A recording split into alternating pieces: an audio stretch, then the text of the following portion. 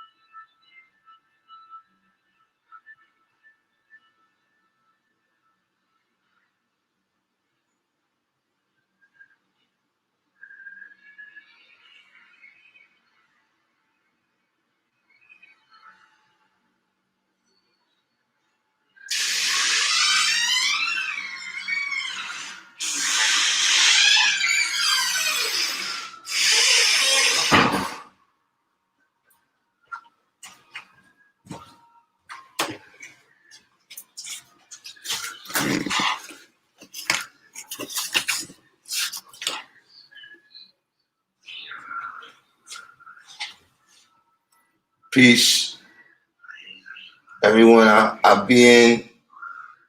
I'll be in a few minutes, getting a few things situated, but we'll be starting very, very shortly.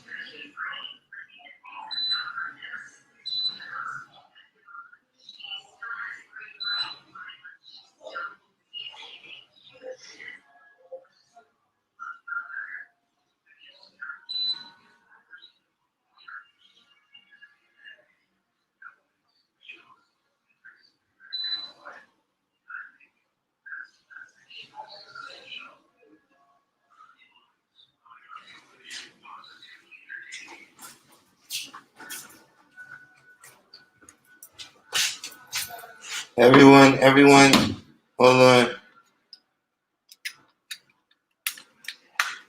Coming in right now. Gotta get everything situated. Sit you waited.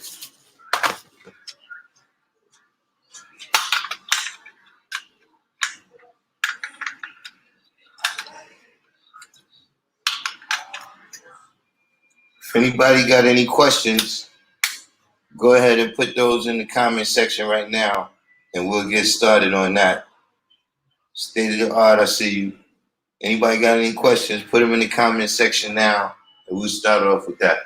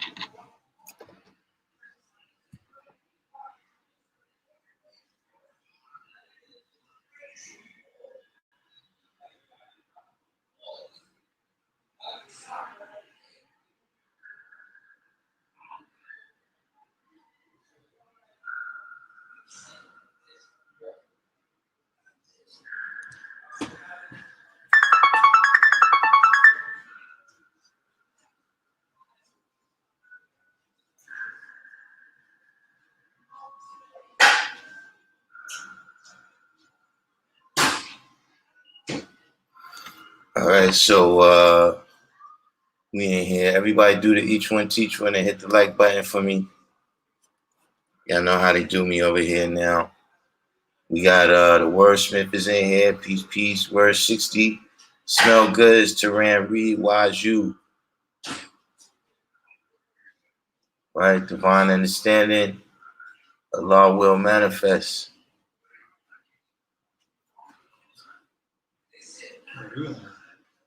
793rd. Master student. Hold on, let me I gotta get the sound going in here.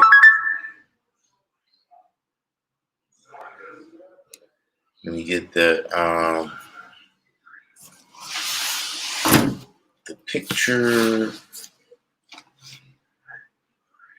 Let me get that 1,000 words rolling.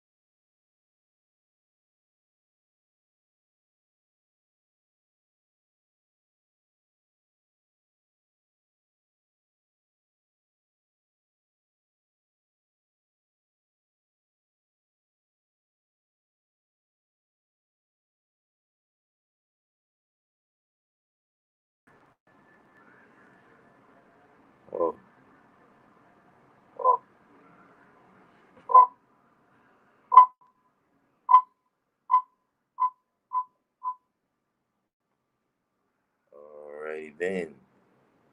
Can you hear me now?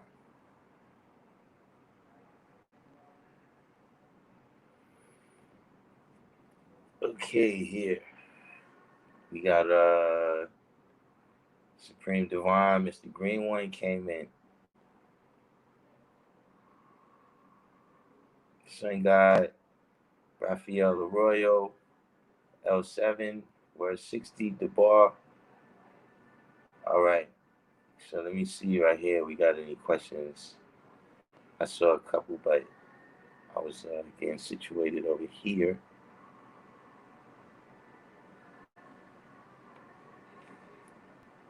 All right.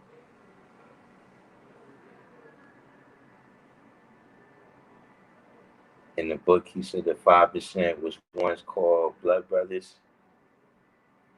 Nah, he didn't make that up.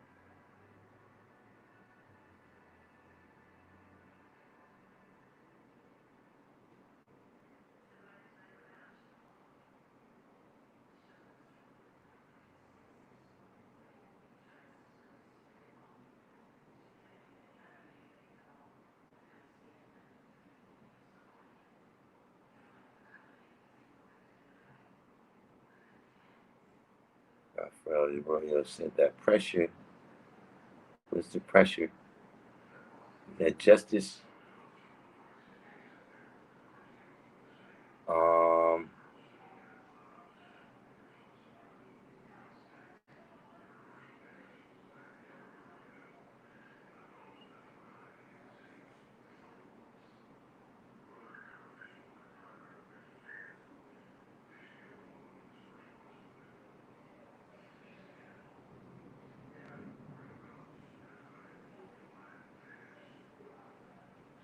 Asiatic mathematics. I'm in word 60 over here discussing Wakil's book. I mean, if you want to read it for a perspective or whatever, you know what I'm saying? Like I always tell you, there's no knowledge that really should be off limits. You know what I mean? You can weigh and judge everything, but even when you weighing and judging things, by the way, can y'all see these? I got some cucumbers. Some of my cucumbers start coming out in the garden now. To make a nice salad.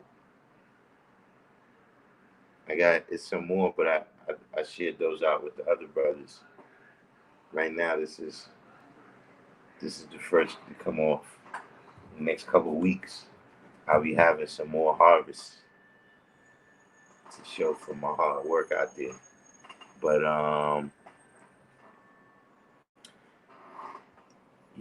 one thing you got to realize, right? And that's what anybody that's telling you pretty much anything is that they're telling you, he's giving you the Muslim perspective. You know what I'm saying? They're Muslim guides, and uh, they may have some expertise, right, when it comes to the time that Allah was in the mosque. When he was in the temple, you know, those may be, some of the best brothers to refer to, brothers who was actually there with him.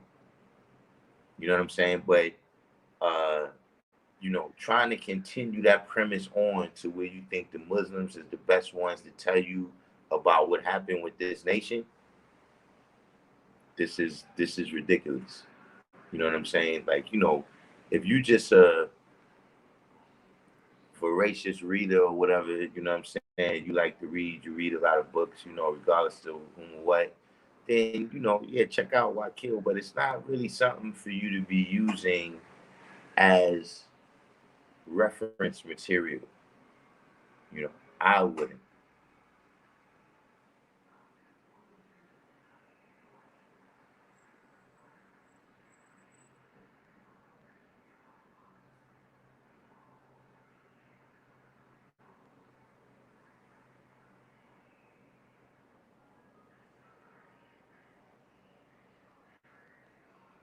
But yeah, other than that right there, do we have any other questions that we need to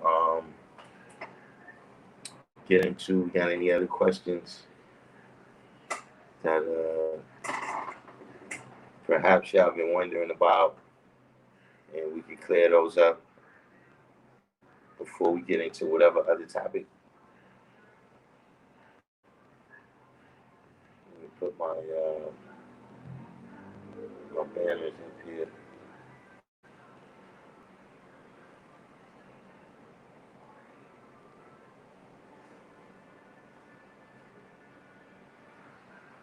Got Musa D came in.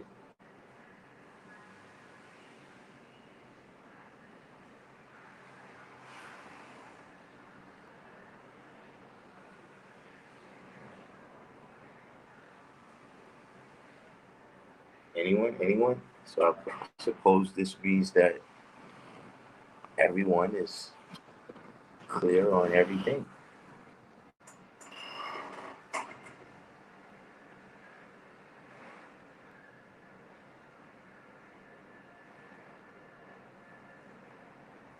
Asiatic mathematics said that the law said we should eat one meal a day. No, I never heard that one.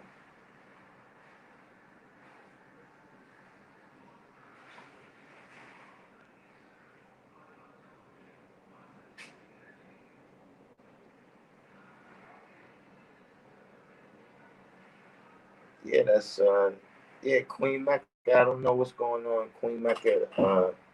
Yeah, her comments have always hold on, let me see something here.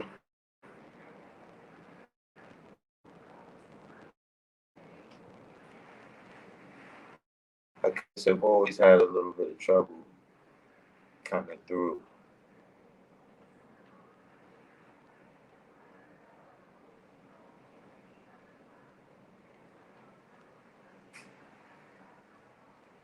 Yeah, Elijah Muhammad ate one meal a day. Everything is real with that though. You understand? Where, if if you got, what's going on out there? It's coming down. It just started raining like crazy. Hold on for 1 second.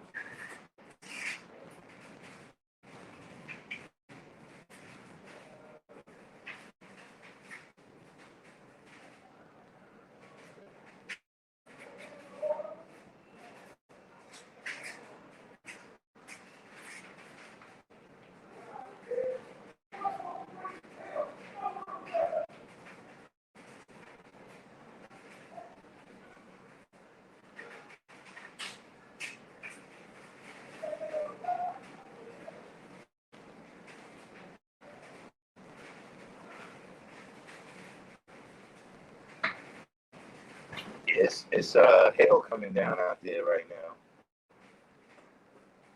But yeah, everything is real with that. Elijah Muhammad, when you got thousands of individuals out there and they selling papers, and bead pies and everything, I don't want to say that it's all for him, like it's, but he's benefiting off of that. You know what I mean? So when you got a situation like that, yeah, it's a little bit, having that type of mentality that you're going to eat one meal a day is more plausible.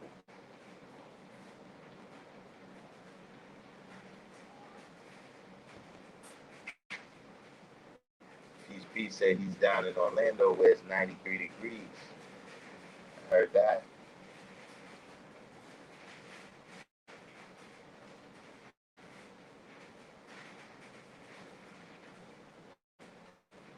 What it said? You said what's up with the trash you seen getting thrown in Harlem last night? It looked like Harlem, New York. Nah, I didn't even see it. I've been out the loop so much.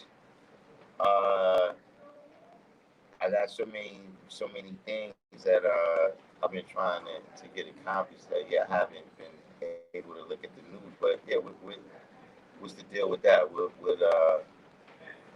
was the phenomenon with that happening?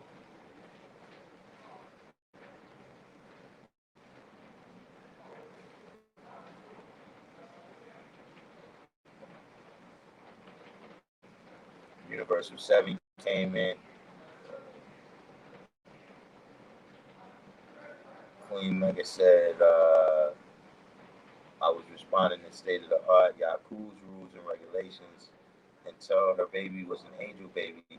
First, the doctor qualified or disqualified, then to the ministers, greedy blood suckers. You got Savior. Somebody was in New Orleans? Somebody was in Louisiana, uh, looking for the guys out there. Somebody was in Memphis too. This guy actually got to call him back. He's making it. He's making it. He's making it complicated.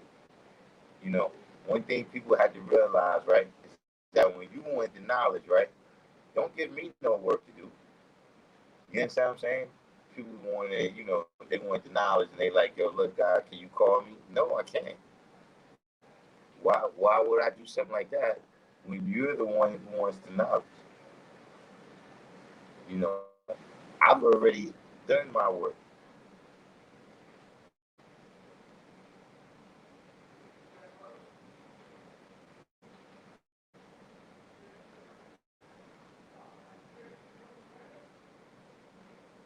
Yeah, I mean, I've already heard what Wakil has to say, so I'm not interested in his book. All of the business came in. Universal said, "What's the science with all these firecrackers at night, all night?" I mean, that's the runnings right now. You know what I'm saying? The young brothers, they got some new connects or whatever, and that's what they up to right now. They blowing off the fireworks all day and all night. I guess it won't be for right now. It doesn't look like it's going to be done tonight. I guess that remains to be seen. But as of right now, Supreme Divine says so. Rules and regulations be the supreme mathematics and supreme alphabet.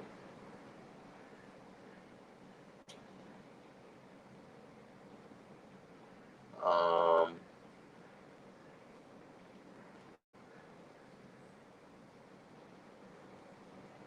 see, rules and regulations. See, supreme mathematics, I would say, is the law. You know what I'm saying? Rules and regulations is different from place to place. They see stuff you might go to stay with one of your grandmothers, and she allows certain things that your other grandmother don't allow. But the law is constant.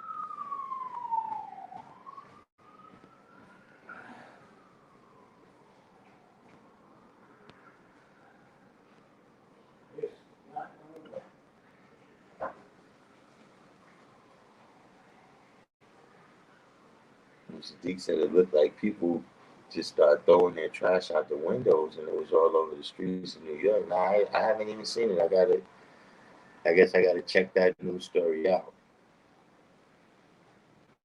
But I didn't see it.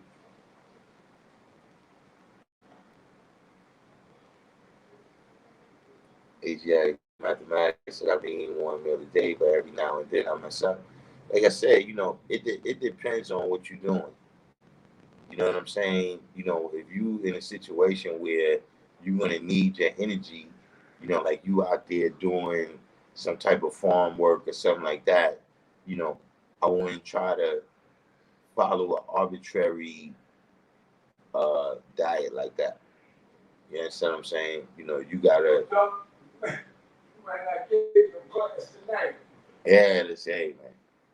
You know, uh, you gotta eat to live. You understand what I'm saying? So, if you're in a situation where survival It's going to require you to, have 3 meals, or, whatever it is that you determine that you need to have the proper amount of energy. That's what you got to do. You got to remember, like I said, Elijah Muhammad, he created a situation for himself where he was able to do that.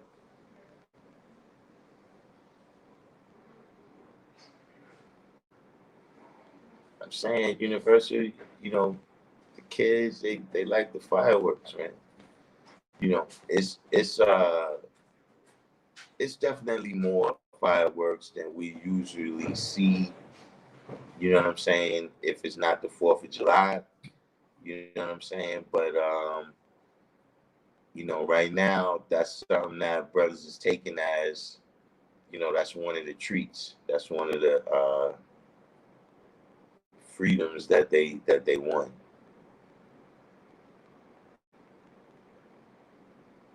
Is this Asiatic born? Oh, these is all the different books that they selling on Amazon.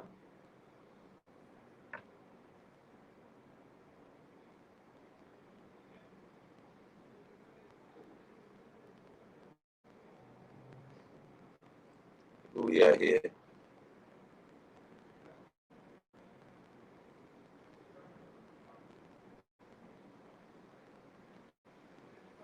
Supreme Divine said, "That's how I see this. As long as I stick to my rules, I'm not under Yakub's consideration." Well, yeah, what I mean. In general, what I'm saying.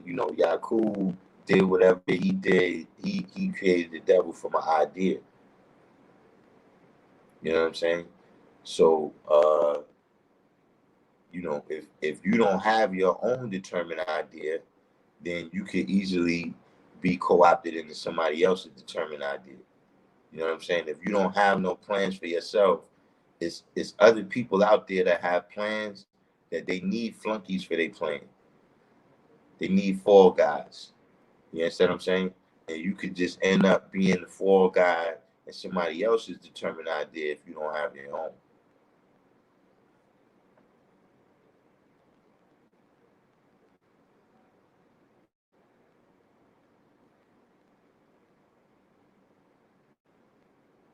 Savior Allah said, I still eat 1 meal a day. Sometimes it's kind of a fast. I mean, yeah, pretty much you fasting. I mean, like I said, depending on what you're doing. You know what I'm saying? Like, I'm outside doing, yard work, when I'm in the garden, or, even if I'm, up late at night, working on music, whatever it is, I'm expending a certain amount of energy where, one time a day is not, that's not going to be for me.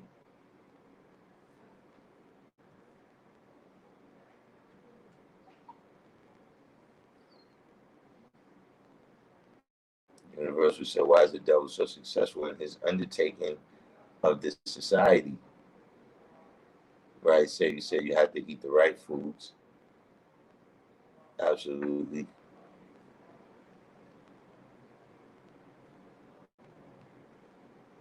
The wordsmith said, I never lack any energy from 1 meal a day.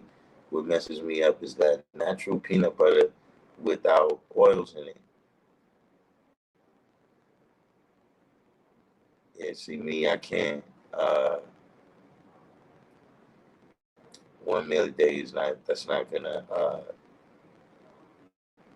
Like I said, it depends on how much action you partake in a day. You know what I'm saying? Like I said, Elijah Muhammad, he had an army of Fruit of Islam out there handling everything for him. So he could eat 1 meal a day, certain things that you had the time to do, certain levels of meditation and everything. You know what I'm saying? And of this is a part of you being made deaf, dumb, and blind too. You know what I'm saying? Is that we fill you up with so many things that you got to do, right, in order to achieve food, clothing, and shelter, that you don't have time for knowledge, wisdom, understanding, and freedom, justice, and equality. You know what I'm saying? You don't have time to study. You don't have time to meditate. You don't have time to shop at the right places for the right foods. You understand what I'm saying? So you end up doing something that's detrimental to yourself. You see what I'm saying? But I would just say make sure that you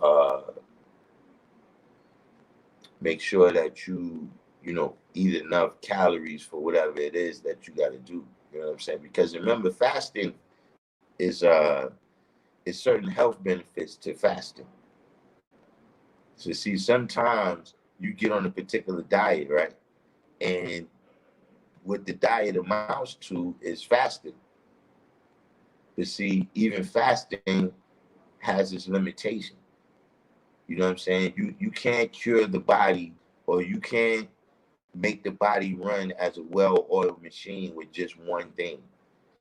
Like, you can't just eat string beans, you know what I'm saying, and think that the body is going to run healthy. You can't just drink alkaline water and think that the body is going to be healthy. You know what I'm saying? All of these things got to come in a certain balance. You know what I mean? So if you eat in one kind of way, right, and it's not balanced with the type of activity you're gonna have, you understand what I mean? And look, both ways. You know what I'm saying? If you eating like this is the 18th century and you outside, baling cotton, when in reality, you sitting at a desk all day and then you go home and look at TV, you take the elevator, you don't even walk up the steps, then yeah, you're gonna end up becoming obese. You know what I mean? Because your diet and your activity is out of balance. You know what I mean? With a lot of these, diet plans, you know what I'm saying? Even, you could get it from the most state-of-the-art person right now who's, they're a nutritionist. But a lot of times they still need to know what it is that you do. See, if you're a basketball player, they're going to give you a different diet plan than if you're a baseball player or you're a football player. You know what I mean? Or you're an office worker. All of these are different diets that you got to think about. You know what I'm saying? Elijah Muhammad, he's, like with everything else that I'm going to tell you, he's giving you his answer, you know what I'm saying, as a extremely wise brother. So we take heed to what he, whatever he manifested. But you still got to weigh and judge that for yourself. Knowledge seven supreme.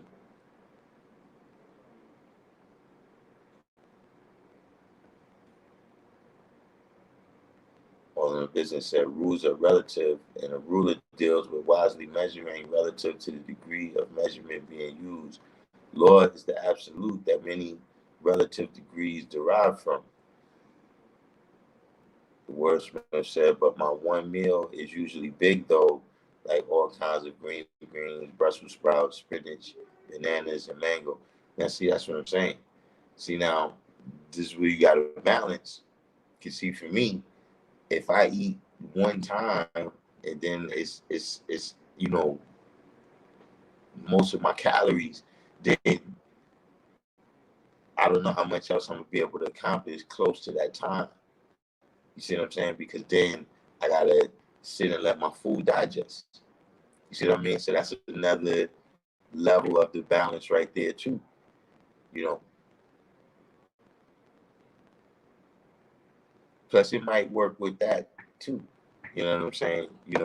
I'm not vegan, so maybe if you eat all your calories at one time, but you're vegan, maybe it has a different impact on you.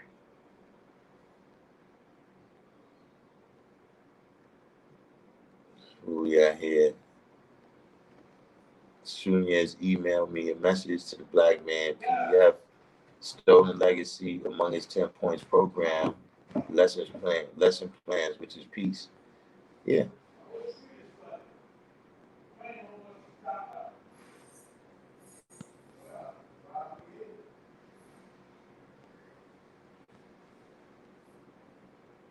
See, I getting into the dietary.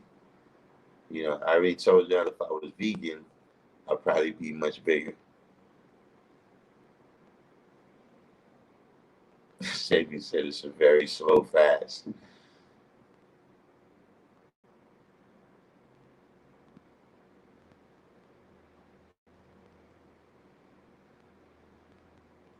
Right? Universal 7 said it's also a mindset, eating one meal a day, having that degree of discipline. Avoid wheat, gluten, breads. Yeah, I'm sure Atif, you and Atif could have a great conversation about the gluten, the breads with gluten.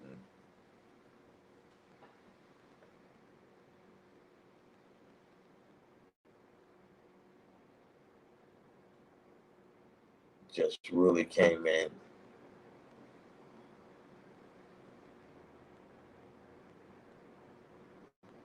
When Sadiq said that's true, we don't have enough time to shop at the right places and buy enough food or righteous food for that matter because of what we are going through in the wilderness of North America. Yeah, I mean, that's something that, I always drew up that, when you look at the 12 Jews, right, you know, you got knowledge, wisdom, understanding, freedom, justice, equality, food, clothing, and shelter, love, peace, and happiness, right? You know, the first 6 degrees is taken away from you.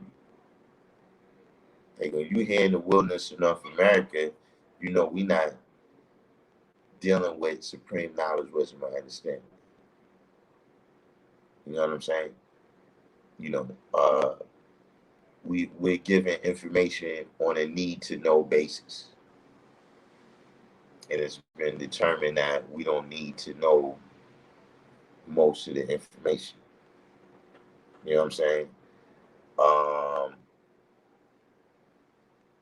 Freedom, justice, and equality. We could also say that we're not dealing with a high level of that here in the wilderness of North America. You know what I'm saying? And the replacement for those 3 degrees, for those 6 degrees, right? That's six, right? The replacement for that in the wilderness of North America is money. So now you got to use the money, right? If you get enough money, then your food, clothing, and shelter will be at a degree of luxury that's supposed to bring you love, peace, and happiness. That's the way how the society mindset is set up. You see what I'm saying? So it's easy to see how, that leads a lot of people to dissatisfaction.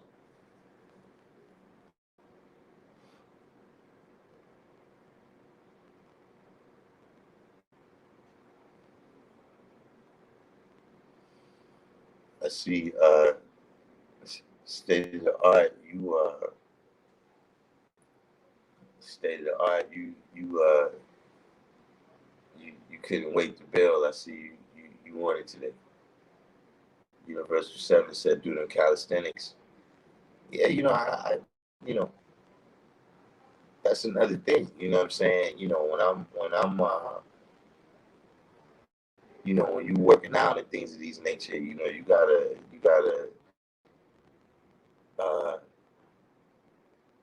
gotta build your diet around that.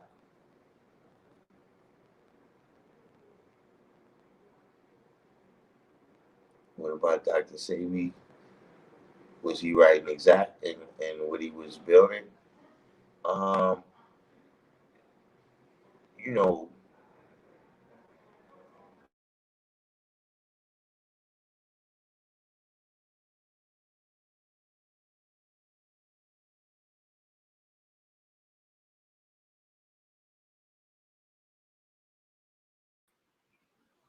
yeah, I don't know what happened there. I gotta get my visual back up right here. Saying my camera is overheating. So we'll give it a few minutes.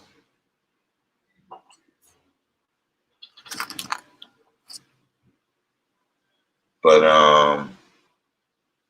when it comes to these things about dietary law, we need to a lot of times, we need to let the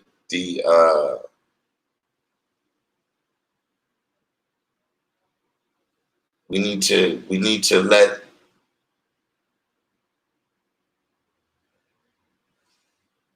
need to let things take its course. You understand what I'm saying? Like if somebody tells you, that listen, I drank this drink, and then my whole body was cured in one day, that's probably not real. Like you literally need a lifetime, you know what I'm saying, in order to be able to, really weigh and judge and measure, the impact that things is having on the body. You know what I'm saying? So, not that I doubt Dr. Sabi, but, I'm also not, I'm not trading in for this other religion too. You know what I mean? For some people, I've seen where a lot of people are, what I would consider religious about Dr. Sabi.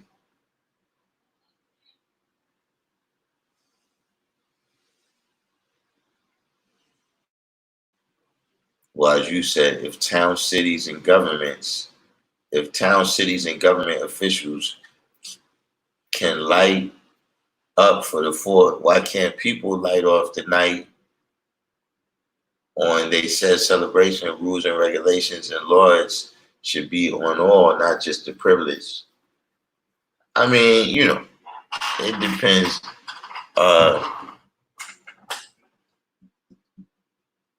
You always got to remember, right, that depending on what type of society you building, like if you building just a society of men and a group of men, then you could go with a lot of these survival of the fittest type of mentalities. You know what I'm saying? But when you're, dealing with a society of men, women, and children, you know what I'm saying? We got to consider the old people and the children as well. You know what I'm saying? Uh, you know, a little kid got burnt on his hand. You know what I'm saying? From the fireworks going in his house. So things of that nature, man. We gotta, uh, we always gotta be careful, man. That when we say is no, big eyes and little U's, right? Or big U's and little eyes. A lot of times we discussing that only in reference to the nation. But you got to have that degree of humility with everybody in society. You know what I'm saying? So, like I said, I'm not against fireworks. You know what I'm saying? I played with them myself when I was a kid, but, you have to have some consideration. You understand what I mean? As the man, you know what I'm saying? As the men of any society, y'all are the people that's responsible. You understand what I'm saying? When you a child, you're not responsible for a lot of things that happen. You see what I'm saying? All that above isn't being caused by you. So we always gotta look at the effect of whatever we being the cause of.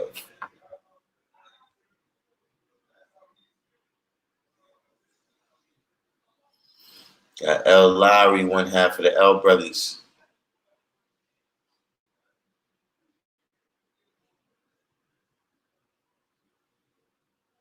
Just Ruler said ginger root is good for you.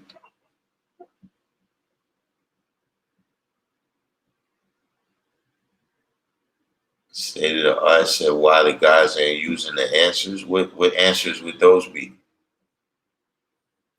Universal said over time it takes to heal the body internally, months, days, and years of consuming the proper nutrients. That's what I'm saying. you know, and a lot of times, this is what I'm saying. You know, I'm not saying it to discredit Dr. Sebi. You know what I mean?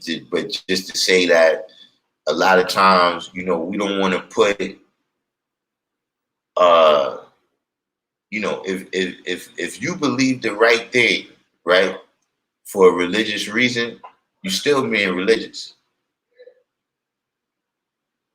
You know what I'm saying? Like, you could know that it rain, hail, snow, and earth, and also hear thunder above your head, right? That's real.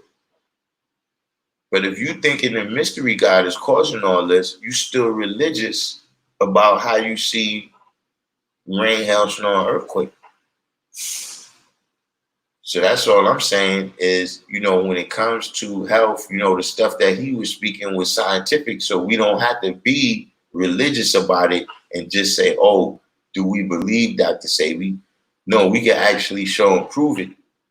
You know what I'm saying? You know, from, you know, what I understand, you know, that's a lot of what he had trouble with, you know what I'm saying, at the end. You know what I'm saying, is you know, certain authorities, whoever they want to call themselves authorities, about, you know, what was the accuracy of the claims he was making about his diet. You understand what I'm saying? And it's all just a matter of showing and proving.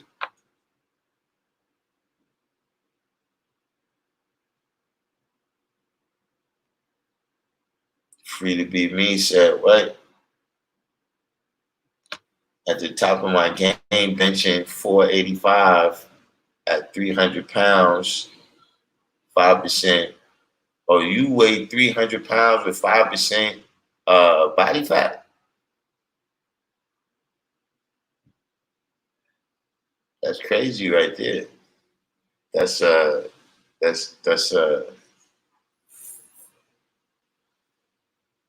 that's NFL lineman. That's NFL lineman statistics right there.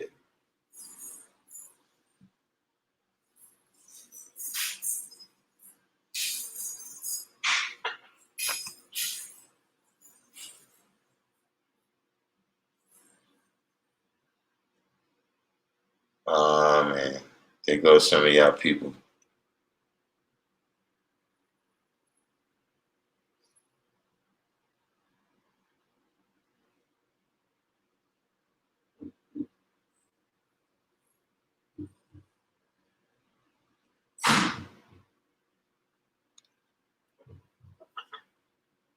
Free to be me said, if you don't have money to burn, you shouldn't light any fireworks.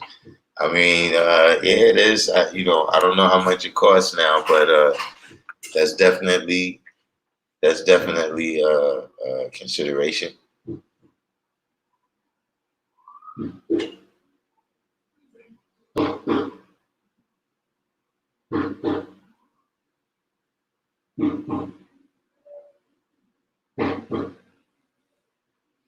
Universal Seven said our bodies weren't made to consume meat.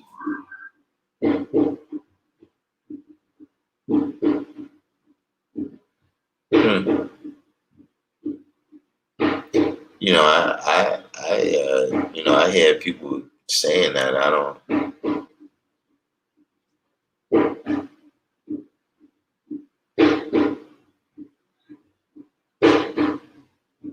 Universal Seven said those are conditions, rain, hail, snow, and earthquake of a specific environment you exist in as well.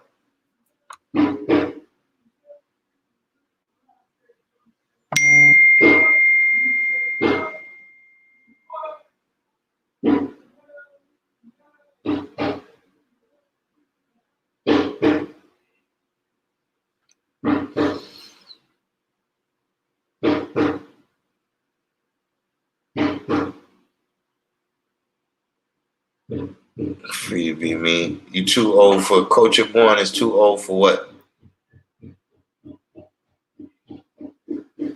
Asiatic Mathematics said he was already eating a Dr. Sebi type diet before you heard of Dr. Sebi. Just Ruler said, RIP to the babies in Chicago that lost their lives to senseless violence. Yeah, that's that's something to get into, man. I was thinking about that in terms of my topic that I wanted to get into. That's why, I first asked if there was any questions because, this is one that I'm sure, but dealing with kingdom, you know what I'm saying? Taken from today's mathematics, today's degree in the supreme alphabet, you know, what kind of kingdom are we building here? You know what I'm saying? Like, the situation, brothers is doing things to, change the situation the way it was. You know what I'm saying? But this is an opportunity, just like you saw with the autonomous zone and different things of this nature. This is an opportunity for you to build, right, from the root. And when given that opportunity, man, some of the things that's happening, is showing a supreme lack of focus, on what is truly important. You know what I'm saying? It's showing a supreme lack of focus in terms of, if you saying that XYZ is the problem, you know what I'm saying? And then, XYZ disappears for whatever reason, and then you still have the same problems. Now you got to start to analyze things. You know what I'm saying? And mind you, this is not a what about black on black violence conversation. To me, it's two separate things. It's two separate conversations. When you're talking about police violence, this got nothing to do with civilian violence. The same way as, listen, when you're talking about teen sex, right? You're talking about 14-year-olds having sex with other 14-year-olds. That's got nothing to do with child molesting. You understand what I'm saying? So by the same token, these things, what I'm saying is not to say to negate the situations that's going on, but to add on to it, to say, okay, now, because see, it's easy to condemn. It's easy to say, this is wrong with the system, that's wrong with the system, this is wrong with the system, that's wrong with the system. But then when we say, okay, well, what kind of system would you build, right? We got to understand what's being built right now. And it's just the very beginning. It's not saying that this is how it's going to go or this is how it's supposed to go or whatever the case may be. But I'm saying we got to keep that in mind right now. Yeah, Real Hip Hop came in. Yeah, I'm sure Real Hip Hop got some things to say about that topic right there. Okay.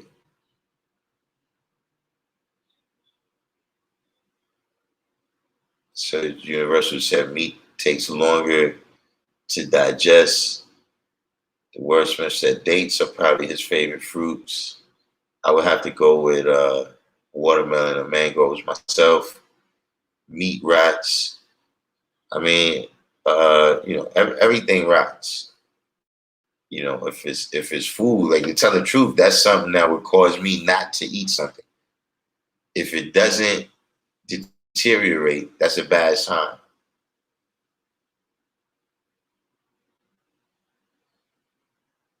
Ajax Mathematics said, I used to like papaya until I found out they were grafted. See, we had this conversation before.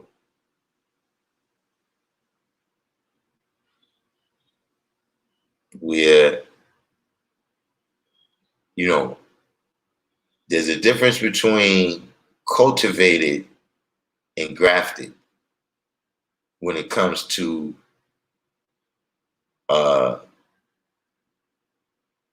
really when it comes to just genetics in general. There's a difference between cultivated and grafted. Meaning, look, what's the ball, the father Alonzo Ball's father, right?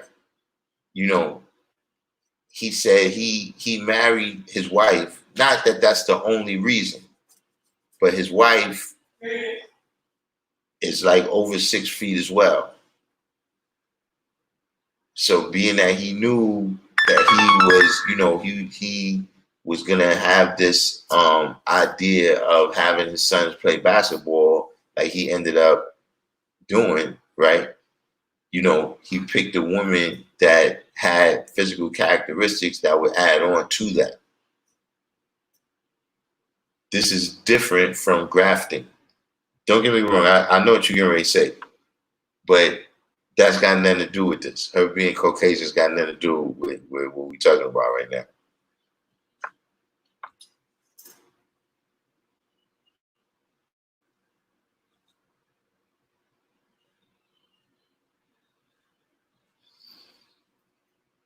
Oh, for the NFL, you saying you too old for the NFL? Yeah, I mean, you never know, man. They got the shortened season right now. Peace. Hold on for a second, y'all. Something. People in the background. Peace.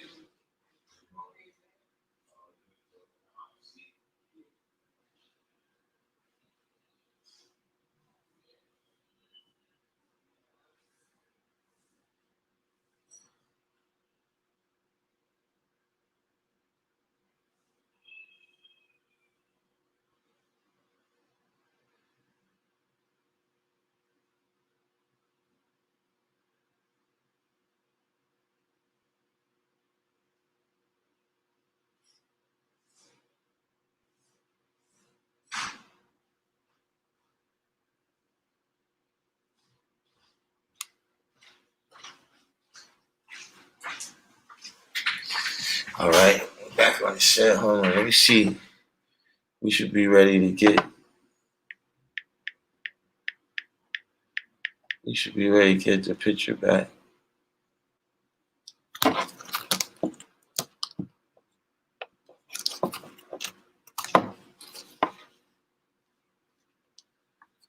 See if this here.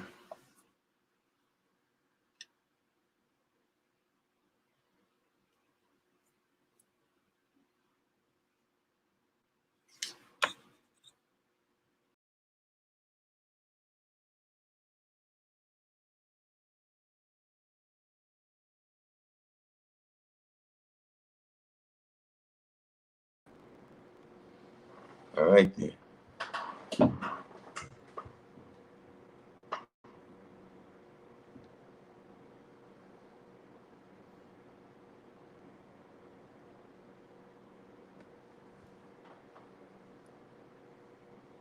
So, Real Hip Hop said, was there a riot recently in Mecca? I heard about something going on, something that went on with there was like a block party or something, and the cops came out there to break it up, and the people uh they wasn't in the mood to cooperate. So I heard about that. A riot. I would have to check on that. I've been out the loop. I've been out the loop the last days.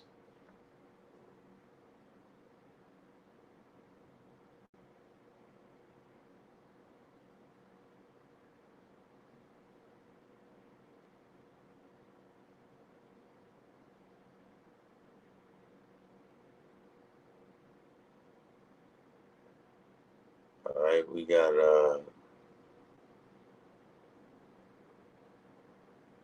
Jasim came in. Jasim said, the kingdom made born is the king's declaration made manifest. The king's decree is law. I see this as calling for a level of intention to the consequences of one's words and actions. Even the words we use, like I'm sorry or my bad.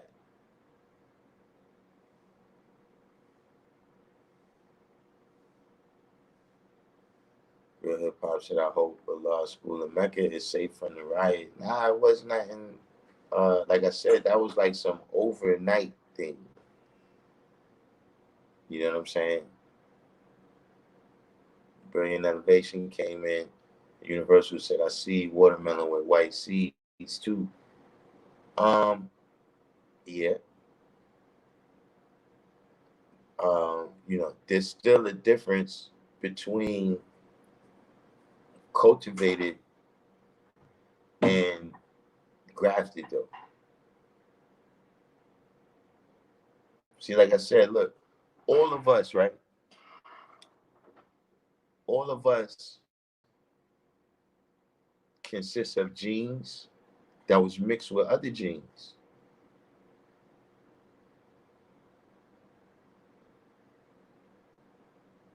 Right? You got 23 chromosomes from your father, you got 23 chromosomes from your mother. Right? And when they mixed together, they made a unique individual that has some characteristics from both sets of genes, but it's not identical to either set. So when you're saying that, when you deal with the science of the birds and the bees, right? What are the birds and the bees doing in terms of what are the birds and bees doing in terms of the flowers and the vegetation?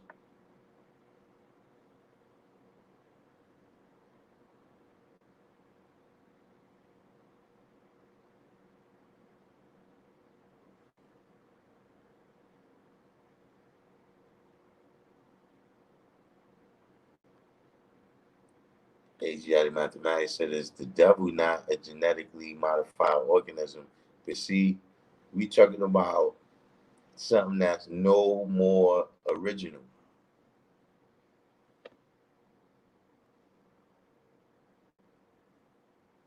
You understand what I'm saying? And like I said, when you say genetically modified, right? Each one of us is, you know what I'm saying? We've had the genes, different genes from your mother has modified some of the genes from your father. Like put like this. If you have babies, right? You might have babies of all different complexions. You might have some that's black, some that's brown, and some that's yellow, right? That's not grafting. Remember, grafting also comes from the determined idea of what you're doing.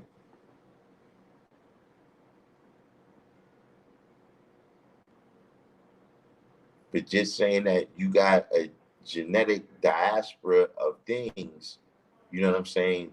That's not the same grafting that we saying the devil is grafting. You know what I mean? Because like I said, what are the birds and the bees doing, right? In reference to the vegetation.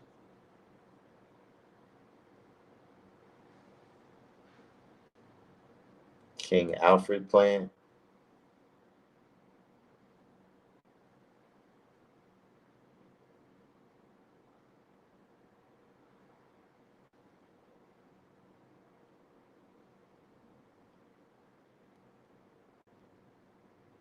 All right, D Christian, divine equality.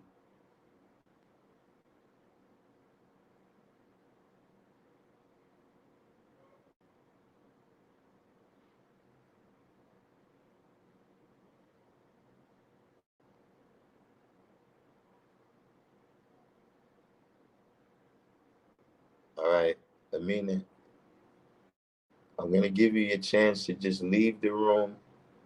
Leave the room. I don't want to talk to you. Jason Rosario, Jasim said, even some of the time we spend talking about the ways the devil got us down, I asked if it's useful when our wisdom can born something more, this is kind of related to what I was getting ready to say about the King Alfred plan, or really, ask about the King Alfred plan.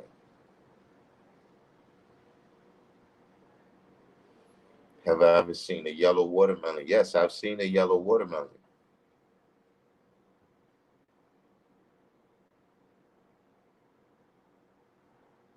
And see, this is another example. The red watermelons that we used to is because they're cultivated that way. But the different colored watermelons they're not grafted. But it's that, for whatever marketing purposes or whatever, they decided to go with the red ones. But they got all different colors. I seen green ones. I seen all kinds of different colors.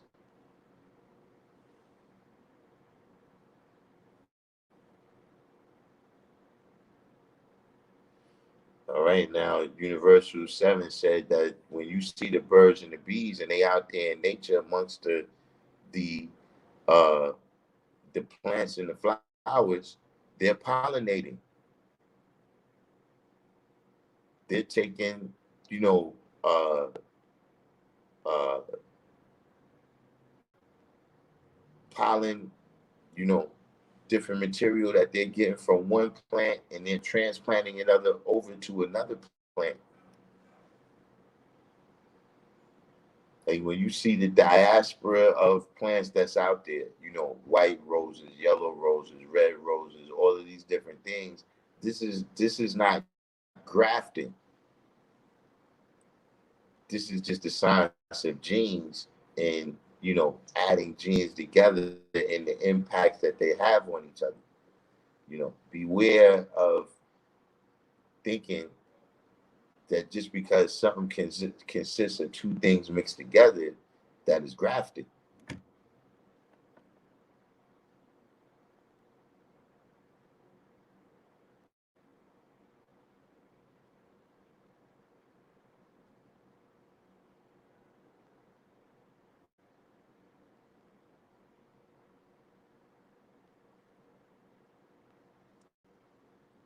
Yeah.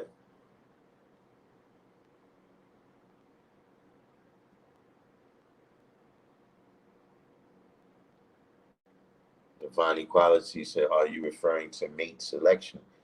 And absolutely. Universal Law says selective breeding. Peace said animals breed. Yeah, it's something when you're dealing with animals, it's called animal husbandry.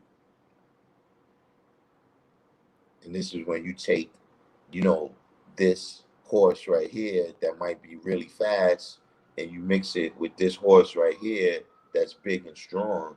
You know what I'm saying? You didn't, that's not grafting. Grafting is when you make something that's no more the same.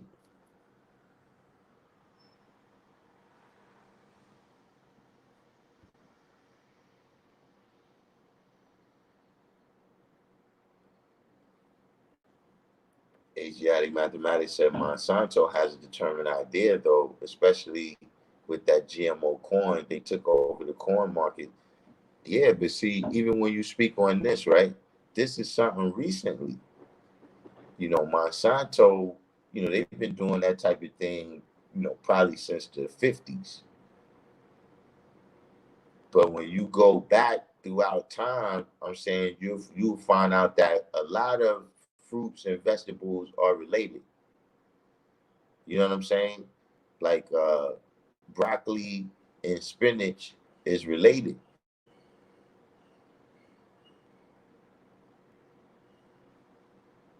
The whole science that we deal with food, right, is cultivated unless you're still a hunter and a gatherer, where you just go out and you pick whatever's made.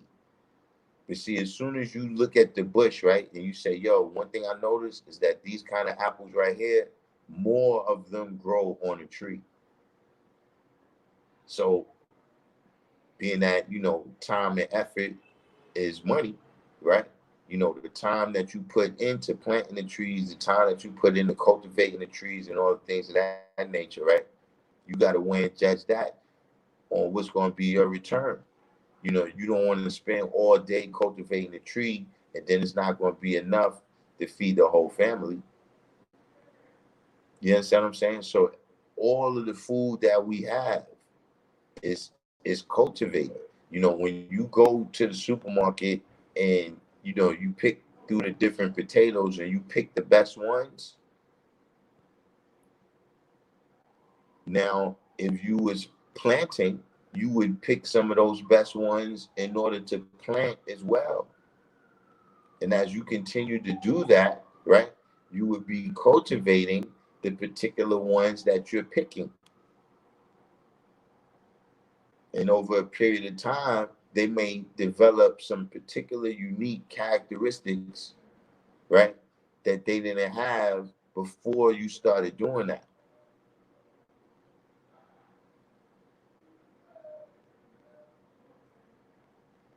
But all of these characteristics, right? Here's another thing: all of these characteristics, right, are their natural occurrences within the original thing. You know what I'm saying? Within like you know, broccoli and spinach, it's about which part of the plant you cultivating for. Are you cultivating for the leaves or are you cultivating for the flowers? But the whole genetic potential exists within the broccoli and the spinach.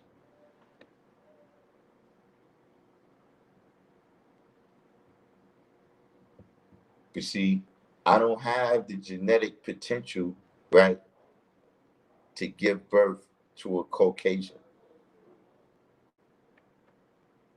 That would have to be something else that came from a particular type of determined idea to get me to do that.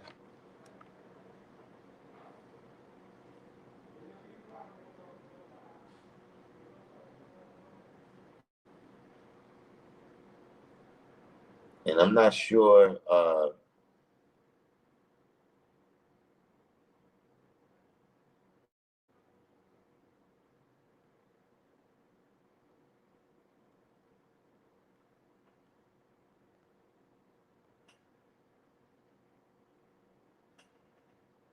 right? D. Christian said birds transfer seeds to other locations as they eat and digest. That's what I'm saying. And when they transfer them to a different location, they have to adapt to that environment. But I'm saying that this is a natural occurrence. This is not grafting.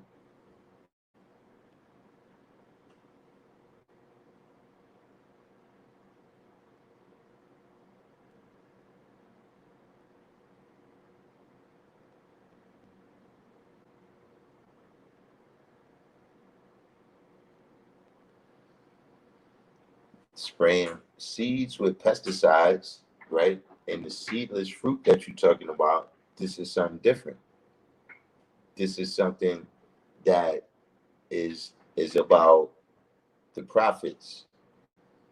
See, the main thing about GMO is that the Monsanto GMO is designed to withstand Roundup, which is the pesticide that they put down, right? That they put in the ground and on the food. But the pesticide is an industrial chemical that kills everything that it touches. So in order for something to survive being exposed to this chemical, it needs to be genetically modified.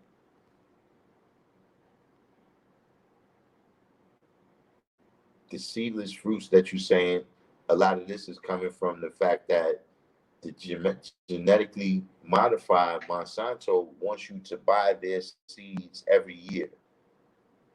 The seeds are proprietary, so uh, they cultivate fruits and vegetables that don't have seeds, so that you will have to come back every year. You know, both of these things are things that are unnatural. These are not things that's already within the potential of the DNA.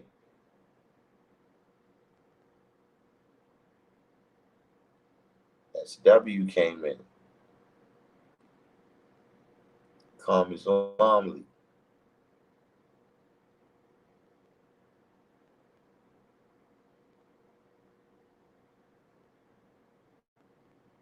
University 7 said you can hardly find fruits with seeds unless farmers markets or organic store like Trader Joe's or Whole Foods.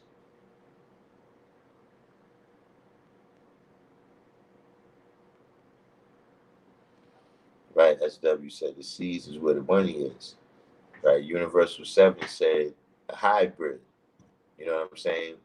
But that's what I'm saying. Uh,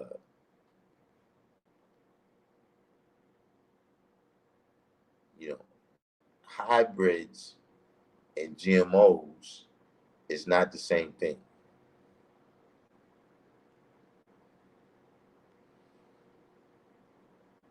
The GMO seeds, no, the GMO seeds don't destroy the soil.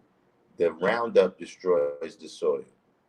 And so they gotta also sell you the Monsanto fertilizer. They gotta sell you the Monsanto fertilizer so that the crops can grow in the presence of the Roundup.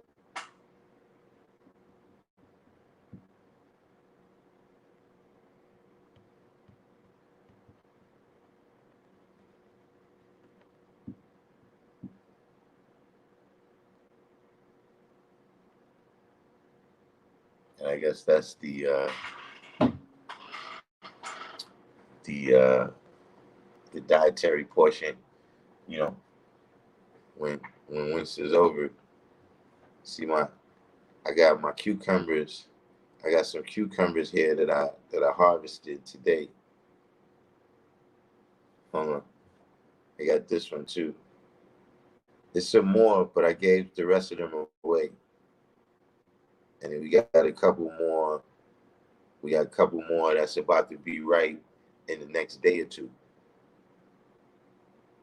Have a salad. My squash is looking good out there too. And my carrots. Last year the carrots came out beautiful.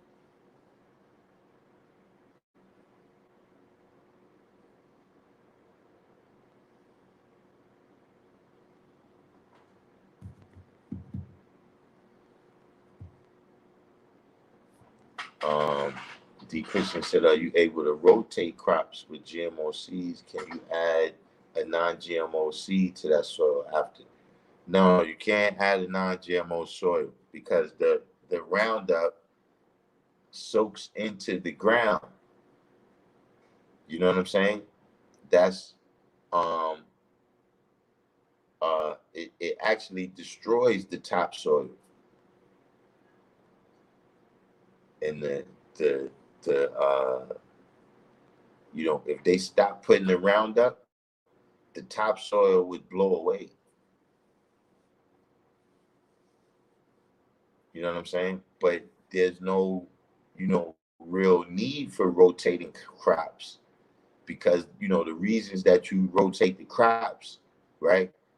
The Monsanto company handles all of that artificially for you. You understand what I'm saying? Like once they kill the soil, right? Because nothing can survive the Roundup, then they give you the fertilizer and whatever else that you need.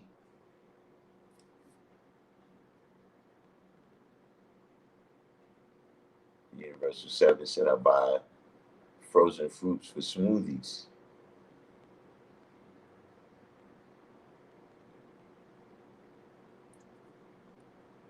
Uh, the wordsmith said, "What's born mastermind gonna say about the cucumbers?"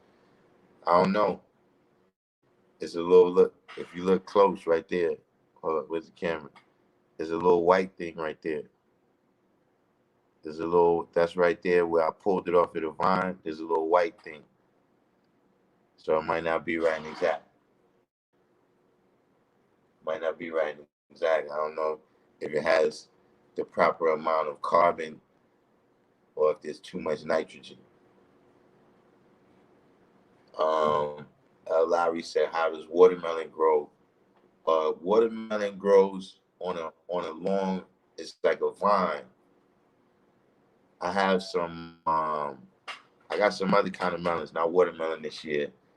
Um, so far, I only got one melon to grow in there, but that's how those kind of things work.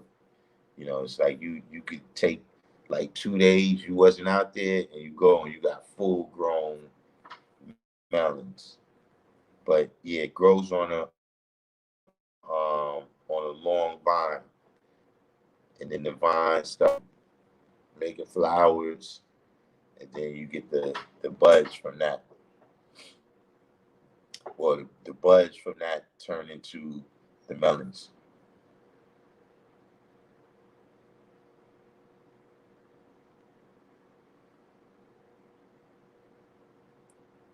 Or I mean, when it's time to sprout watermelon, oh yeah, you gotta you gotta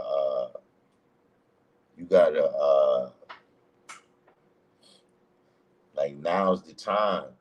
You're really supposed to be harvesting your melons around the 4th of July.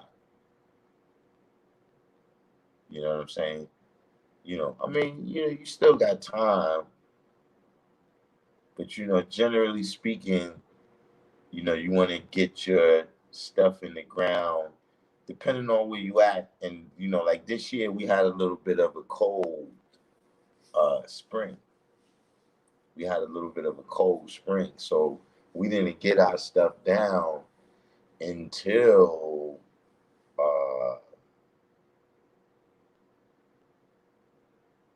let me see. I guess that was like late April. We first started getting stuff down like late April, early May. So uh, that's why we starting to see a little harvest right now. We should have some tomatoes popping out in the next couple of days, and the berries is coming up there. We gotta see about that.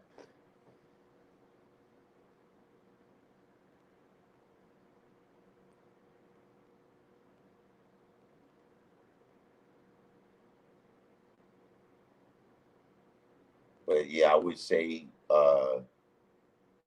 you should have put them down in like early April. You put them in early April, then you'll be getting them out around the 4th. It'd be nice and sun kissed at that time.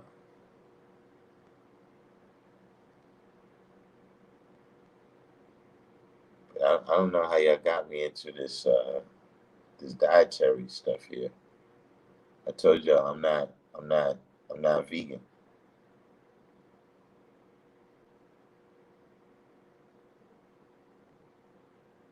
That's the key right there. You got to be vegan. You got to be vegan, and then you get a lot of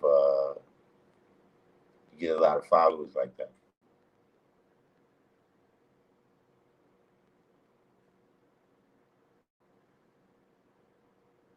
So now that we ran through, what do we deal with? We dealt with a couple things, but now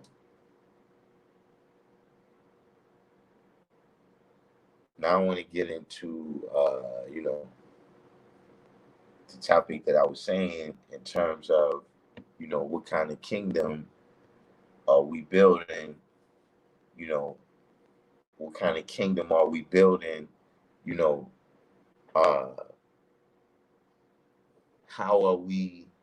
How are we? How are we defining separation? You know what I'm saying? Like, how are we defining? Uh, self government.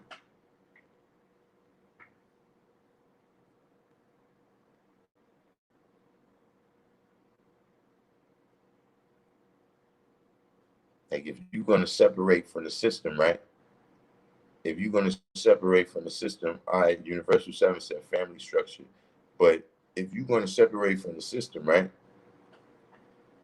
But then at the same time, you're going to institute all of the same principles and policies that the system did, or that the system was built on. Then have you made it better or made it worse?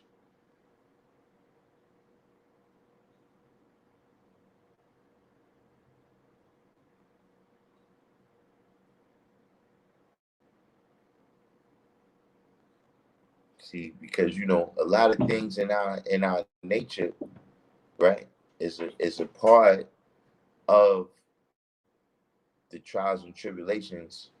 Did I say in our nature? A lot of things that you see us doing is not particularly in our nature, but it's a product, right, of the trials and tribulations that we've been through here in the wilderness of North America.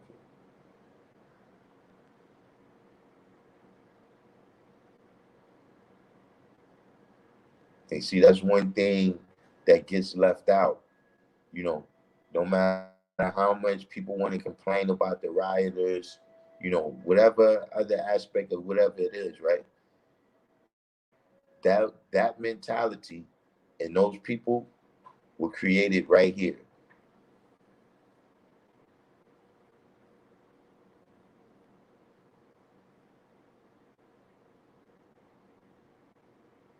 So see, like I said, we could take an organization, right, like the KKK, and they got a bad connotation, they got a bad name and everything. But then, like I said, we could take a weekend, right? We could take a weekend in New York and Chicago. We could take the last month in New York and Chicago, right? And you got to understand that the Klan has never put up numbers like that.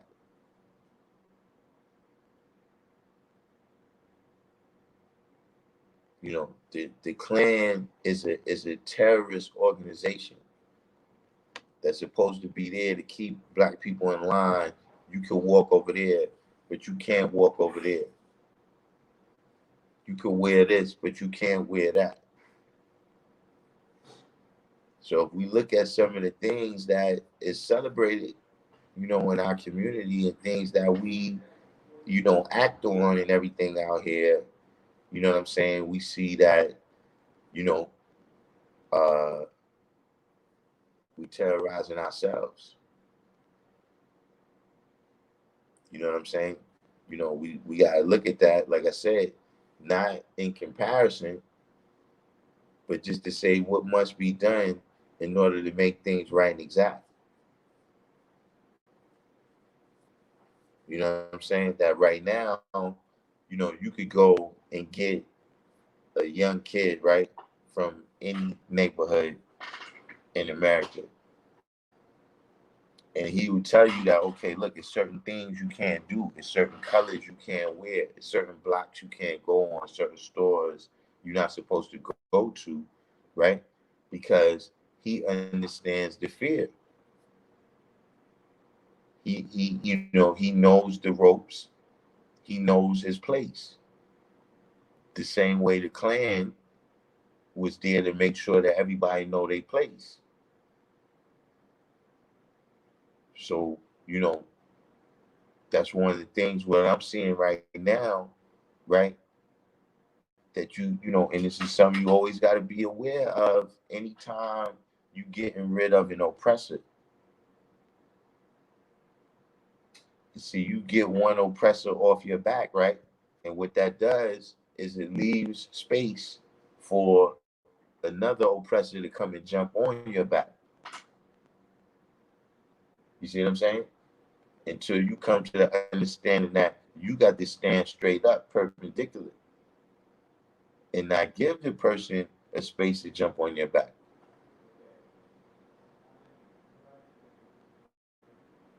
So right now, we don't want to move from one type of oppression by the police to another type of oppression from our own self.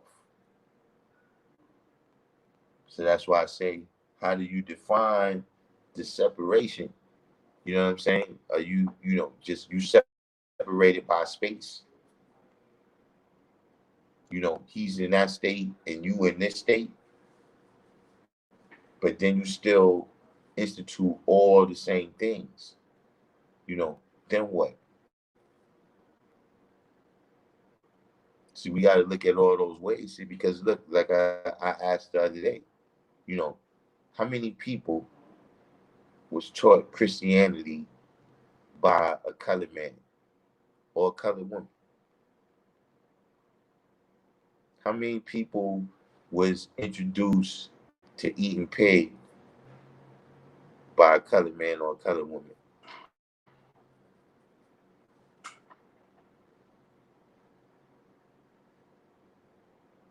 See, some of these things we've picked up so well, right? That we got to understand that the reason why, Yakub is successful in this day and time is because we follow all of his rules, regardless of how self-detrimental those rules are. We follow them out, and we go outside and what? Kill the black, just like was his plan. That's why I said in this day and time, when I said it, I don't know if people understood what I was saying. That now is the time where we got to be able to show supreme civilization.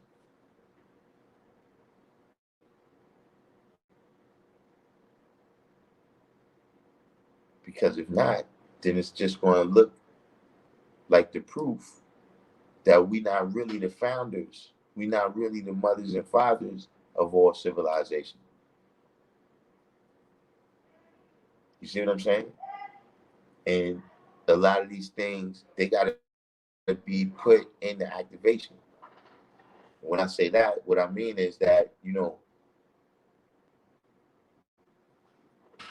can't keep telling me what the problem is, right? And you breaking it down what the problem is, who causes the problem, when the problem comes into play, where it comes into play, but then you're not doing that to, adjust the problem. You're not doing that to make it right.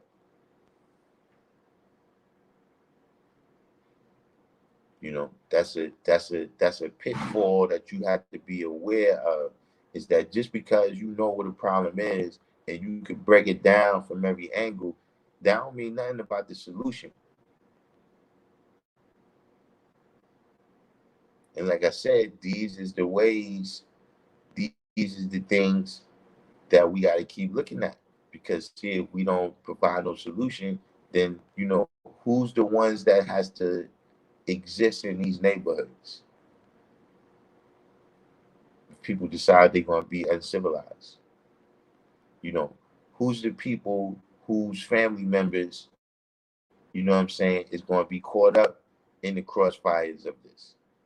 Whose little brothers, little cousins, little nephews, sons, and daughters is going to be the ones, in and out of the prison house if they fall victim to this type of thing?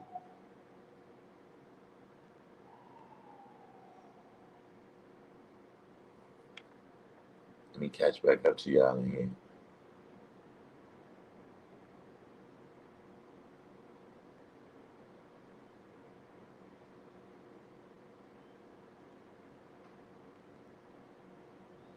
So Universal 7 said we need our own system.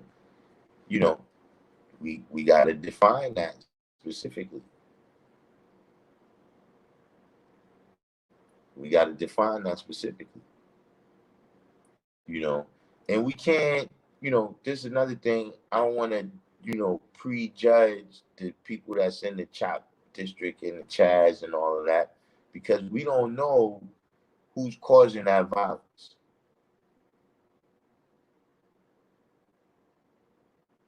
One brother who had got shot out there in Seattle, he said that some white supremacists had infiltrated the Chaz district and caused that, the shooting.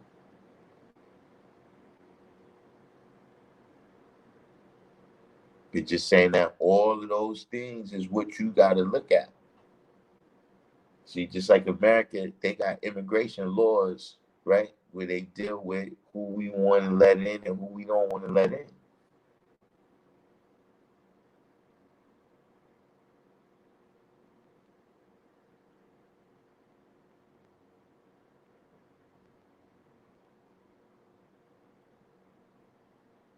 See, Christian said, for me, the definition starts at the mental level, or you can start living out the 6th degree in the 1 and 14 and the 12th degree in the 1 and 40.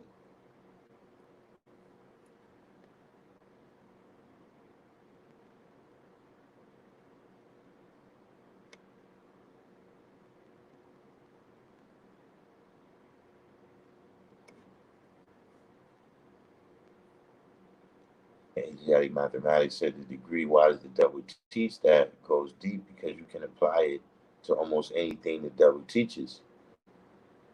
Exactly.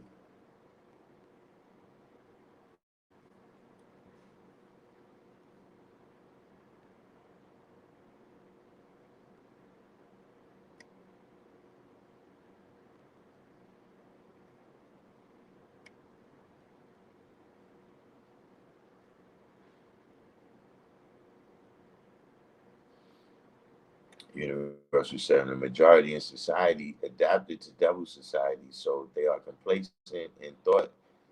Not just complacent, but you're actually a more effective participant, right? You're a more effective participant in the idea that society and the colored man is manifesting. See, like I said, man, you know, you could take a lot of black gangs, right? And the Ku Klux Klan never put up the numbers that they put up in terms of killing brothers.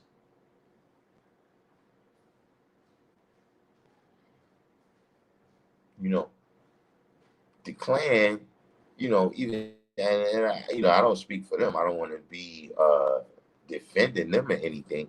You know what I'm saying? But to my knowledge, the Klan, they at least wait till you get like 12 or 13 before they deal with you.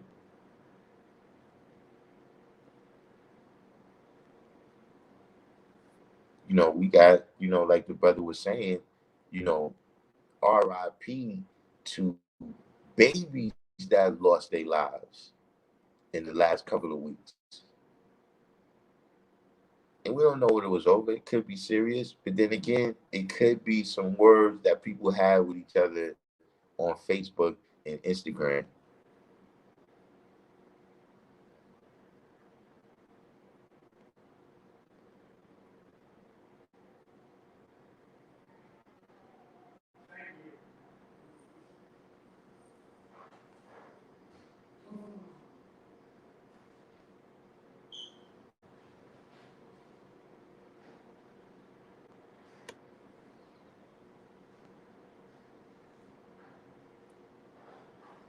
Peace Peace said, that's like my people telling me don't fly out. I'm bugging because they scared too.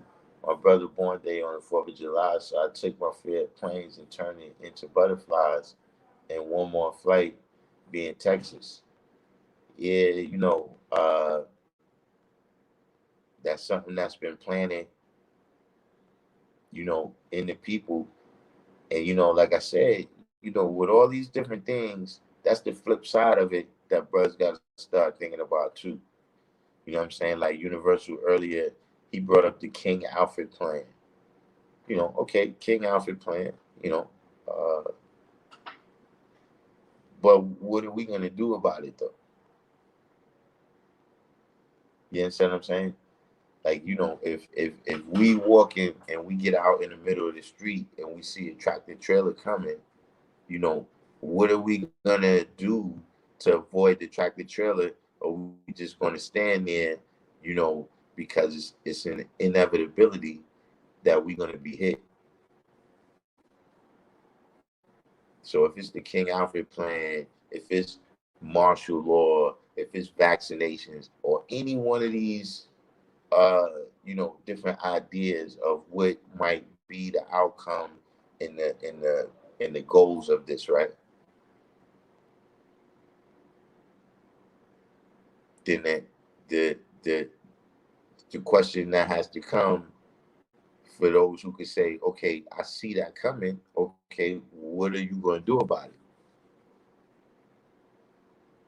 These are the things that we need to put into activation. You know what I'm saying? Because everybody's vision is 2020 right now.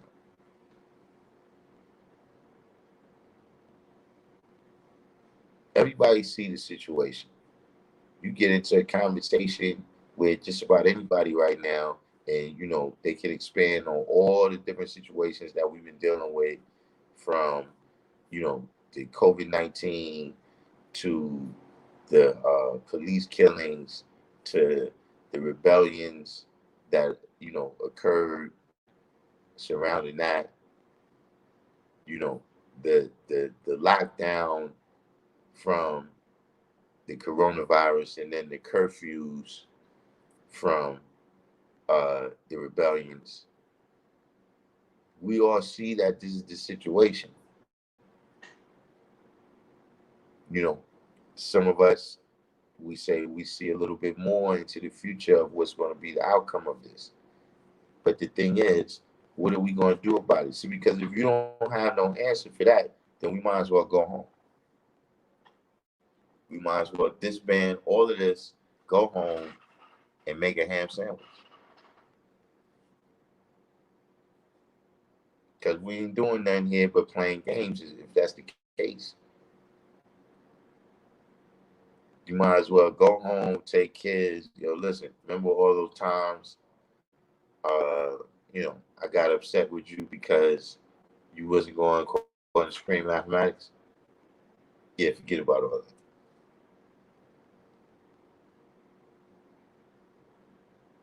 That's what you might as well do, because we ain't doing nothing here.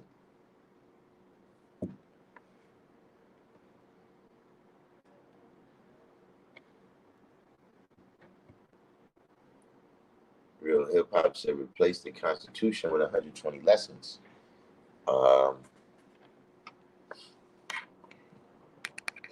Well, it would have to be an application of 120 lessons.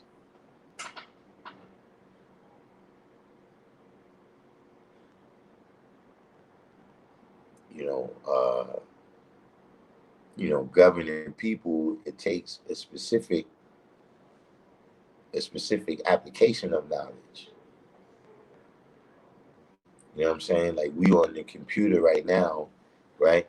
And the computer uses mathematics, but it uses particular applications of mathematics. You see what I'm saying?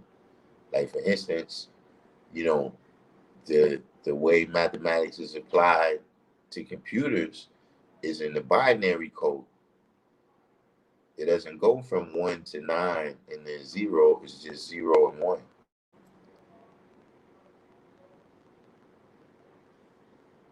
So, understand what you're saying in terms of the principles that exist in 120. You know what I'm saying? But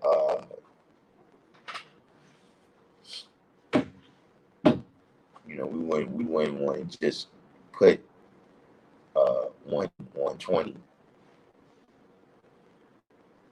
to replace all of the laws in the Constitution.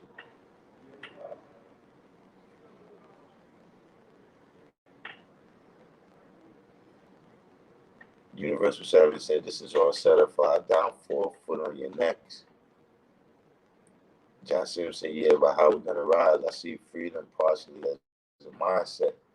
That's something we can obtain and maintain today, right now, if we choose. But we have to practice using our muscle. That's a good way that you put that right there. That's a muscle that we haven't been using.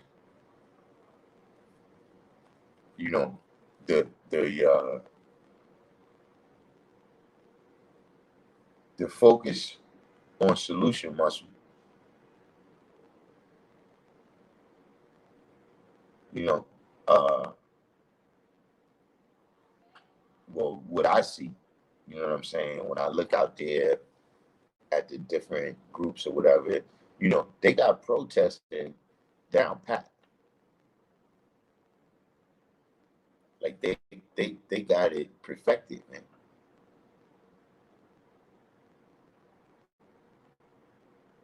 You know, that part of the muscle, they already know how to do it. They know how to organize the people, you know, where to get the people from, you know, how to get people involved, get people hype over it, that, you know, it may not even be their primary concern. But the hereafter is not so solid, it's not so concrete.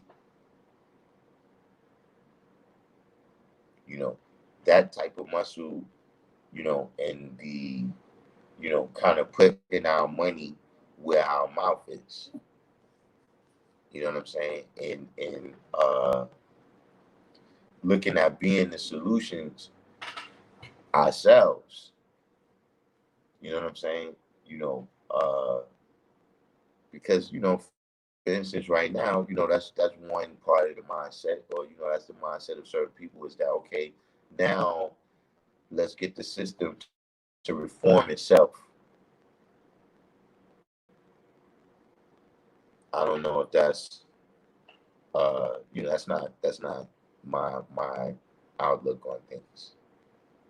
You know what I'm saying? My outlook is more that we have to provide a solution, and then individuals that may want to work with us, you know, that'll be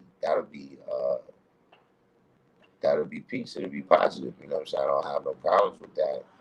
But um, you know, my main thing that causes me not to take the mindset that you know, humanity can just win everybody over, and everybody can be righteous, is that uh, there's a lot of money. You know, there's survival that's involved with the oppression of original people. Meaning that, you know, right now, you know, if all of the people that you see, right, that's dealing with the trials and tribulations of society, right, if they weren't in that position, could the wealth and status, you know, of the American society and of the people that's benefiting from the uh, American society, right, would that look the same?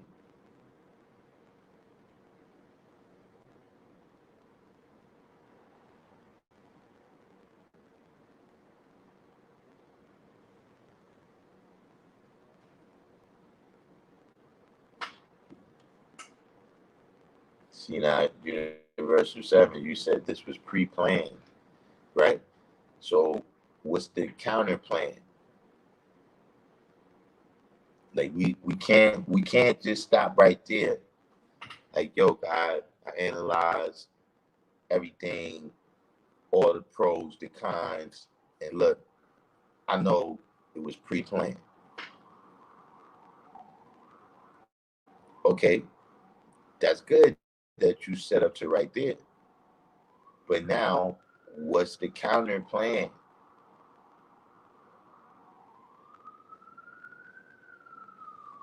Like I said, with anything else, if we crossing the street, right, and I say to you, yo, look, there's a Mack truck coming.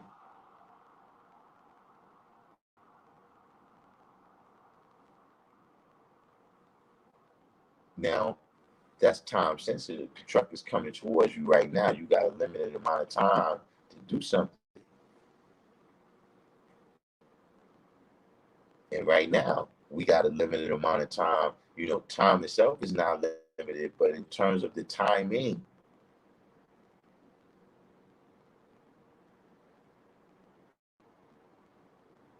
that right now, whatever's coming in the here after, whatever's going to be after this, right? You said it was pre-planned. Whatever is the reason that they planned it for.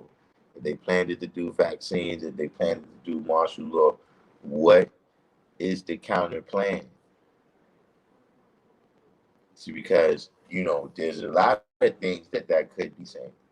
But see, that's one of the reasons why I keep saying that, listen, brothers should stop watching so much Alex Jones. Because, see, these people have built up the Illuminati and all these behind the scene groups to be invincible.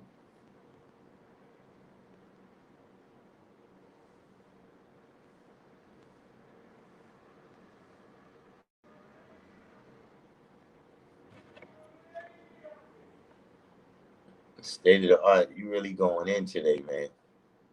You got Universal Truth and Chuck the Great came in.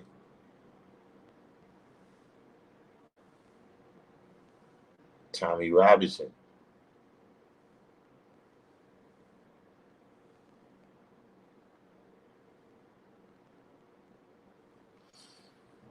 D. Christian says some of those things, such as Behold the Pale Horse, King Alfred Plan, all fall under predictive programming, in my opinion. None of those texts are gospel to me. I choose to forge ahead and build. Yeah, that's what I'm saying. That a lot of these, books and these authors, they come and tell us things that we want to hear. You know what I'm saying? And we eat it up without, much proof. You know what I'm saying? Not as much proof as you would require if I told you something like that. See, all of these is things you got to be aware of.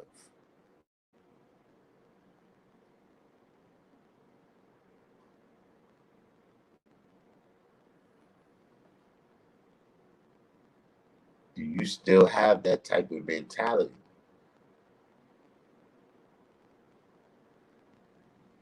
That if you hear something from one of them, you put more weight on it.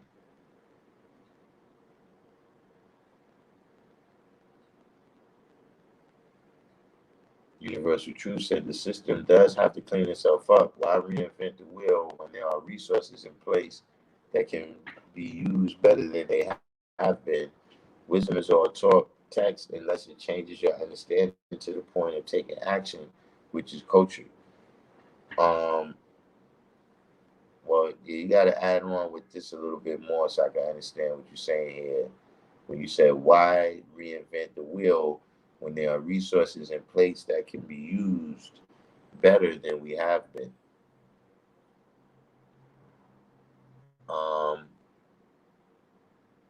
well, there's just a difference in the angle that we're looking at things from. Um, is it possible for the system to clean itself up and still exist?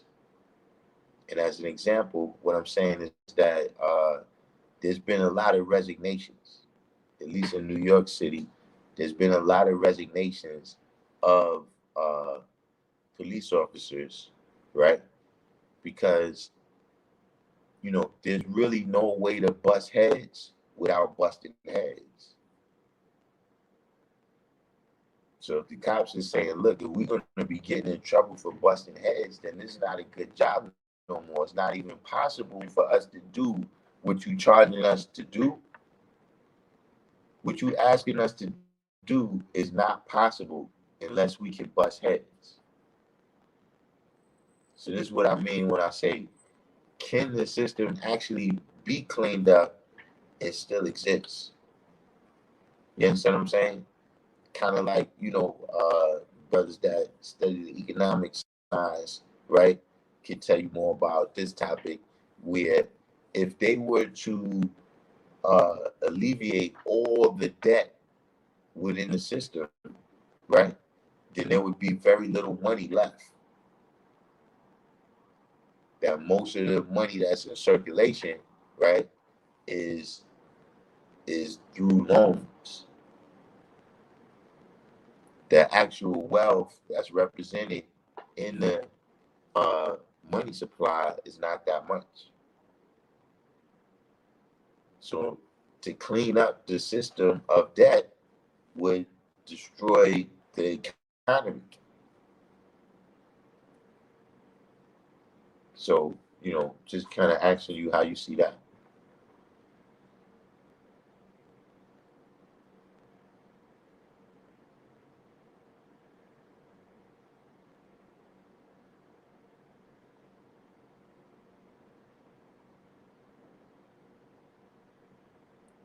All right, here we go.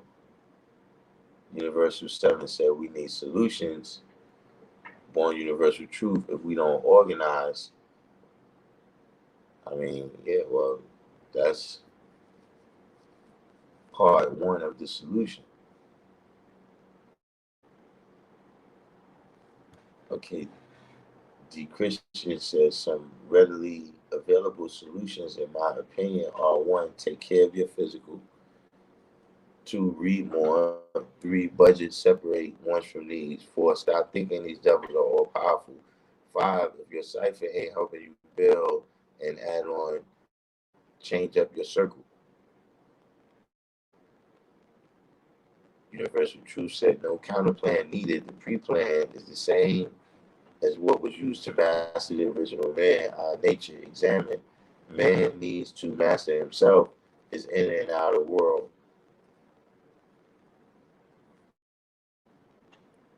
Now, look, these, I don't want to discount what you're saying. Um,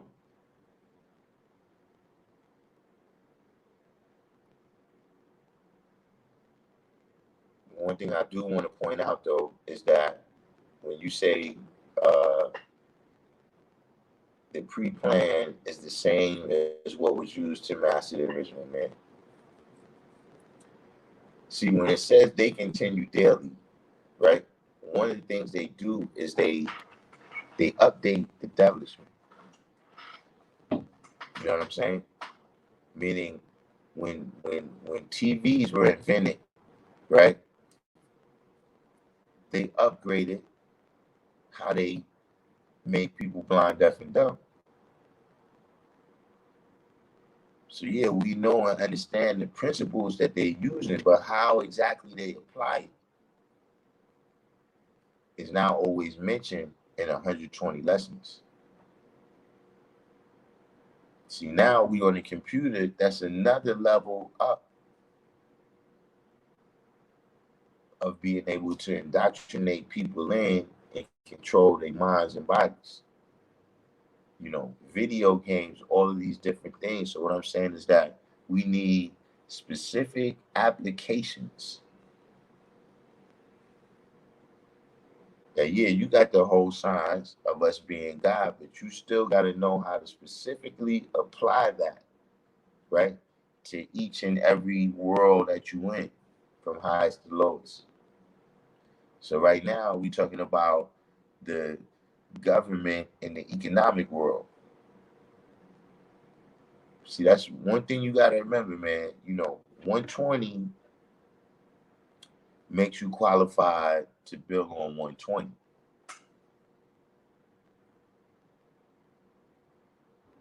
Now, if you apply, from within yourself, like we were saying the other day, the wisdom and understanding that you have to apply and see for yourself, then you get more out of it. But you got to remember that, listen, the different things that you do, like for instance, right now, if you go to get a job, you're just going to get a new job, right? How many times have you put down Knowledge 120 where it says education?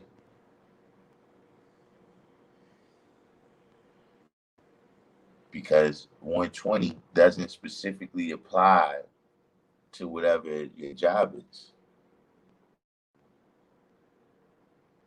Maybe if you was applying for a job in the temple or the mosque or whatever, that might help you. But we got to know, what we doing here.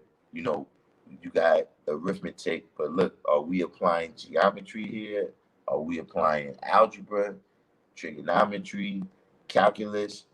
All of these are different modes, right, of arithmetic to help you come up with specific solutions to specific problems.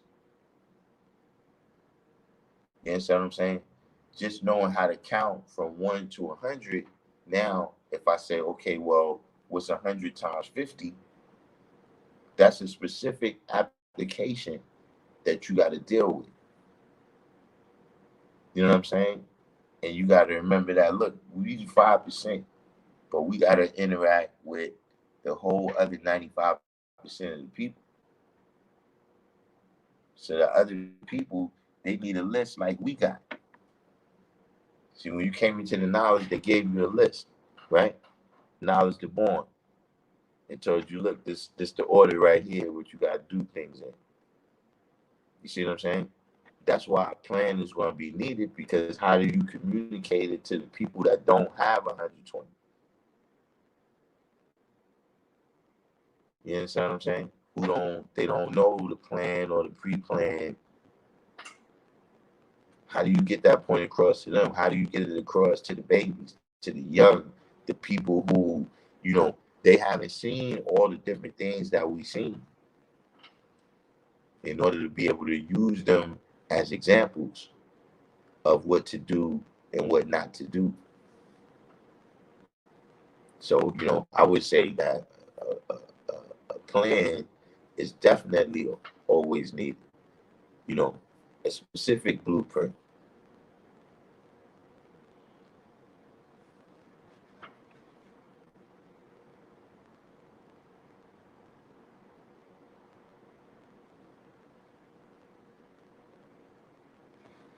Who, Alex Jones interviewed Farrakhan and Professor Griff? I mean, you know, that's peace, but you know, you know, just a lot of that stuff. Like I said, you could tell me whatever the plan is, whatever. But you know, at the end of the day, like I said, you know, we could all go home and make a ham sandwich if that's just the case. Like if we just dealing with the prophecy that, you know, look, these things are gonna come to pass, and then Jesus is gonna come back. It's gonna be this big war, and then all of us that's good is gonna go to heaven, and the people that's bad is gonna go to hell. But then they're gonna let everybody out of hell and put them in heaven anyway. We might as well stick with that story. You know, what is the point of you putting this burden on people to study all these lessons and all this stuff if it's not going to be no solution? And see, I'm gonna tell you another thing. When you get to the people that you have to save, they want to know specifically.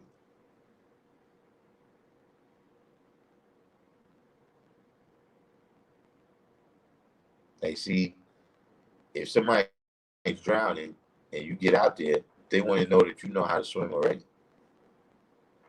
Like if you get out there and then you pull out the manual on how to swim, the person is probably gonna say, "Look, I'll take my chance on my own." When you come out there, you need the specific instructions to be a savior.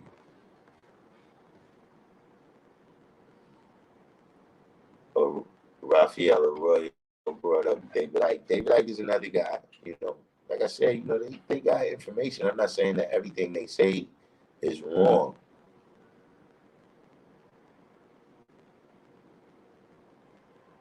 but you know, even a documentary is still a movie. You know what I'm saying? And every movie is selling you an idea. You know that Tom Cruise is an action hero.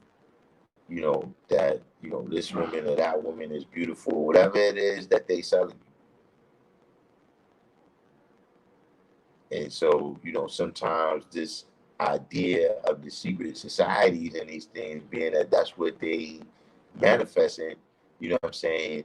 It becomes this kind of all powerful thing.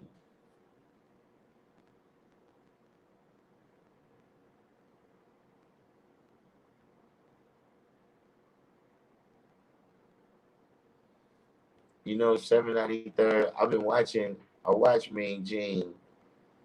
I've been watching Mean Gene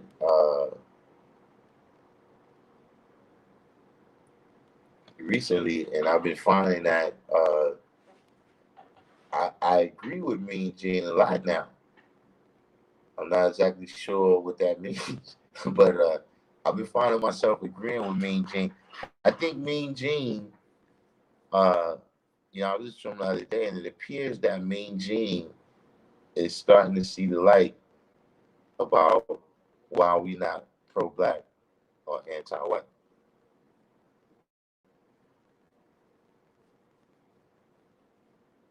But yeah, Royal saying what I think about David Icke. Um,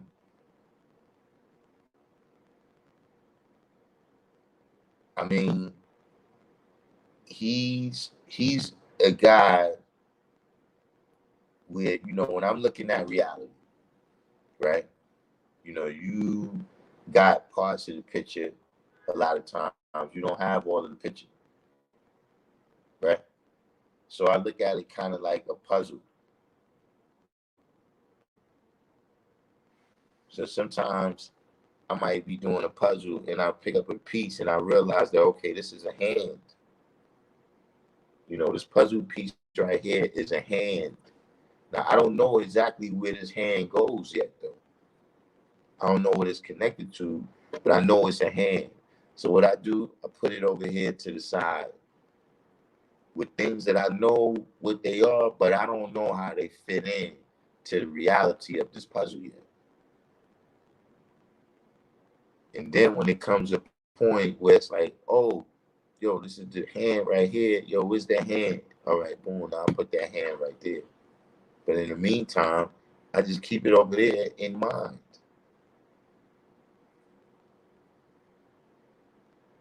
But I see where a lot of people, you got a little more of the religious mindset. So jump off the deep end with the person and whatever they saying, at any given time.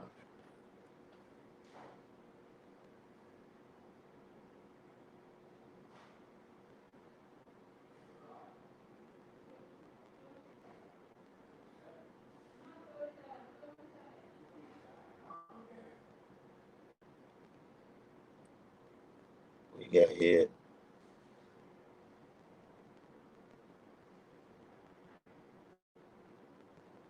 Yeah. All right.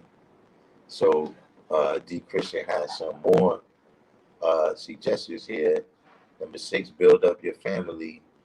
7, deal with those that deal with you. 8, stop trying to be like other people and love yourself. 9, if you don't know, say you don't know. 10, have have burning desire to grow and develop. Now, uh, these things are good. You know what I'm saying? Because you got to remember that when we, dealing with the situation in our communities, right? Everybody's not in the same position. You know what I'm saying? Like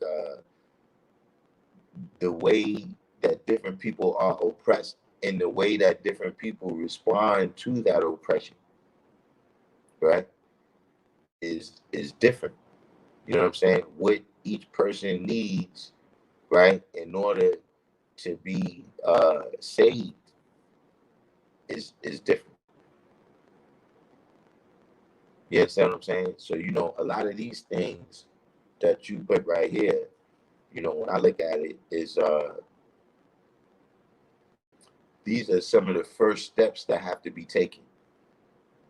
So a person can even be in the mindset, right, of being a problem solver, right? A lot of these things that you put right here is the difference between being a problem causer or a problem solver.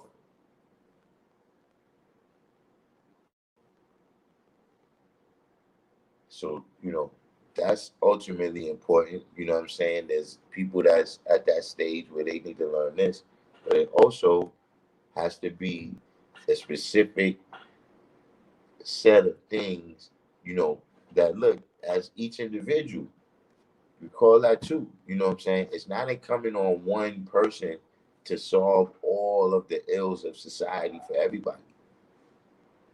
You see what I'm saying? But like for instance, we had Saladin on the show the other day. That's a very specific set of skills that he has and a very specific way that he's applying those skills, right? To help uplift the young and bring about freedom, justice, and equality for everybody.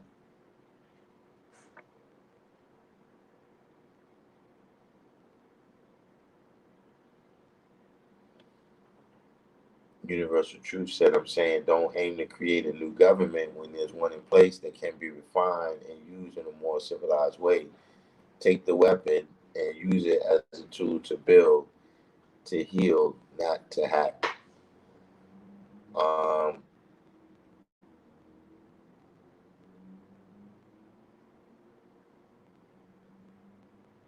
I mean, I just, to me, this is a difficult proposition. Uh,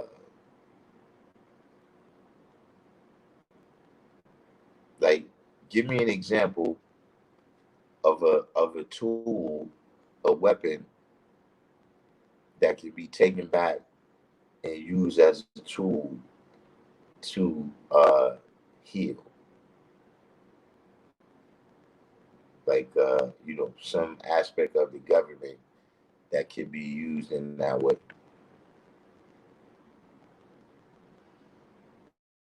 Mr. Greenwood would said it would be kind of like when Mansa Musa gave out all that gold and dropped the price of gold for a while. However, money is printed and fictitious. The devil could just hit the reset button. Yeah, that's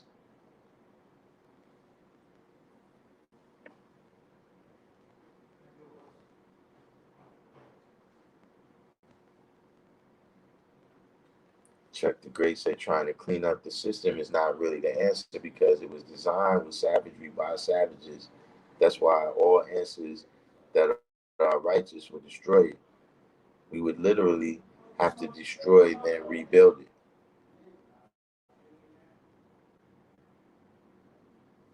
Yeah, this is well, let's see what Universal Truth says about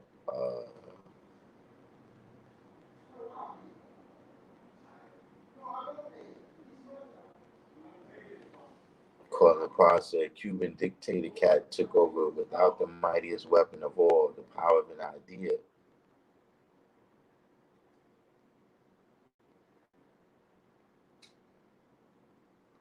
Um, I think you're talking about Muammar Gaddafi.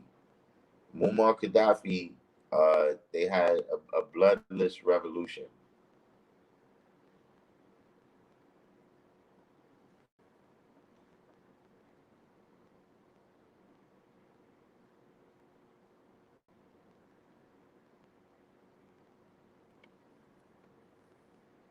Why you said homeschooling and self-education and learning how to utilize the nonprofit funds, 501c3, and know that have the powers that who those that have the powers that be in said communities and hold everyone accountable to the growth.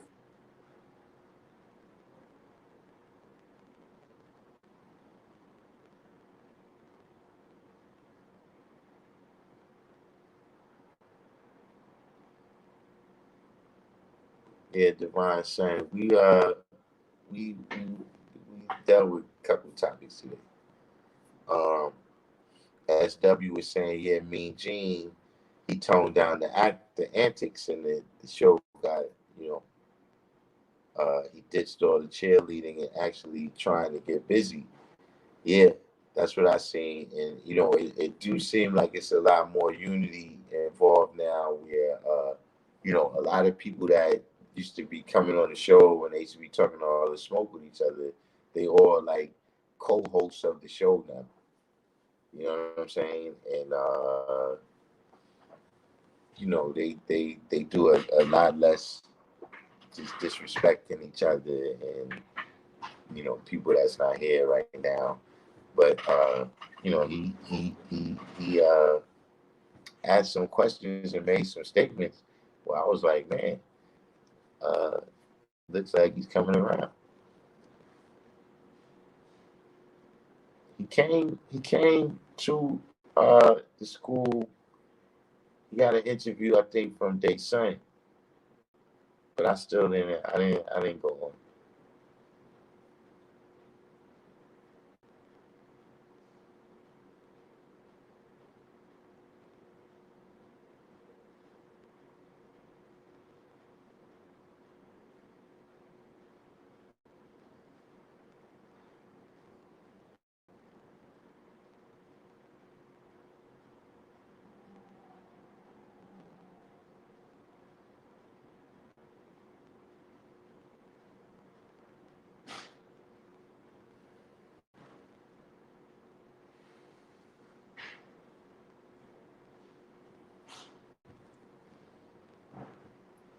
The wordsmith said he liked the old Mean Gene better.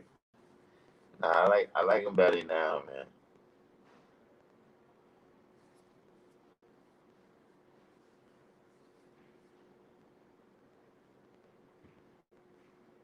Who, Wesley? Who's True Islam? Wesley? Wesley debated Ray Higgins.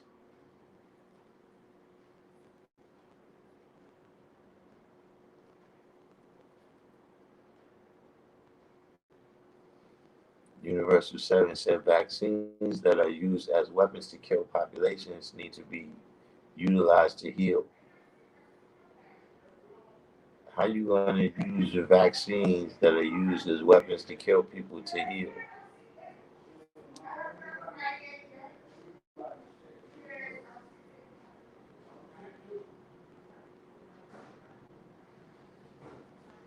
Universal 7 said Ray Higgins debunked the Bible history. The Bible was plagiarized from Kemetic science, Egyptian history. Universal Truth said one tool would be influence, dominate an industry, pick one that generates immense capital and control, use that money and control for lobbying and government. All right, we got love. Yeah, Wesley, I don't pay Wesley really no mind.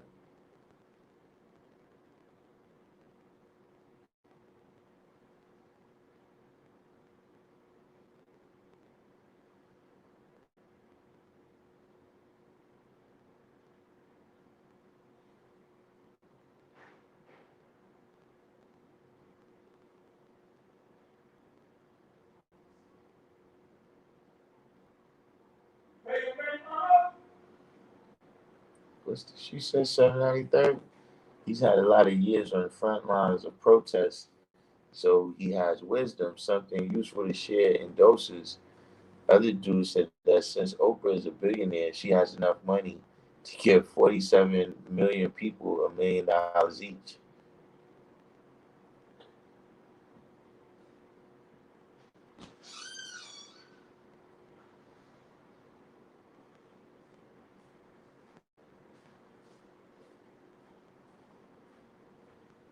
Yeah, Wesley, I don't pay Wesley no more.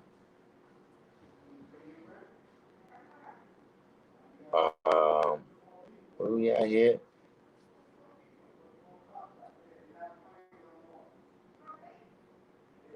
But you saying that one tool would be influence, dominating industry that generates immense capital and control. Use that money and control for lobbying and the government. I mean, well, wouldn't you say that there's several industries that fit that description right now? Or what would be a definition of dominating?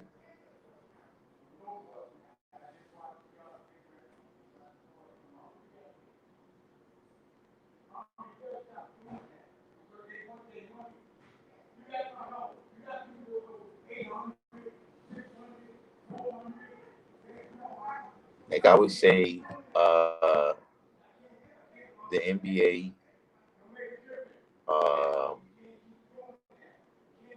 music, entertainment and sports in general. But that's why I said, what do you mean dominate? Because, for instance, let's say we said the NBA. Okay, we dominate on the court. We dominate in having the highest paid contracts, but we don't dominate in ownership.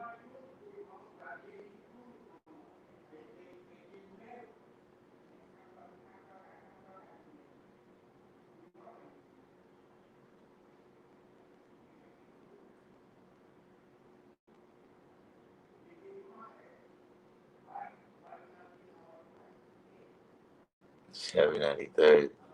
I mean, well, I ain't sure who you. If you talking about who I think, he's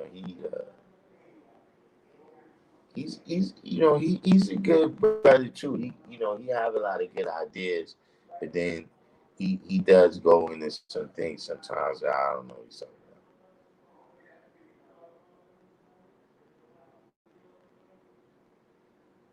about. Jasim said sports, music, personal care products, value added, and pre-prepared foods like the restaurant industry. Okay, so Universal Truth said domination implies ownership. We don't own anything in entertainment or Hollywood for that matter. Okay, now, how do we cross that hurdle right there?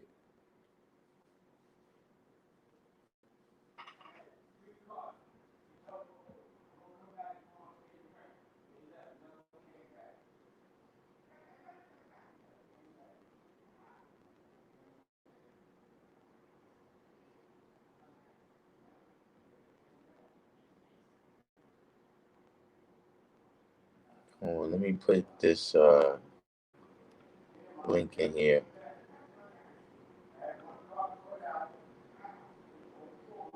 Everybody do the each one teach one and hit the like button for me.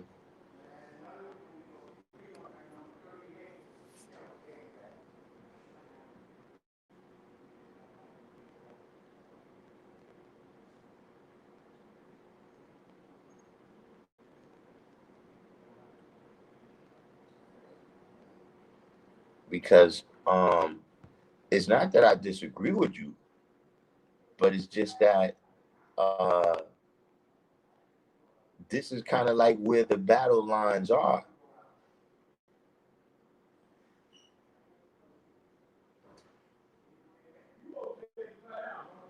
in terms of the ownership. You know what I'm saying? Uh, that's where the battle lines are. In terms of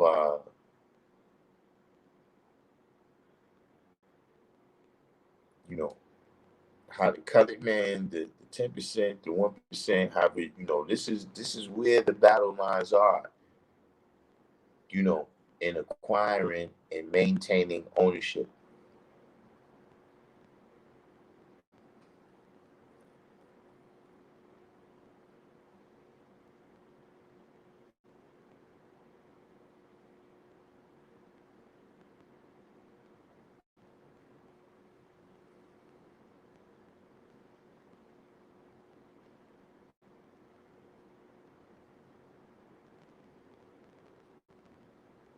So how would we move from the level that we at right now into attaining and maintaining uh, ownership in the different fields that you're speaking of?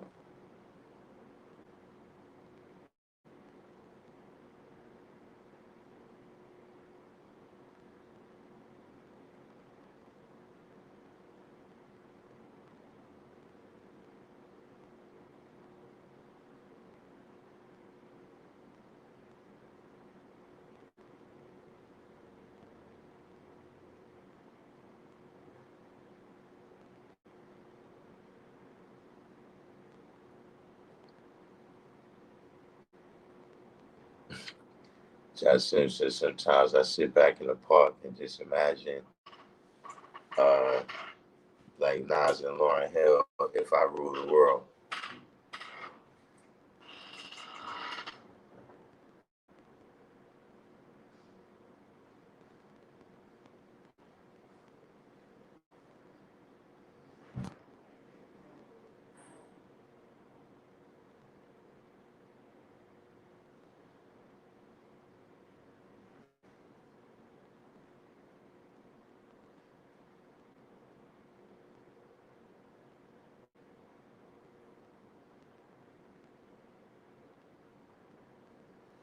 Yeah, I'm still waiting on some of these answers from universal truth, because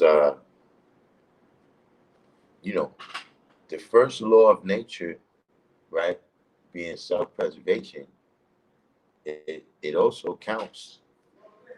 It also counts for uh, Caucasian people.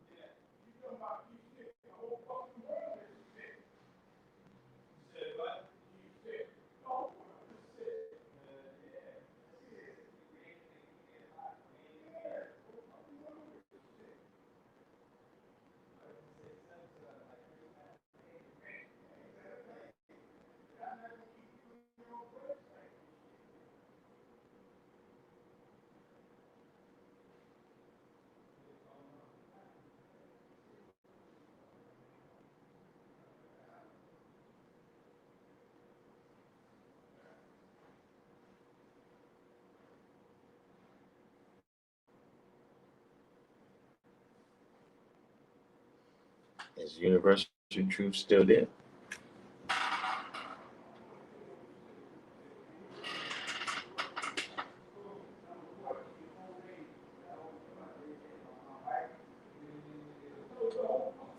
Anyone? Anyone? Bueller?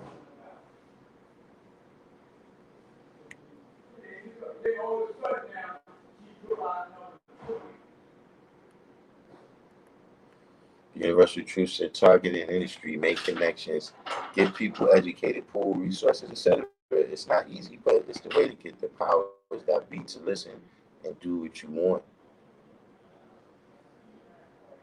I mean, I'm not disagreeing with you. It's just a matter of, like I said, you got to give people things that's like, okay, when we leave here right now, right? What's the steps that we're gonna take? You know what I'm saying? Like, because for instance, when we say targeted industry, right? Um, we can't just target that. It can't be like one or two people. Be like, okay, well, look, LeBron James, you, Steph Curry, uh, you know, Harden, and uh, what's my man name that came out here to New Jersey? Y'all top guys. We're gonna hold y'all accountable for taking over the NBA at the ownership level. It's also got to be us out here as consumers. Well, we got to be able to look at these different industries, right? Because, like, for instance, right, there's lots of people out there doing positive music, right? And they putting it out, but they don't get a response from the people.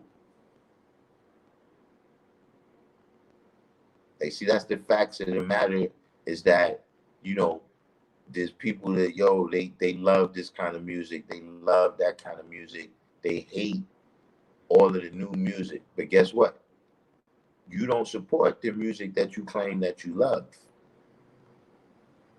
Whereas when the people who put the music out that you don't like, those people support that at a high level.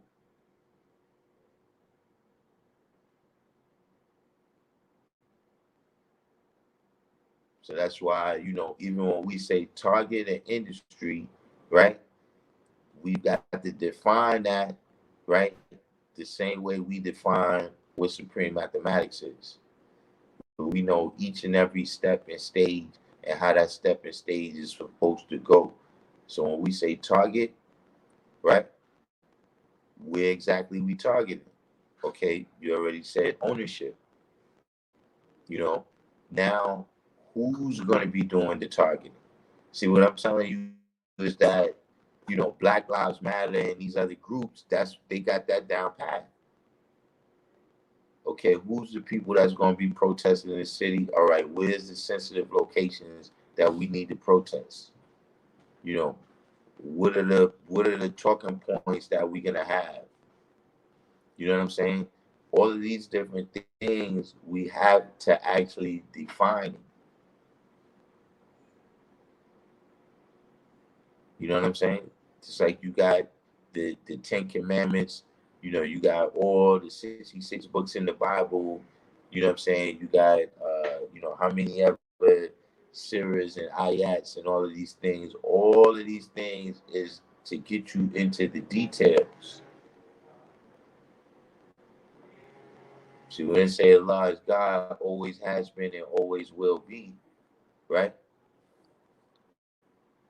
We got to be able to define that always will be specifically. See, the always has been, that's the brothers and sisters that came before us. And the things that they established that was always here ever since we arrived on this plane of existence of having, now the self.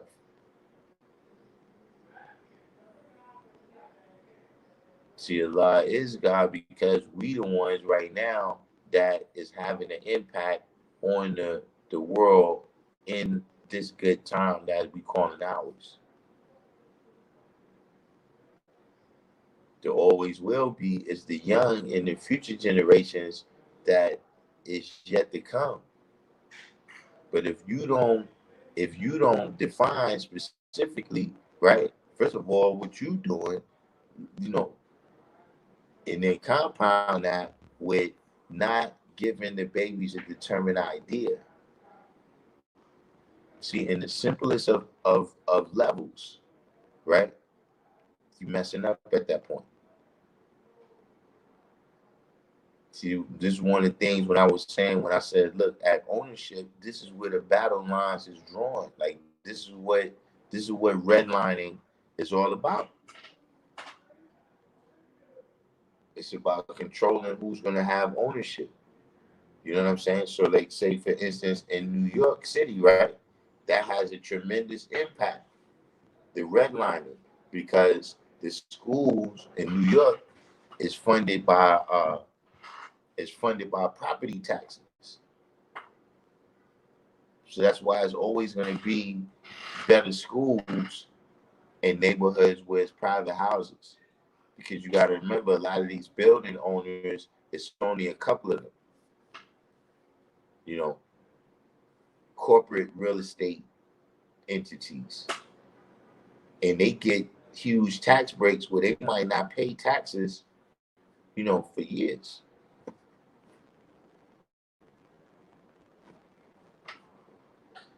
You see what I'm saying?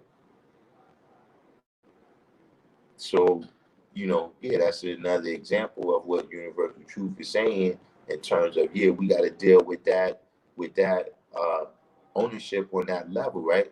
But here's the thing, what I'm saying, that a part of that, right, is also financial literacy.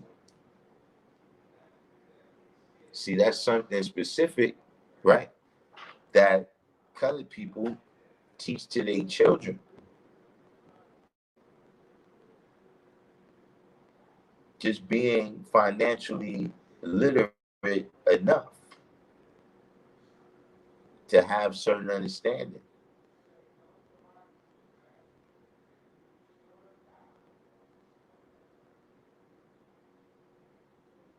See, like right now, right, you got a lot of people who they probably in the baby boom generation, right?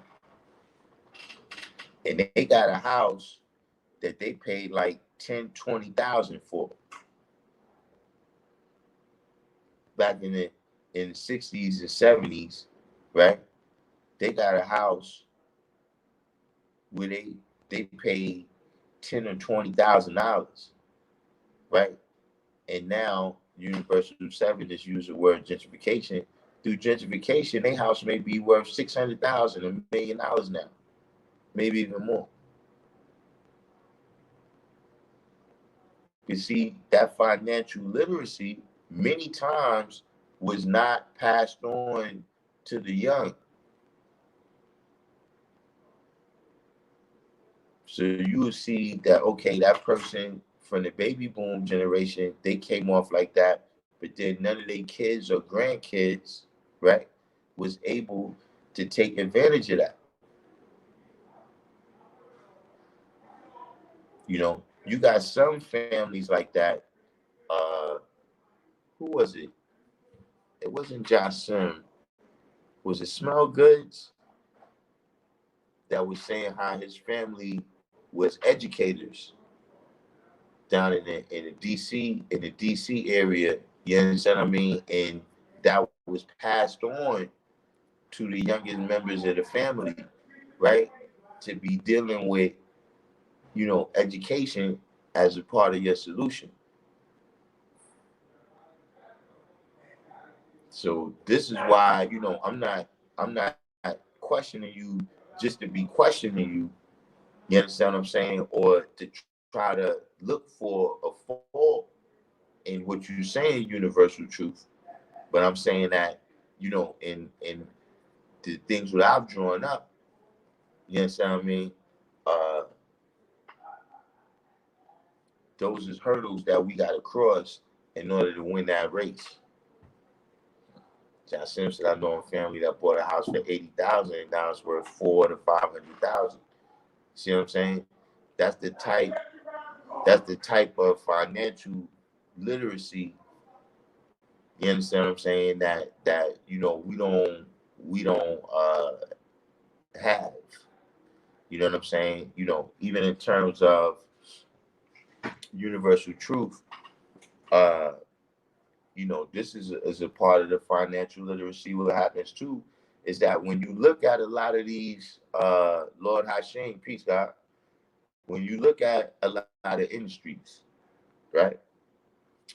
Uh, the hair care products, um, uh, uh, hip hop music, right? Um, we kind of lost track on what the ownership and what I'm not even sure what the specific word is, but the investment of time and money over time. You know what I'm saying? Meaning that, we start a business, right? And the business is going to grow, right, to the levels where you can have the type of power that you're talking about, the type of power and influence in the industry that you're talking about, universal truth. But you know what happens? We want to skip those steps, right, and get straight into the millions or the billions or whatever.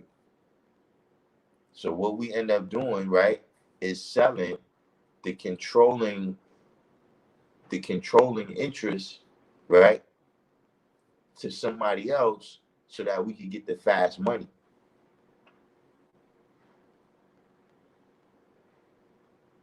So those are just two industries that I named, right? That we all pretty clear that these is industries where they was once controlled by original people, and then for the fast bucks, the controlling interest was sold. Universal Truth said trust is the root of financial literacy. In the Hispanic community, we did money pools because the banks wouldn't loan us money. That allowed us to invest and survive. That's another tool. Now, this is a signs of, we discuss this sometimes on this show. You know what I'm saying? How you see integration.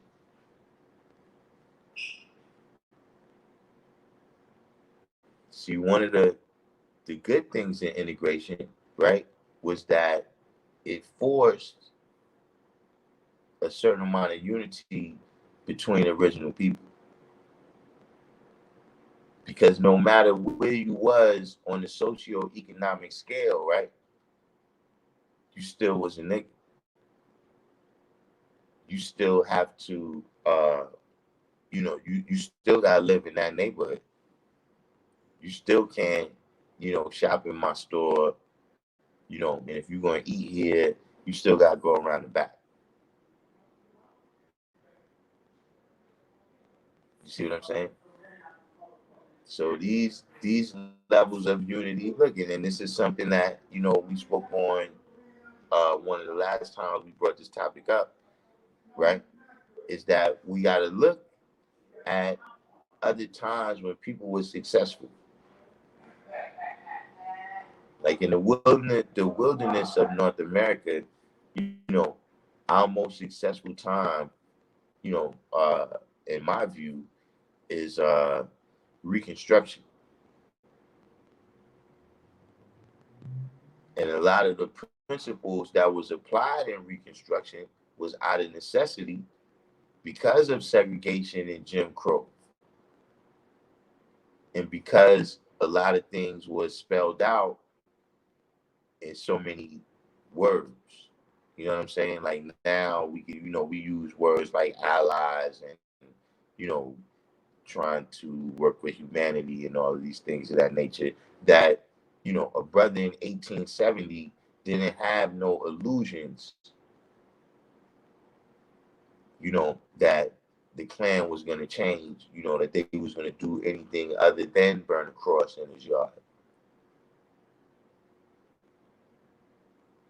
So this is another one of the hurdles that I'm saying that needs to be crossed. This is one of the things where I'm saying that we go into the mentality, right?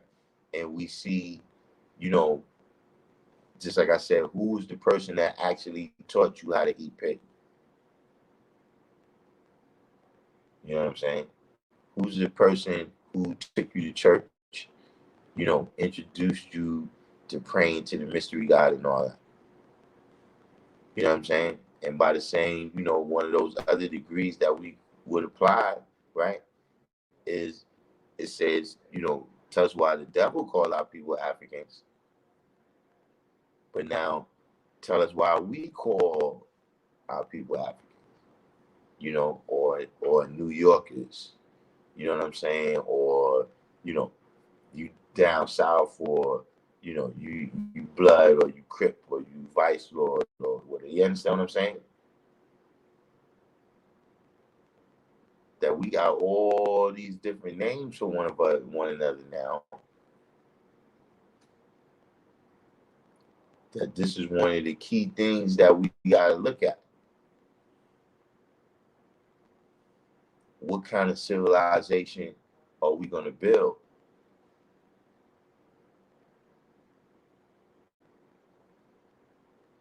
Rome J, what's the deal, guy?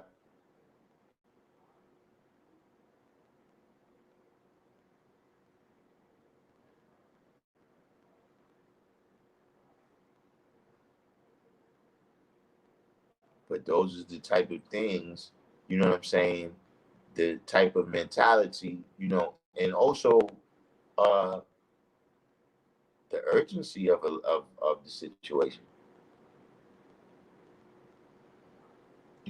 Like when you look at, some of the ways that brothers is going back right now, you know what I'm saying, in terms of the things that you choosing to concern yourself with, you know what I'm saying, the activity that you taking part in at this crucial juncture in world history.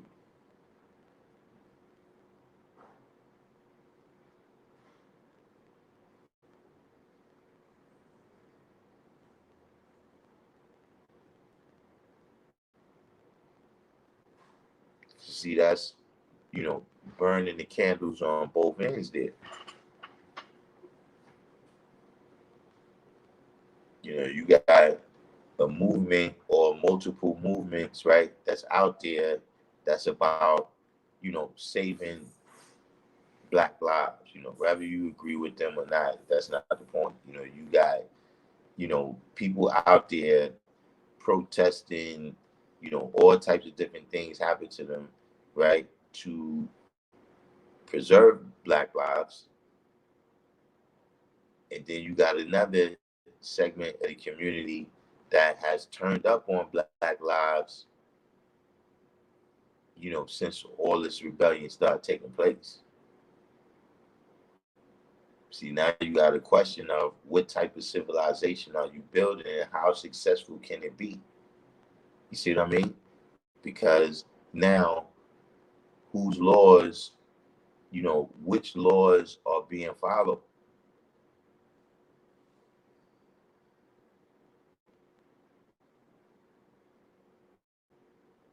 If we all are not on the same page, right? If some of us can break those laws, right, and there's no accountability, then, you know, what are we doing here?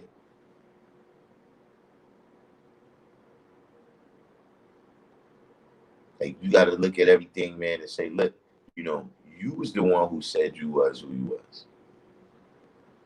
You know, you was the one that said you was God. You was the one that said, you know, with supreme mathematics, you know, you the problem solver of all things.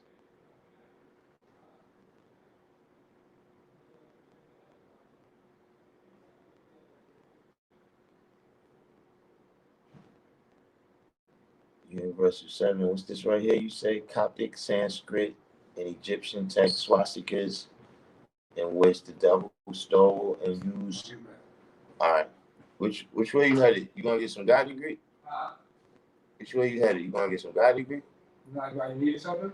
No, I get someone. I'm about to be off anyway.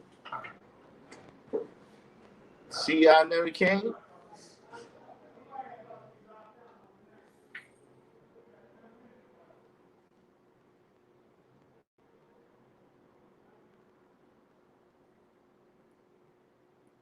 But yeah, getting back to what I was saying, you know, you got to be able to look at what type of civilization that you build.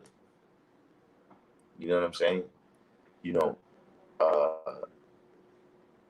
like the brother right here, he put Coptic, Sanskrit, Egyptian, you know, even swastikas. The reason why we know all of these people right now, the people that's represented in those names that he just said, the Germans, the Egyptians, the Indians, is because of the things that they built, because of the society that they built. There's other people, other civilizations that was mostly just warriors. Like, see, the Mongols, they was mostly just warriors. They didn't build no monuments. They didn't build no aqueducts. They didn't build no roads. You know, they didn't pass some, you know, unique legal system. They just was the best warriors on the set during their time. Universal 7 said the Berbers as well. Yeah, the Berbers is another group of people. That those type of people where you know them and they definitely in history, you know, they've been recorded, but you really don't know that much about them, is because they didn't build anything. You know what I'm saying? Now, of course, when you're dealing with the original people, you understand what I'm saying? You know, you always got to be aware that during the Renaissance period, right, when the colored man was writing down world history, right, he wrote it down in his particular way. Like I always tell y'all, you know, he yeah. Okay, about 10 minutes, man. I'm locking up. All right. Yeah. You know what I'm saying? Uh, see, one of the reasons why they tell you so much about certain civilizations, right, is because they can place themselves there. They can't place themselves in Sumeria or Great Zimbabwe or Great Songhai. See, these type of places, Nubia, you're not going to hear a whole bunch of history, right, coming from the colored man about that. So that's another factor where, yeah, you do have people that built great things, but because they wasn't from that Middle Eastern area at a particular time where the Caucasian could say that, yeah, I was there and I was a part of that, then you don't hear about that type of stuff. But see, even in the places that you hear about, right? When you take Egypt, for instance, right? What do they always try to do? They always try to take the building away from the original people. By that, what I mean is, well, the pyramids was made by, Benjamin Netanyahu and his Golda Meir, people that look like that built the pyramid. You see what I'm saying? You take away that civilization and what they built, so then who do they become now? Just some desert dwellers. We really don't know what y'all was about. But we'll tell you all this history. Listen, why is Cleopatra, right, the most famous uh, person from ancient Egypt? Now, the people in this room might don't see it like that because, I like to say, y'all high scientists that study a lot of science and history. But if the average person had to produce a name, right, of somebody who was a ruler, you know, of Egypt, more than likely they're gonna produce Cleopatra.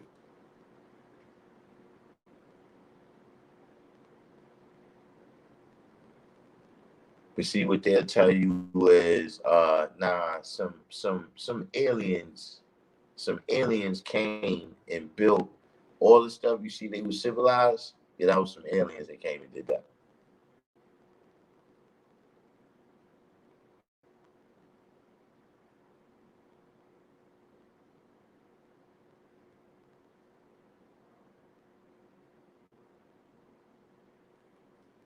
Who you talking about got statues underwater?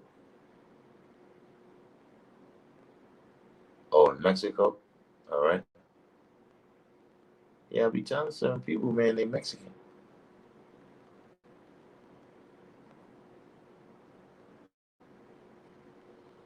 Congress Long, said, which I think about the most recent DNA studies of Egyptian mummies.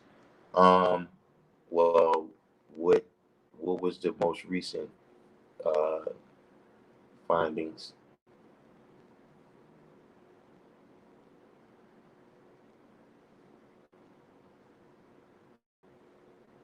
Jassim said the history, sculptures, statues, and monuments that have survived are precious. Reveal a lot. Said Cleopatra messed with the Europeans. Tommy Robinson said because she entangled with Rome. Not just that, uh, she's Greek. When Alexander the Great, God Cyber Divine don't like when I say Alexander the Great. He wants me to say Alexander the Greek. So shout out to God Cyber Divine. When Alexander the Greek, when he left out of Greece and started conquering, when he did his empire. Now, if you're familiar with his story, he went out and conquered, and then he died.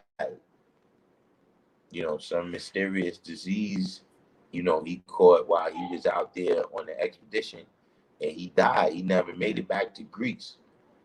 So the empire that he conquered got split up between the generals that had went with him, and I guess other aristocratic people that went with him on this mission. And Ptolemy, right, who was one of his greatest generals, Ptolemy got Egypt, and Cleopatra is a descendant of Ptolemy. So just saying, she was actually European. Like I remember when I was a kid, and I saw the Elizabeth Taylor version of Cleopatra, I was upset. And, why is this, white lady the queen in Africa? You understand what I'm saying? And she's being carried around you know, they got the platform where she's sitting up there, and then the people that's carrying her, the servants, is all the original men. You know what I'm saying? But in time, I learned that actually that is accurate. You know what I'm saying? And this is one of the reasons why they tell you about Egypt, because they can place themselves there as opposed to, you know, Timbuktu. They don't tell you that much about Timbuktu because they can't place themselves there.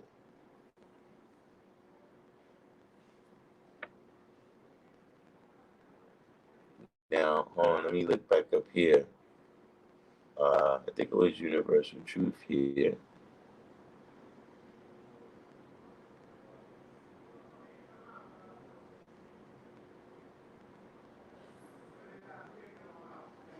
It said, all right.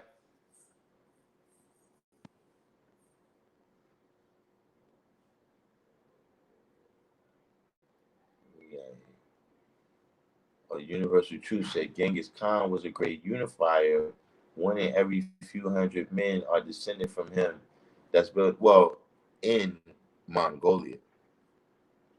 You know, if you was if you know, you was in the realm of where he did his conquering at, you know, they say, yeah, that uh some individual that lived around his time left a genetic marker in a lot of people. You know what I'm saying? Um, this was one of his skills in terms of being a unifier amongst his people. He was a great unifier, but he wasn't. Uh,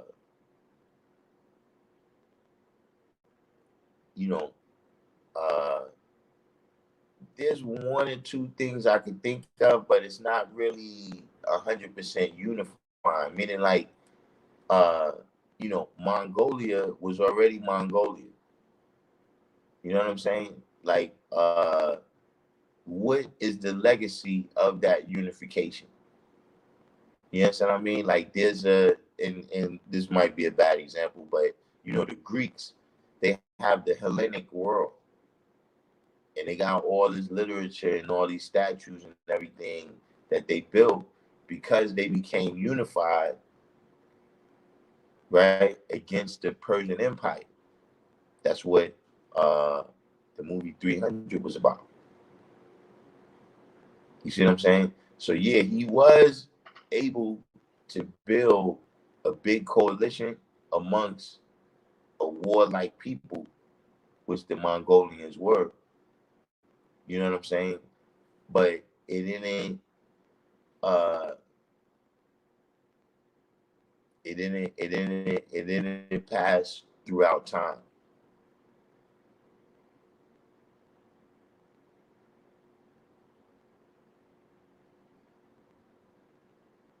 Universal said America is in reality, Asia is the whole planet. Hmm. Fly Phrase came in and said, can't give the original man his props. Yeah, they say it's aliens. Yeah, that's the one thing. And look, I like the show Ancient Aliens. Just as the show is itself, I like it. Um, you know, some of the ideas that it presents and everything. But see, just like I said with anything else, I'm not religious about it. And one thing I do notice is that wherever there's stuff that's built by the original man, you want to say it's aliens. You know what I'm saying? And yes, we do need to have an issue with that. Carmen's Lonnie said the Olmecs were ancestors of the native Mexicans peoples. They were still original people, of course, but the Van Sertima studies are flawed. Okay, wait a minute. Did I miss? All right. The Olmecs were ancestors of the native Mexicans people. They were still original people, of course. So what did the Van Sertima study determine? The one you said that was flawed right here.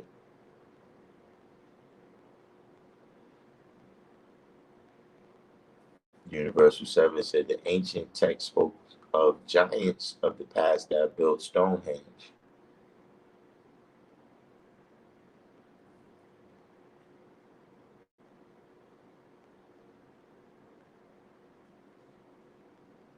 What are you saying for me to research?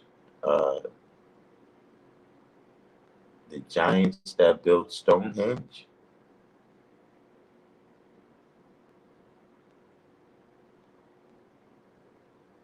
All right, so Carmen Zalami said about the DNA study with the ancient mummies, right? They studied the DNA of mummies from about 1400 BC, and they said they are genetically related to Near Eastern and Mediterranean populations. Um,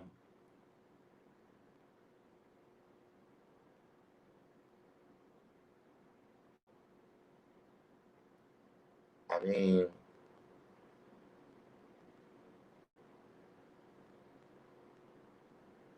I'm not sure. Uh,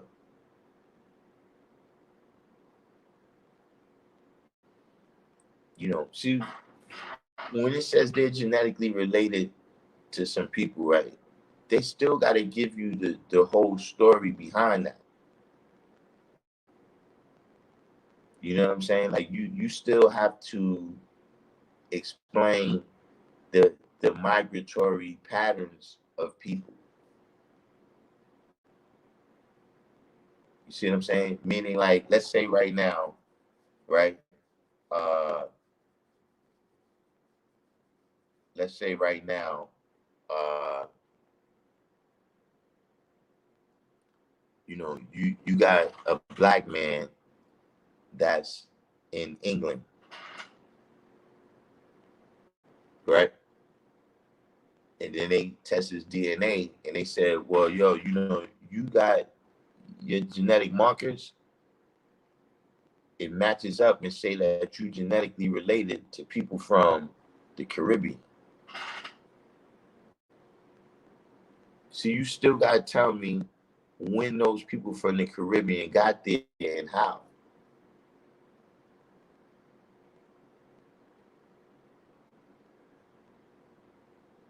So they can say, they're related to Near Eastern and Mediterranean populations, right? But you still got to tell me, what does that mean? Like, are these people over here, like, for instance, right? That can mean that the Egyptian mummies, like, okay, we're from over here, right? And we're related to other people that's here now because when they got here, they mixed with other people that shared our genetics. And so now, you said it's 1400 BC. So now, 3,500 years later, right? It shows that all of these people are related, but our story of how we became related.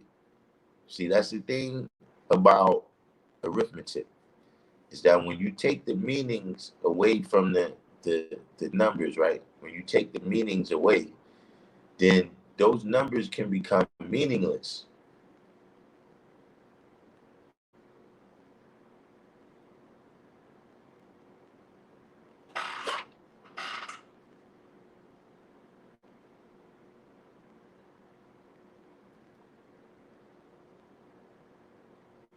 The wordsmith said, is that the origin of the name Cleo?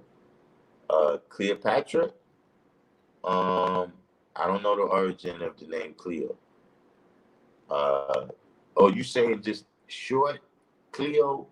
Yeah, to my knowledge, yeah, Cleo is short for Cleopatra.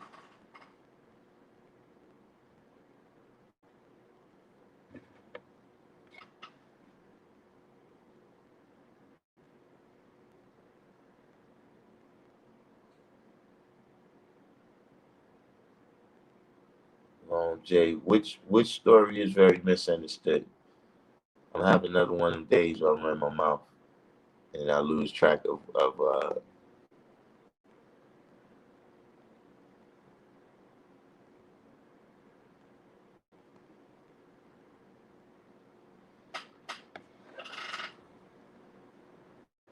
Universal said the original man educated the Greeks and Romans.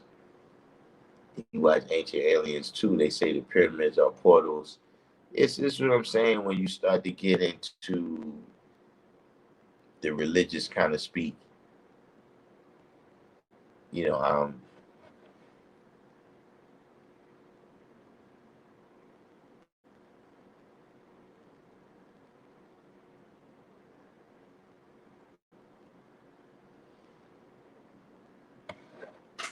Colin Powell said the colored dude with the crazy head. That's he's one of my favorite people on there.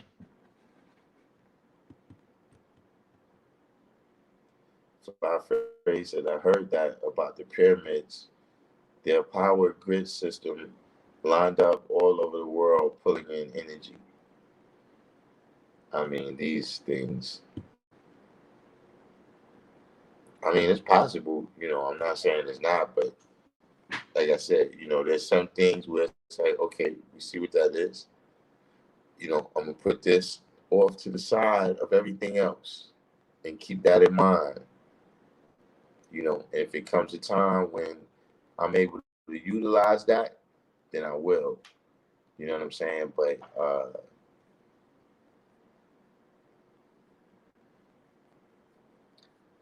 I want to at least know that that exists before I go searching for it. Carmen Lonely said, Van Sertiman said the Olmecs sailed here from Egypt. That's what I was referring to. Um, he said the Olmecs sailed here from Egypt. Um,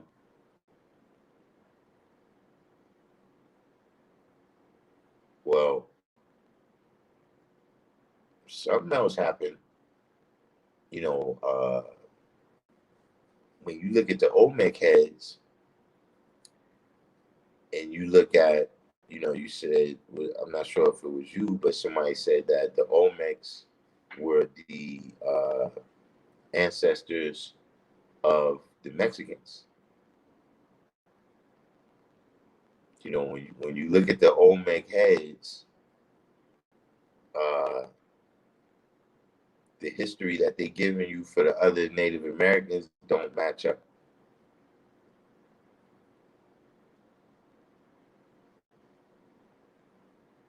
So what is the common, what is the new hadith, what is the new hadith on where the Olmecs come from? Because see, that's a very, you know, when you deal with the science of North America, there's a lot of different, uh, there's some people, I'm trying to think of what's the name, but there's like a whole society that was here before 16,000 years ago. Hold on. I keep forgetting I'm right here on Google. In fact, what's the name, man? Um,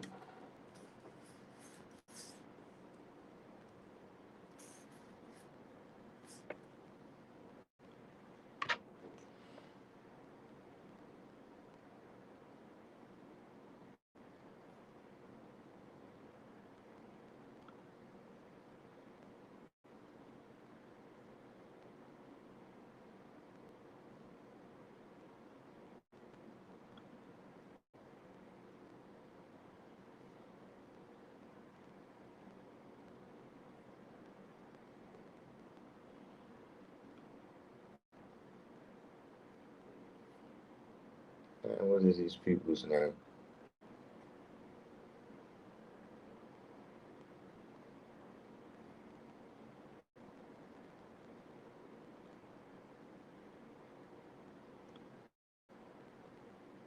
What is? I'm sure. Where's he Kareem? Siri. What's the name of these people that was here before the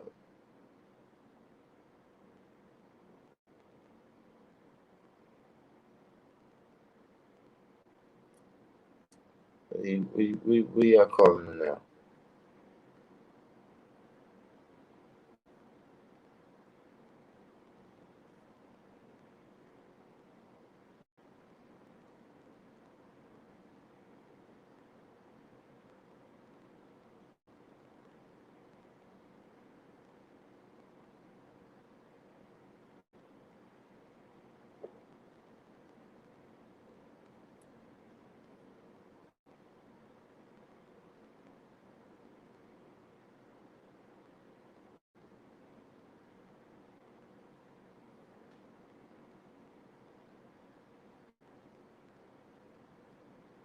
Mm-mm-mm.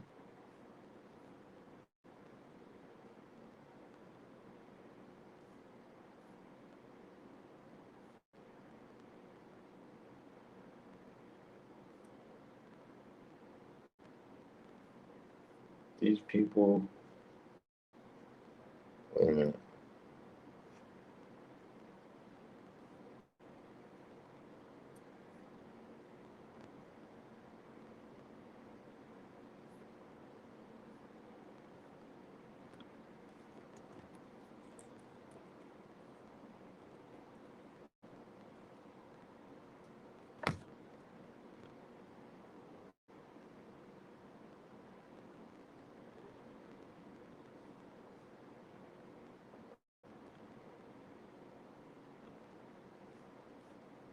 Oh, man.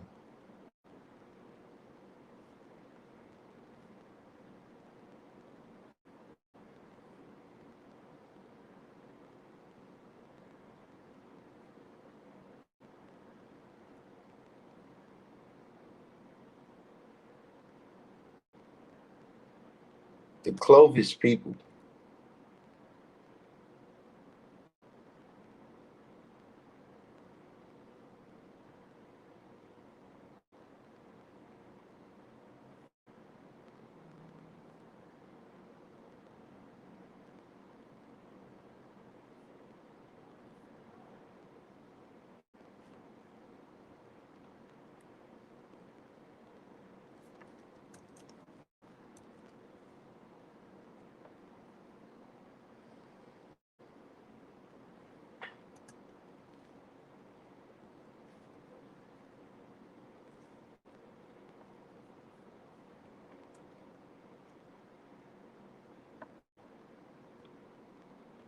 Hold on. Let me see if I can.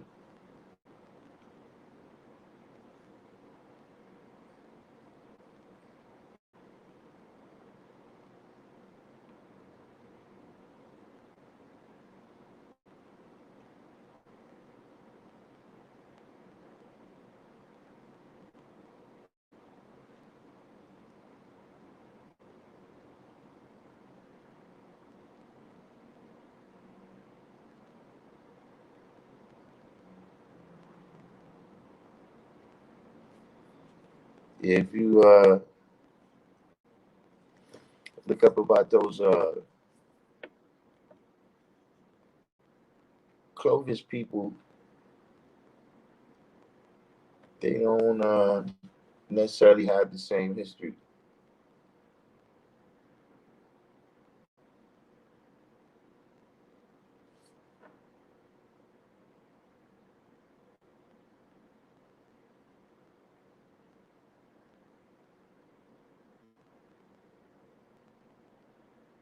Oh, let me catch back up here.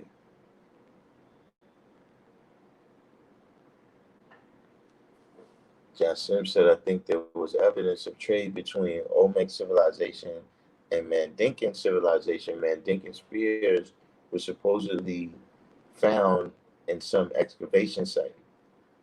Combs Longley said, the modern view of ancient Egyptians is that they were a mixed people racially for much of their history. They walk back claiming they were white, like back in the day. Yeah, I don't know how they came to that.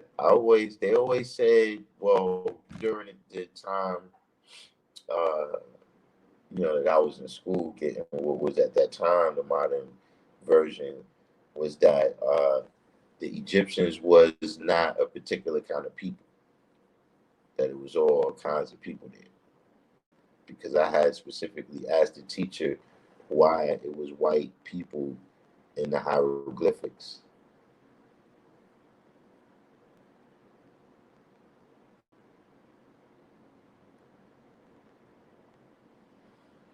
What do they call the older Southern Nile civilization?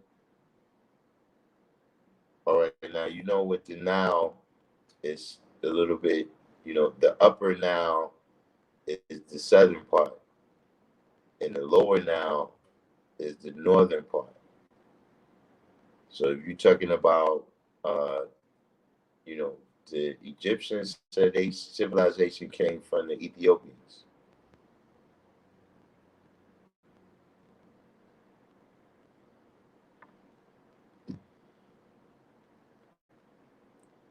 The universal said, I always see the same constellation over my wisdom's house at night too, especially the three stars aligned together. Um, how long have you been seeing this? I don't think that's I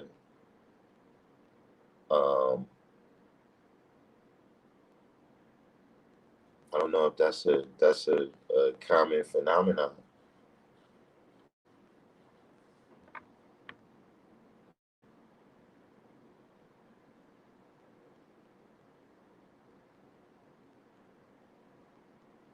Come Islam, he said all the native North and South American populations came over here from Asia 20,000 years ago. No, this is false.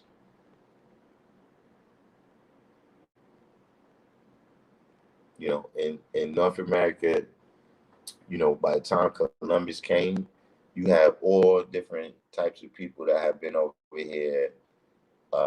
Chinese people, uh, those people from like the South Pacific, we call those people again.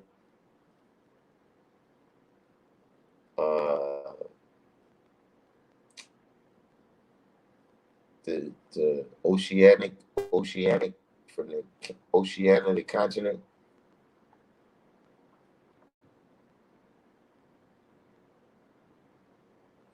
You had other Europeans, uh, Leif Erikson.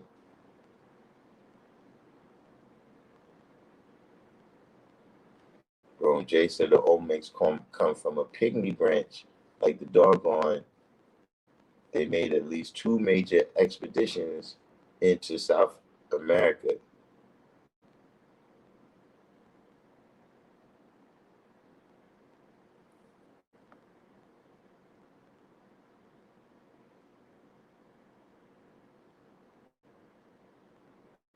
Tommy Robinson said only in Inuit history people speak of migration.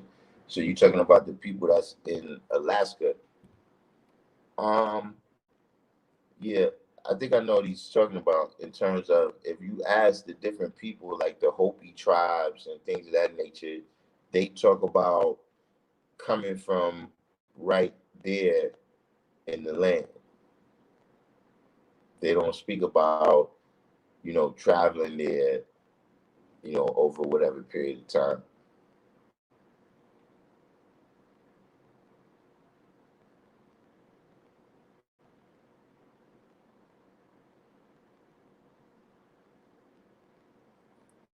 Jay said, and what year was that? The Asiatic calendar and the Mexican calendar of the same science, that same people pass down math. Timeline is the issue to this understanding.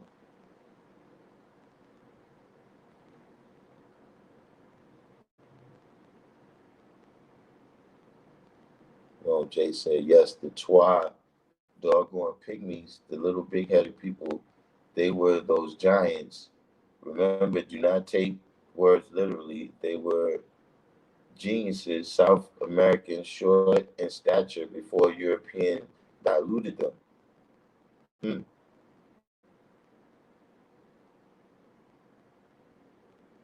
The Polynesians, Jason put that in there. The Polynesians, that's the people I'm talking about.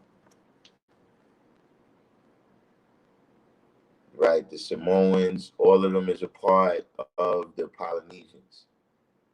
But they was over here. There was a whole bunch of different people that came over here at different times. And they all got identified as one people by Columbus and whatever subsequent Europeans.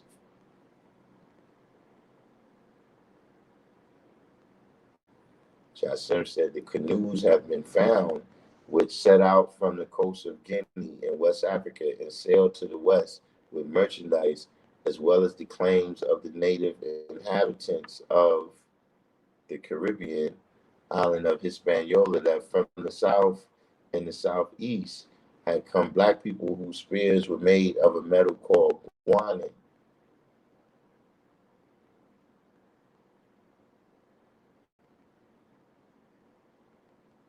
Or why, as you say, Turkish family that still walks on all fours.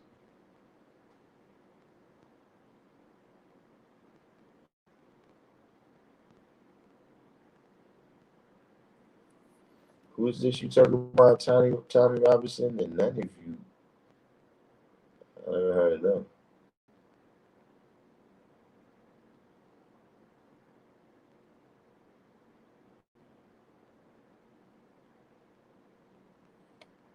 So you saying these people is higher up? They live more to the north than the than Alaska?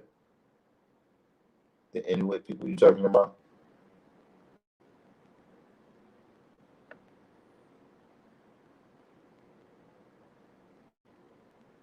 Universal 7 said they say the Chinese calendar is right and exact, or is it? Well, everybody just started having a history being written by the Catholic Church in the medieval times.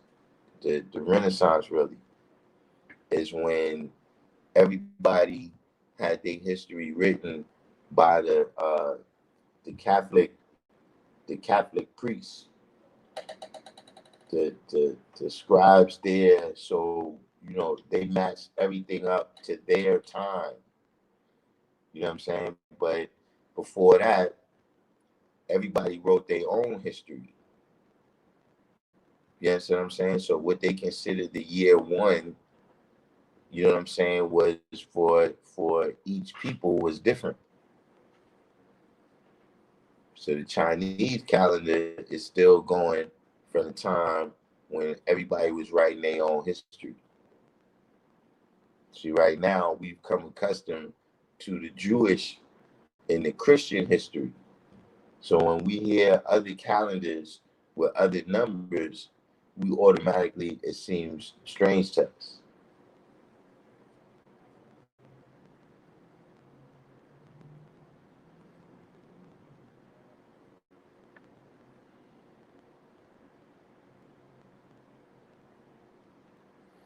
Universal said he was doing the knowledge to Columbus actually being original.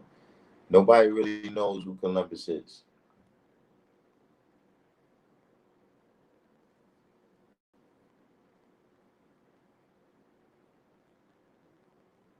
What we do know is that he moved amongst the original people, right? Because those are the people who brought him to the wilderness of North America.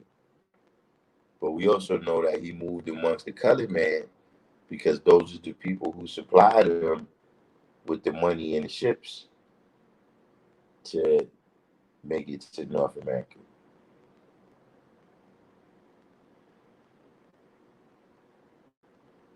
Tommy Robinson said that Nunavut is the closest to the North Pole. Right.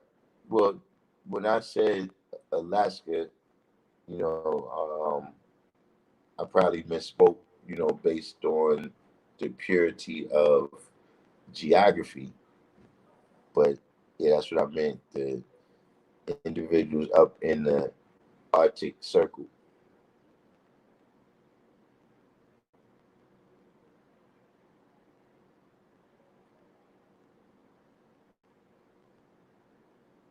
Universal said Western civilization uses the Gregorian calendar.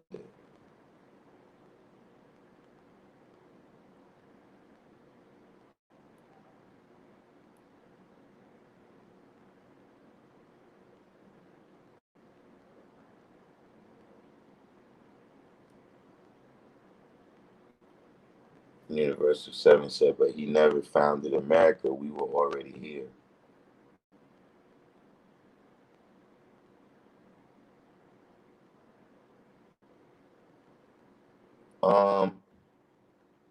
Well, I don't know if this is going to, I don't know if this is going to make me pull out crying Jordan.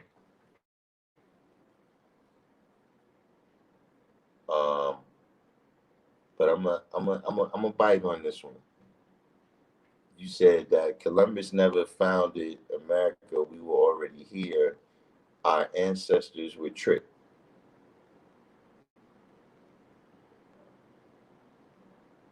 Now, some of the stuff y'all got to realize, right, is that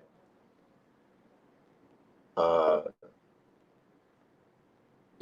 been dealing with the 5% since I was a kid. And so, when I hear people say this,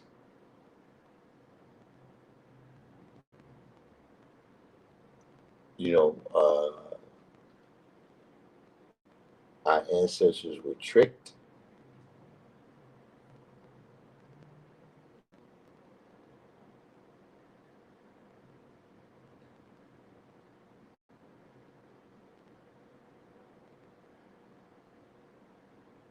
What is this? What is the, give me a clear picture of what you mean by that.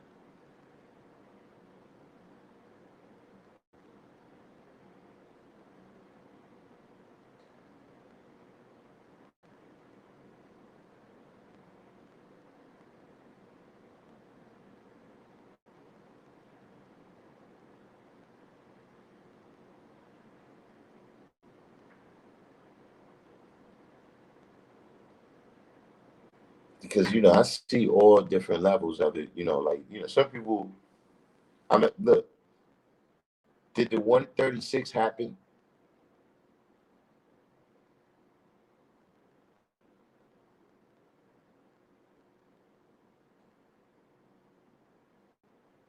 How do I see it?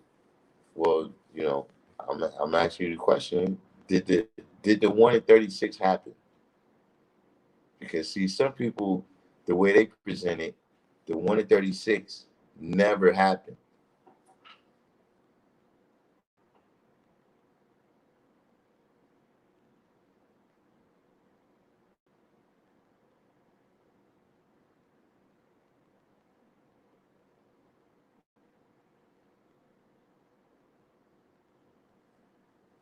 See, my head could be messed up from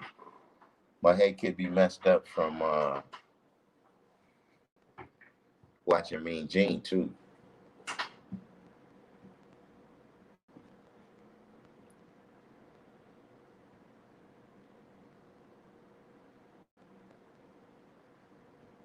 You said Universal said they didn't know how to navigate the seas. Who didn't know how to navigate the seas?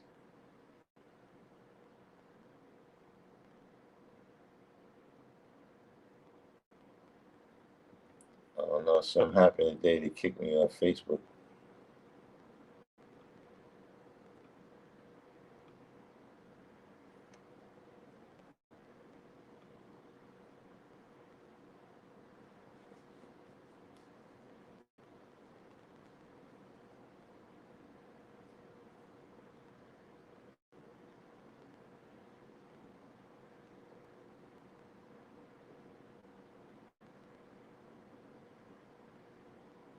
So Universal 7, you saying the 136 did happen?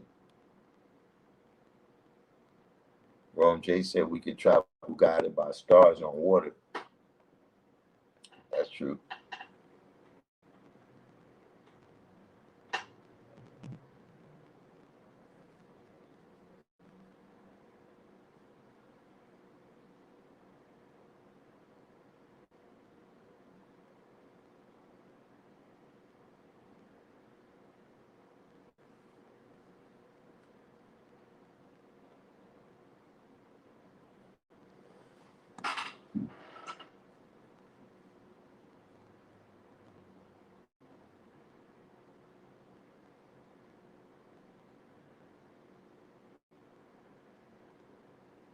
Jay said, did he receive more gold for his labor? Moorish history, then they bring Columbus here.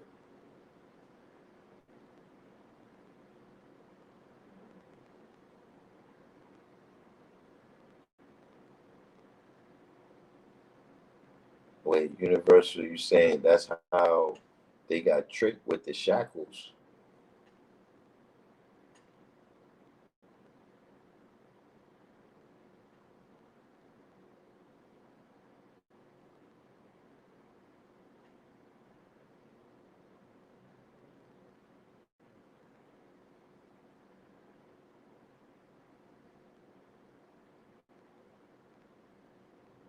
Jay said that they receive more gold for selling out other black nations.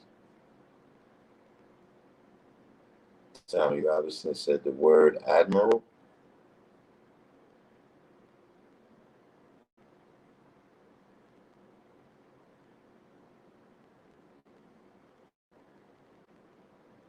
They got captured with the shackles, tripped by the book.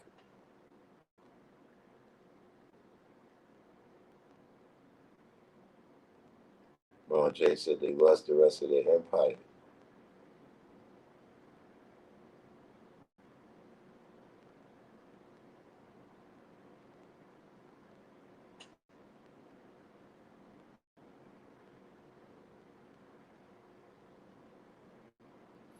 It's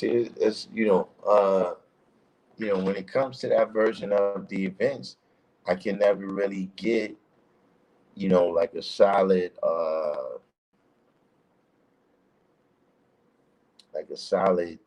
kind of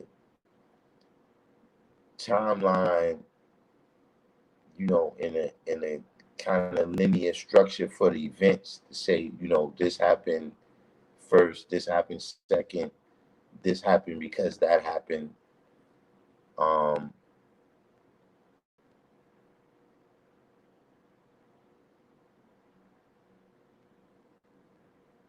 so I really don't understand it.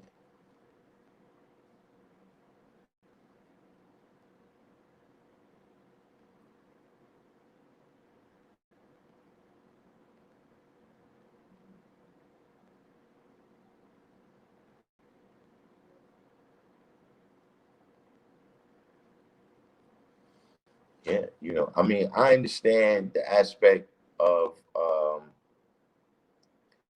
original people being all over the planet.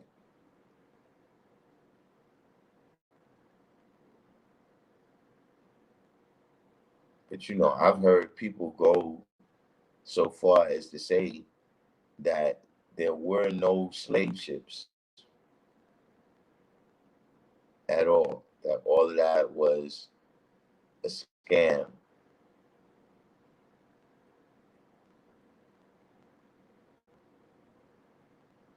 Tommy Robinson said the Moors sailed the seas before Columbus.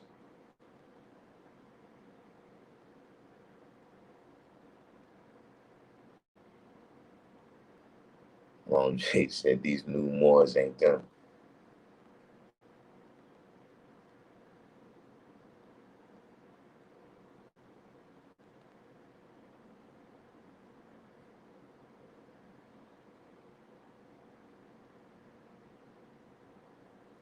And so who are the individuals that they walking around calling themselves the Cherokees now, right?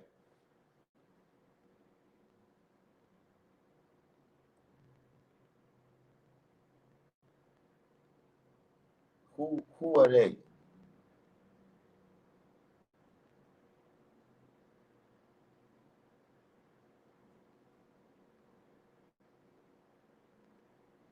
SW said Columbus was damn near more himself if we going by location. Tommy Robinson said the navigation was a more the admiral.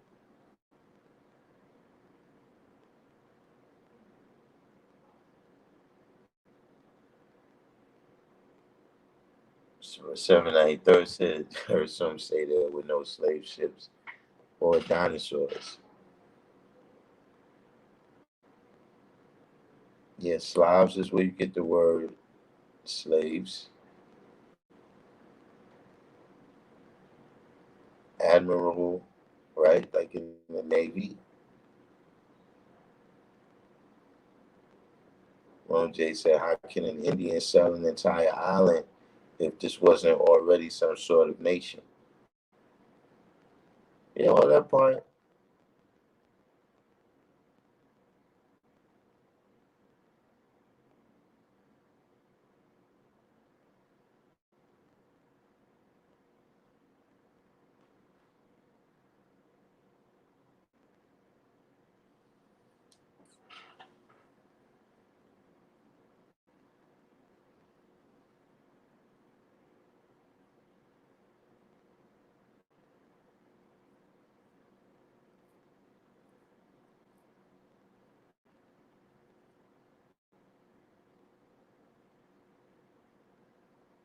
Yeah, that's what I'm saying. See, now when you're talking about John Hart Hawkins, John Hart Hawkins doesn't really fit into this other story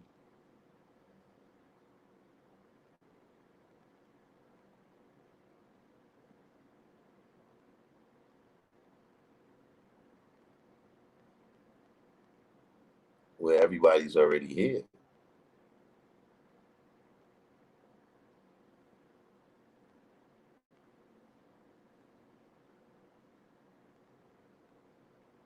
Shaheed Davis, peace.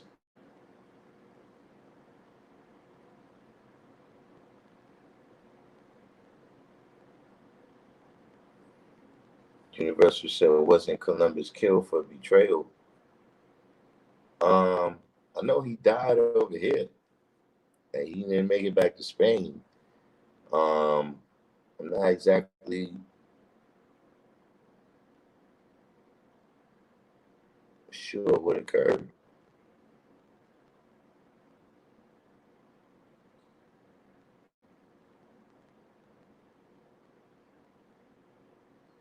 Ron J said Columbus' history is that he also got old maps from his pops, who was also a sailor that had renowned that was renowned to have traveled and met with many other nations on the seas. They exchanged info as per their craft.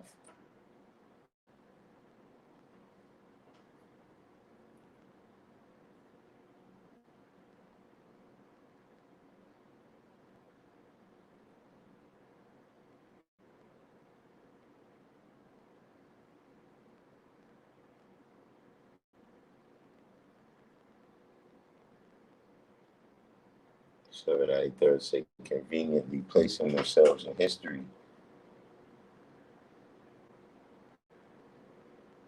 University say you do more research. Yeah, that's because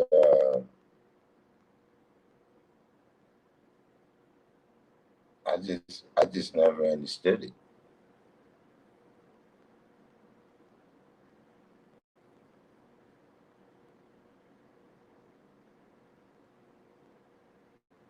And I like I said, who would the people that they call the Native Americans right now, who are they?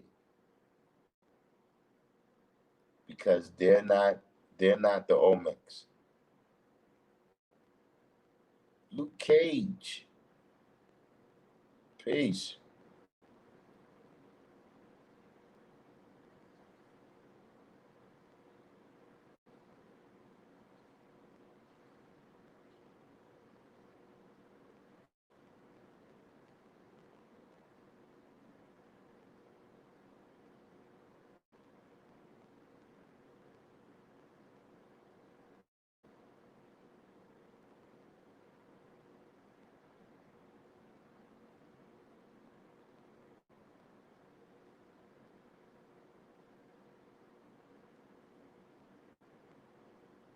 Anyone? Anyone?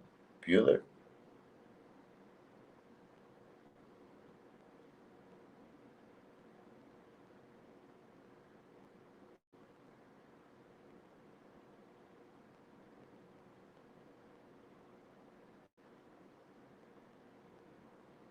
But you know, with a lot of these things, you know, the whole conspiracy has to go with it.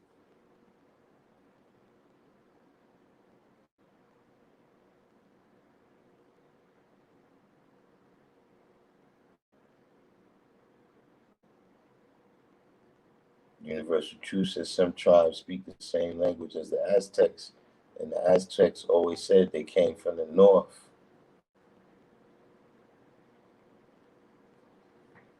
But that would kind of match up with the history that they came over here 16,000 years ago, and that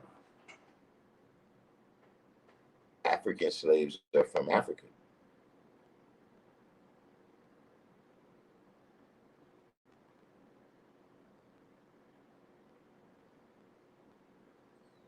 Seven ninety third said, and the Gullah Wars weren't just a bunch of Indians either.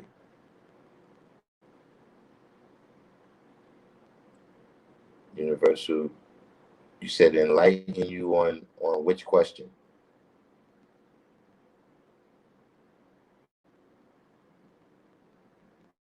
Christopher Gooden.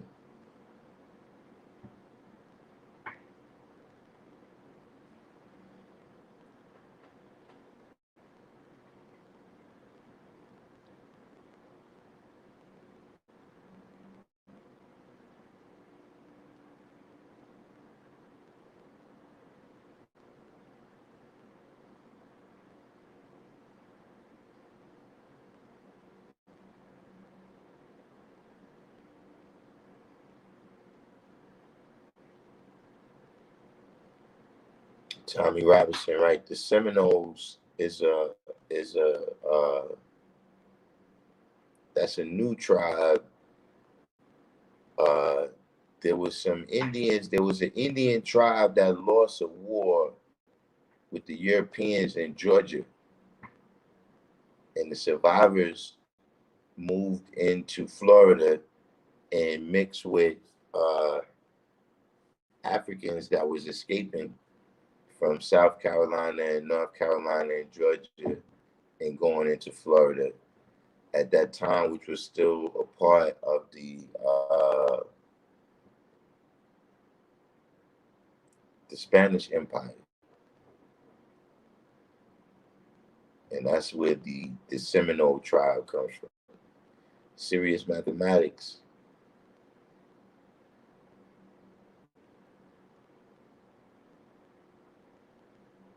The question I asked about the original Indians.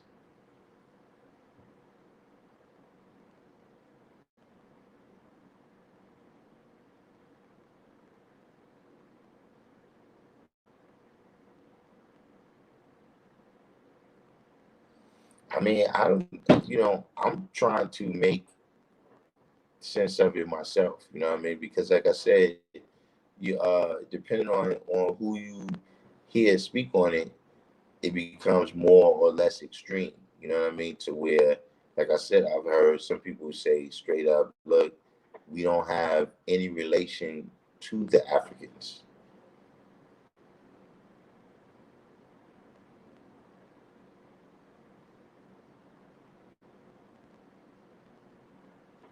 So, you know, I'm just trying to make sense of it that, you know, okay, if the original uh, inhabitants over here was black and brown seeds, right?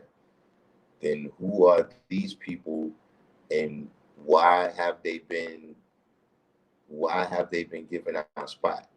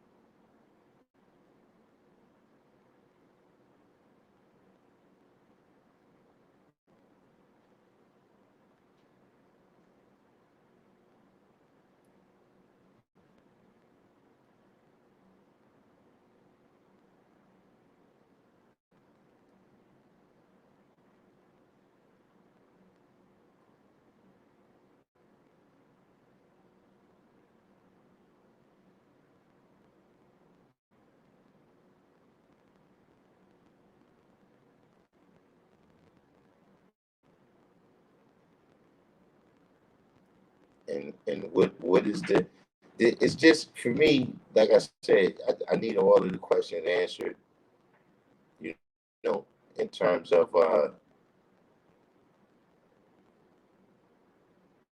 why why we get taken out so completely.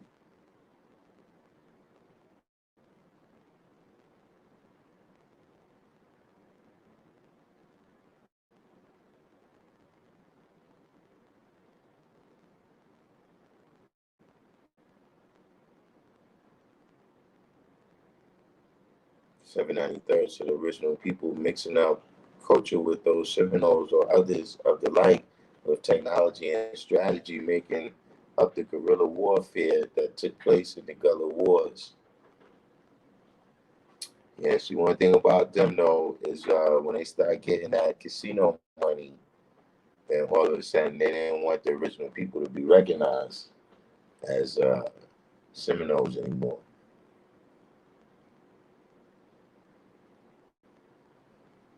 Serious mathematics.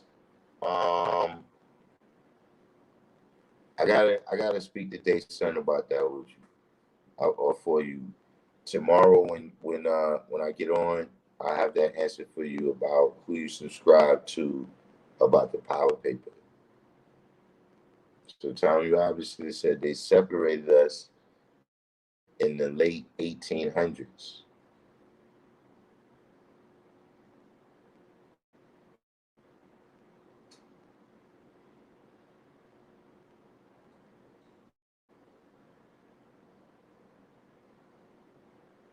And how did that history work out? They separated us where? Like you saying that the Indians, like the people who calling themselves the Cherokee and the Navajo and all these people, right? You saying that they were on the plantation with us?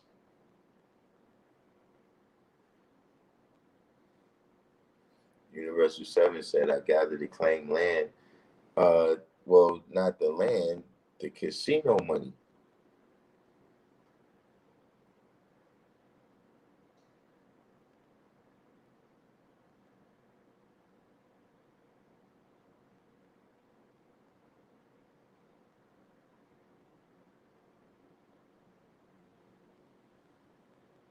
Tommy Robinson said, you know, the checkbox on the application. Application for what?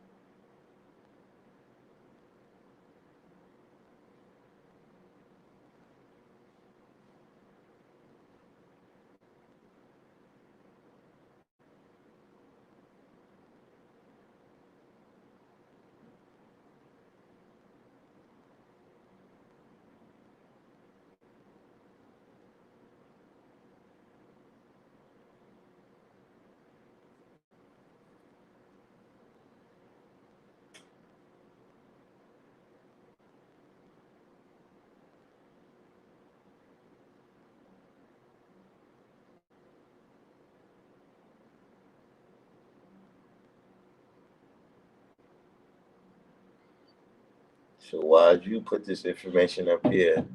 The 5% of newspaper, P.O. Box 3497, New York, New York, 10027, and a $25 money order.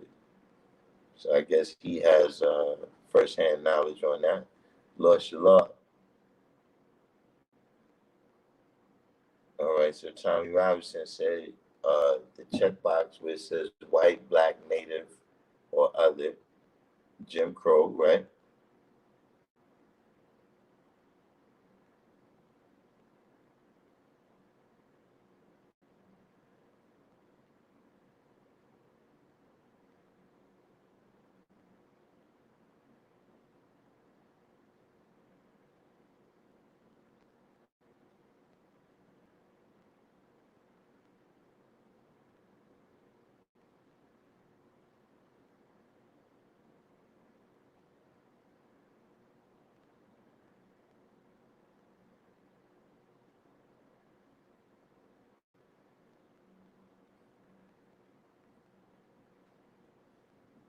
Christian, yeah, like I said, I gotta talk to their son tomorrow, and I could, get some confirmation on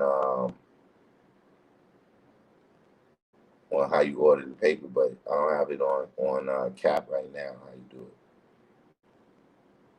So you saying that before the late 1800s, that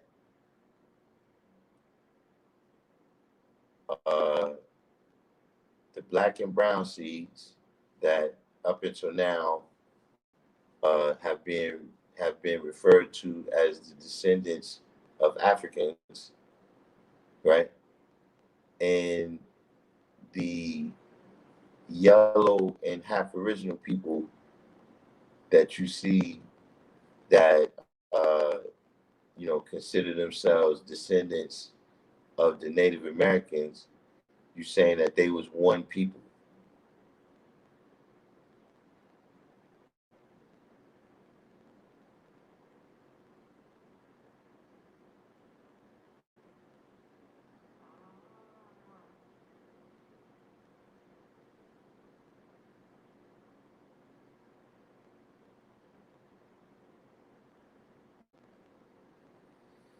Yeah, why's that West Side in Washington State? I haven't seen Wise. Yeah, Wise ain't been on maybe like a month and a half, 2 months.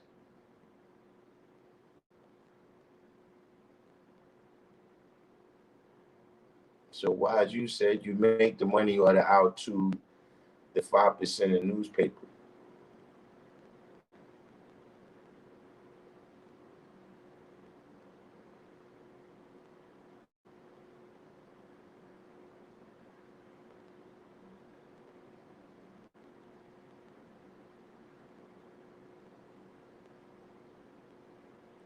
Universal said the original Indians were knowledge seeds, weren't they? Um, well, who you calling the original Indians?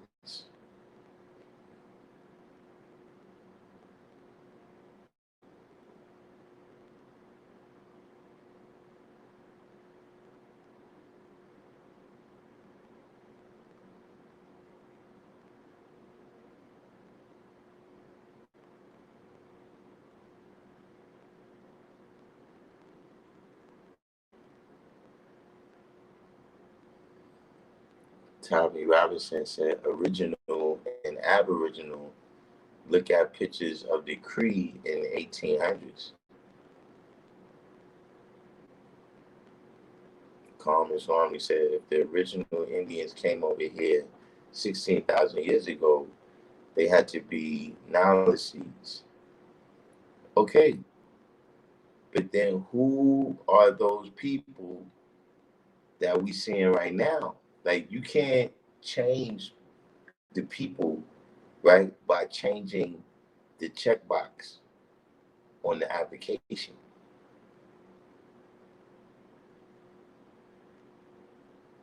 Tommy Robinson said, look at pictures of the Cree.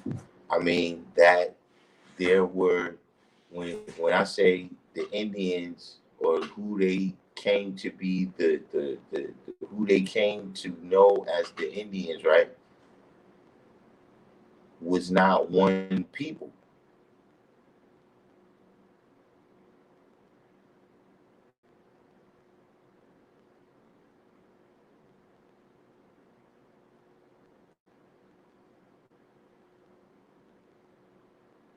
So was there a tribe, you know what I'm saying, that consisted of some African people that came over here and they blended into the land? I don't doubt it.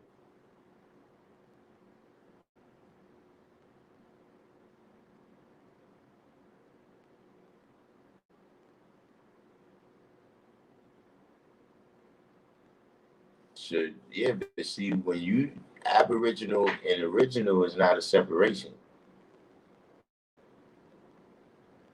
because remember, uh, you know, especially when you talking about during the time when these lessons was written, the black man wasn't referred to as the original man.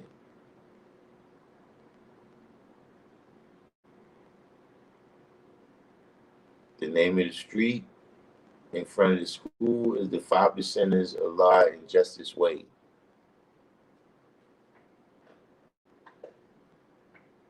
Universal said, why are they called Red Indians?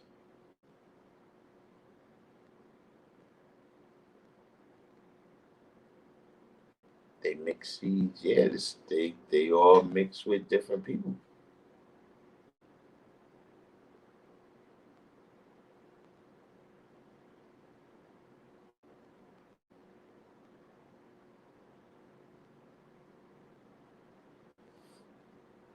Why, as you said, the oldest skull reconstructed in the Americas is a Nalasee woman and dates back to 16,000 years ago.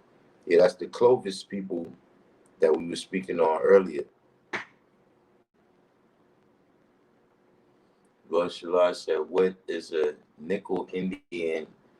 I'm pretty sure you're talking about a $5 Indian, and this is when it was some type of benefit to being an Indian, and you could go down to the Indian Bureau and pay $5 and have yourself classified as an Indian. So this is another group of people that's mixed in to who we calling the Indians, but this is not one group of people.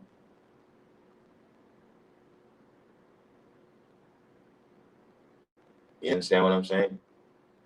Meaning, uh, like I said, you see some of the people. Like, look, where's there a tribe, right, in India or Africa? Where is there a tribe that looks like Elizabeth Warren?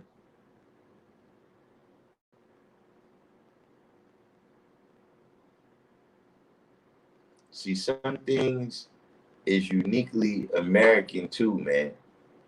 Because in America, we've been trained to call everybody black because of the British one drop rule.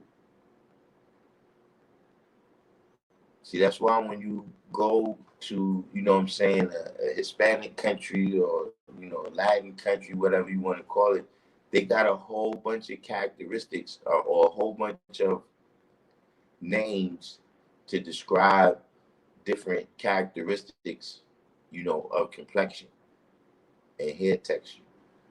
It's because they don't have the British one drop rule that one drop of black blood makes you black. In some of those countries, it's the opposite. One drop of white blood makes you white. So see, we've just come accustomed to saying that black people come in all shades. No, they don't. Half original people come in a whole bunch of shades. Red people come in a whole bunch of shades. But you can't point out to me, you know what I'm saying, a group of people, in a land of origin, a tribe that, you know,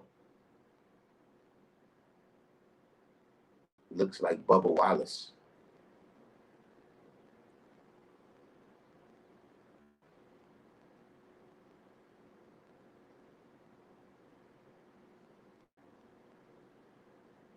Yeah, Elizabeth Warren, she says that she's Native American.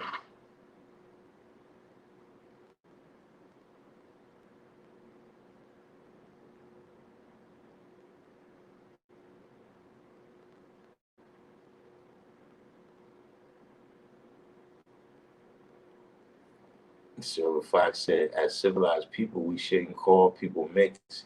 I call them amalgamated, meaning combined. Well, what's the difference? Yeah, neither one. I grew up with a term that was much less politically correct than either any of these. Um,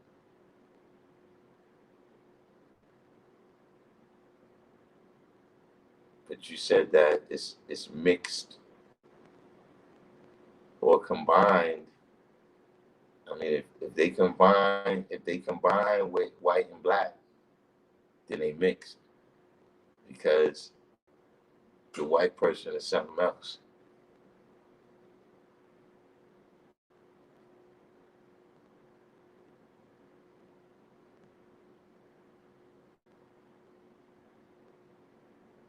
Thomas Longley said, nah, Elizabeth Warren admitted that she was BSing. She's like 0.00001% native.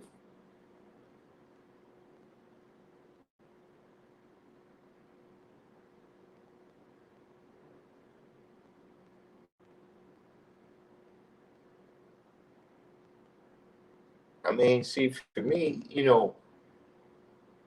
I speak on it just as a matter of fact. You know what I'm saying? Like I manifested on here a couple times already.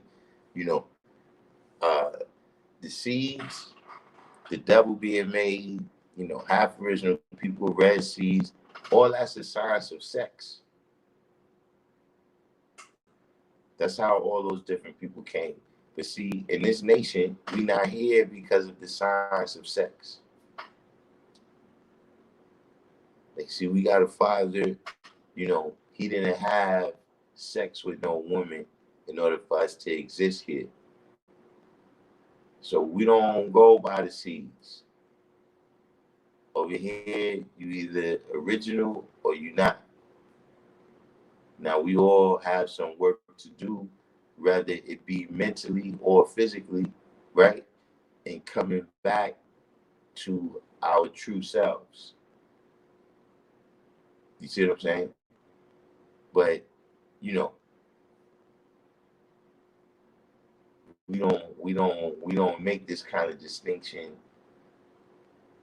in the nation once somebody is shown and proven who they are through the science of building and adding on and showing and proving.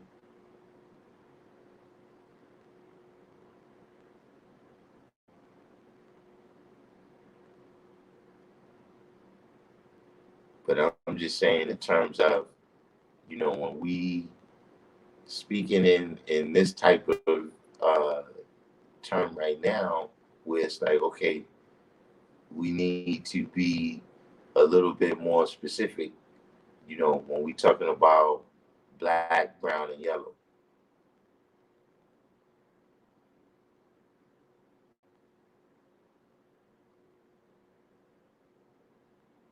See, because even when you look at the map, right? Look, you know, you got black, right? Is Africa. And then you got brown, right? Which is the Near East, right? And then you got yellow, which is the Far East.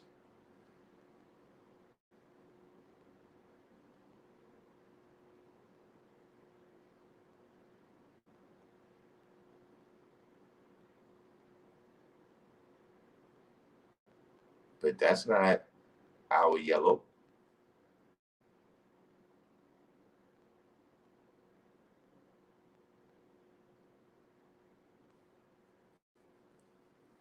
It's not our brown.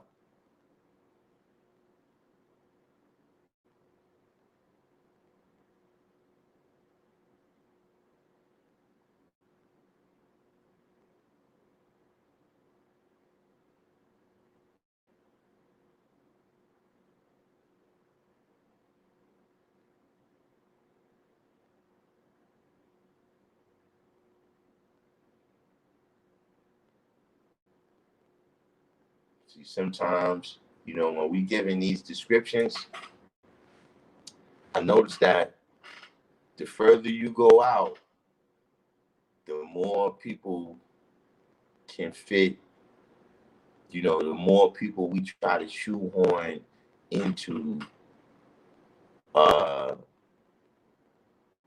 the more people we try to shoehorn into that characteristic. And see, when you say a black seed or a knowledge seed,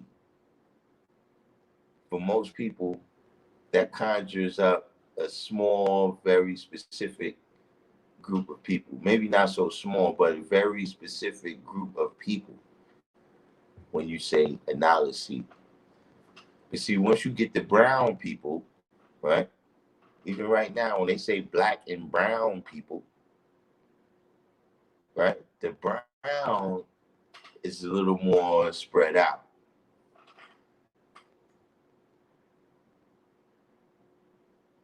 Then once you get to yellow, you got all kinds of people that's considered the yellow.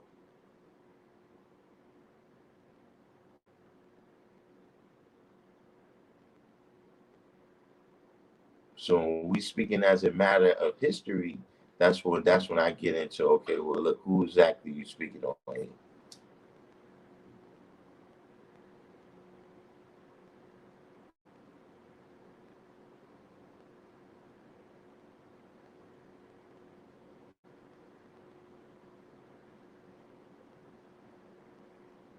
Silver Fox said, honestly, many get caught up in shades. The reality is it's about standing on truth, being sincere, being about your word and having no fear. Whoever is trying to say degrees of melanin make you more or less is mistaken.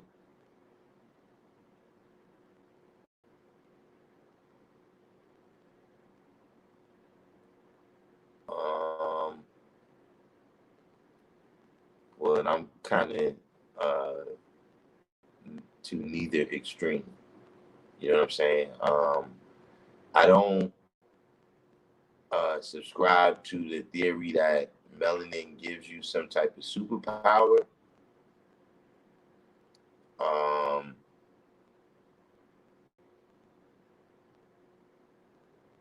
but just generally speaking,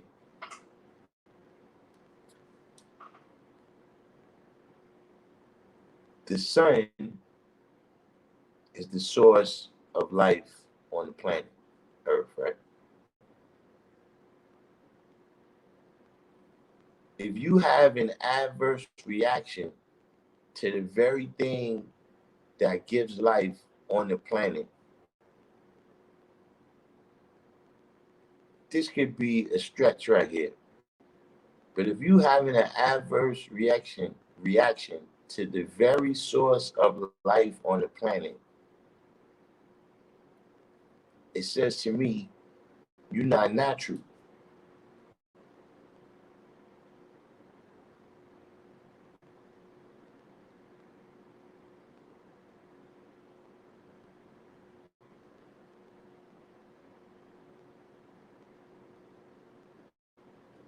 All right, now Silver Fox said, I've been to Africa and they call me white.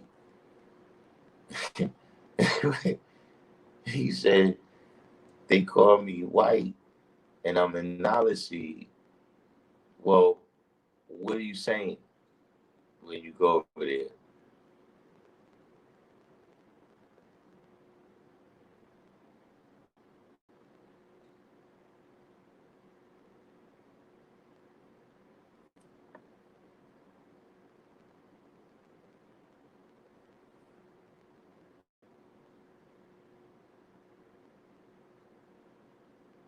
Silver Fox said, we are not going to get an A on a test just because I'm melanated. Right. Like I said, I don't think it's a superpower, but like I said, if the sun is the source of life and energy on the planet, right? And you have a substance in your body that helps you to assimilate this life and energy, um, I do see that as an advantage. You know, this is one of the reasons why I don't subscribe to like the evolutionary theory, because in evolution you got to have natural selection, and in order for you to have natural selection you got to have natural advantage. You know what I'm saying? Like it has to be advantageous, right? For whatever the being is, if it's an animal, if it's a plant or whatever, it has to be some advantage in survival, right? That this thing has, that is causing it to pass more of its genes on than uh, other entities within that species that's not passing on. So my question would be, under what circumstances would white skin be advantageous? I'm not talking about here in the wilderness of North America post 1776. I'm talking about, 6,000 years ago. What advantage would one have by having white skin?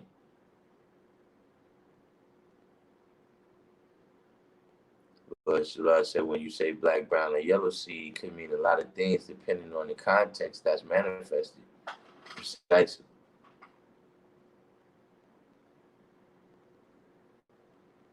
So it's like I said, I mean, when you're comparing original to colored man, I agree we have a physical and mental advantage. Yeah, but any people that's in the middle that we comparing, you got to remember that, uh, in America, we comparing based upon two things, kind of. You know what I'm saying? We comparing firstly on the British one drop rule, right? And second, we comparing on this kind of best of both worlds type of mentality. You know what I mean? Where the talented 10th and all of these type of people come out of that type of philosophy. Um,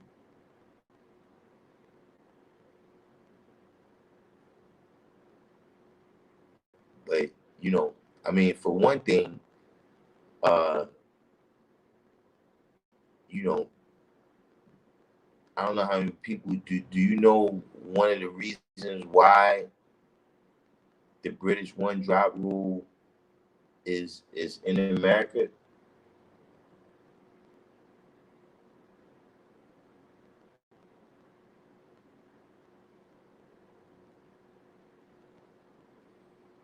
Comments normally say Europeans and Caucasians can process milk, lactose better than original people, which gives them greater access to another energy source.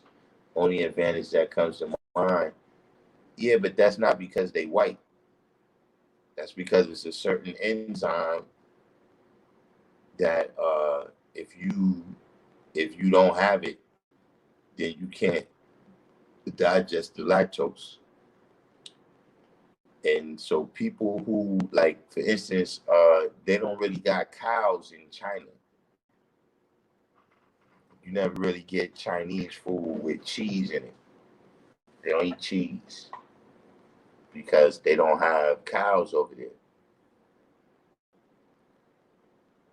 So if your ancestry was raised around cows, right? Then if you couldn't digest it, you died when you was a baby, because that was the main source of, like you said, the nutrition. But those populations who grew up with that, they've already weeded out all the lactose intolerant people.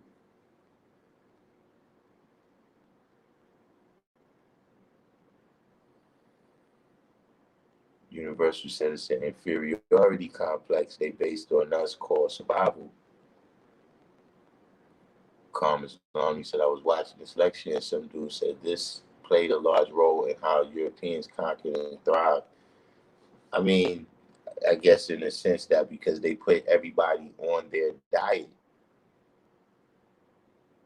And so, no, you were never going to thrive according to their diet as much as they was.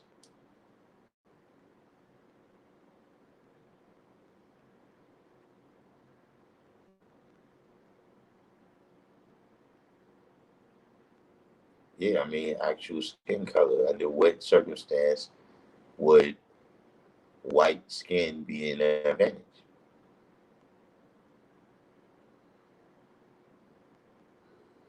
Yeah, Chinese people don't eat cheese. They don't have cows. That's what that got to do with. Like if the people historically had cows, you know, then the babies that grew the strongest and the healthiest was the ones that could digest the lactose.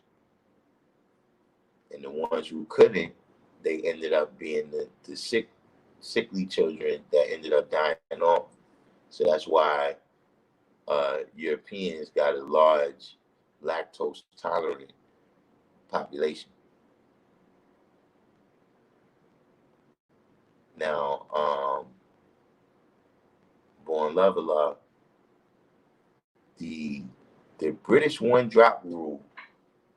Um, there was a lady, I can't recall her name, but she existed sometime in like the 1650s or 1660s. She existed a little bit after John Bunch, or when her case came, it was a little bit after John Bunch. And I hate to chop her story up. Um, Hopefully I'm getting it right. If not, somebody correct me. Um, she got she got sold into slavery somehow, and she sued the people who bought her, like whoever was the people that made the transaction. She sued them, saying that she shouldn't be a slave on the basis that her father was white.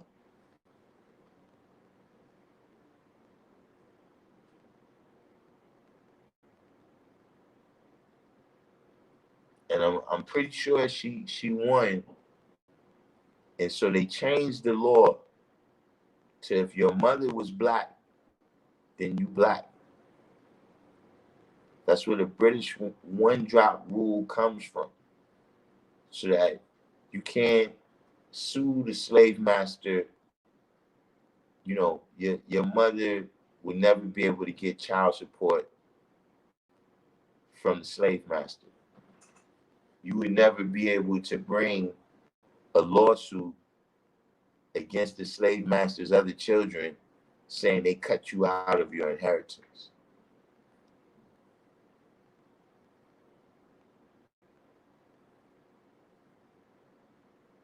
And at the end of the day, this person is your problem. Like whatever it is they like, whatever it is you don't like about them, we don't like it neither. But you're the one who has to deal with it.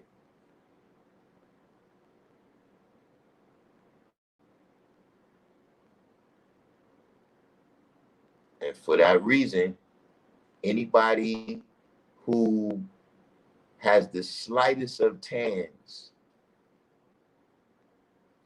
with just the slightest of tans, you can be black now. Now look, I like Rachel Dolezal. I think I told you that before. That look, uh, I look, you know, they could take Candace Owens, give me Rachel Dolezal, all day, every day. But that being said, understand how she was able to come off with what she came off with. because we've been trained to accept so many different type of people as black, that white people like her and the other kid, what's his name? He came to fame in the Black Lives Matter thing. He's still doing right now. If you look at a lot of the footage, it comes from him. A lot of the different footage of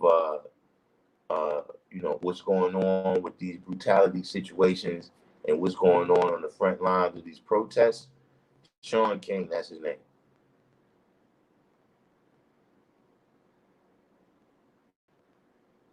See, we've been given such a loose definition of who is black that these two white people was able to come and say they was black.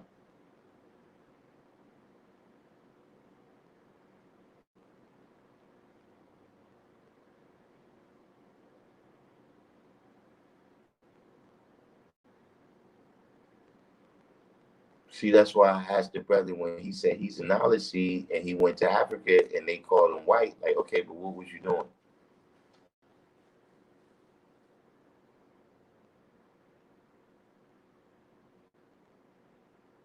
See, when we say who's the original man, being dark complexion is just one thing in that whole degree.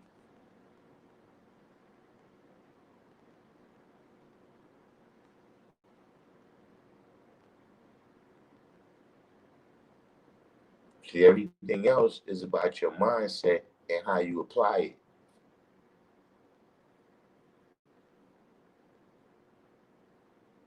But there's only one biological thing in there. Well, two. That you're black and you're a man.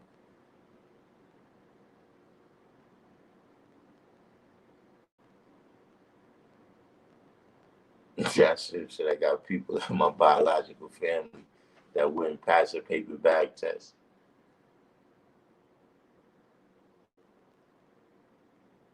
Yeah, I don't think I could get past that myself.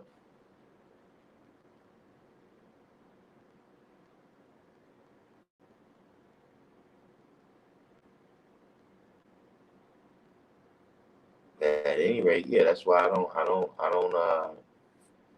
go according to the British one drop rule. Common only said I got maybe two or three people in my family who could pass as white on a bad day. And I ain't never met those people in my family. There was a white dude, is a white dude uh in my family. I seen him one time,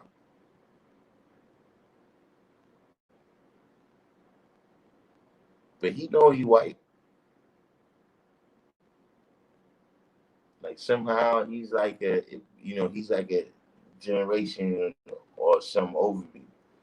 But somehow like he's actually I think a red seed, but he look white.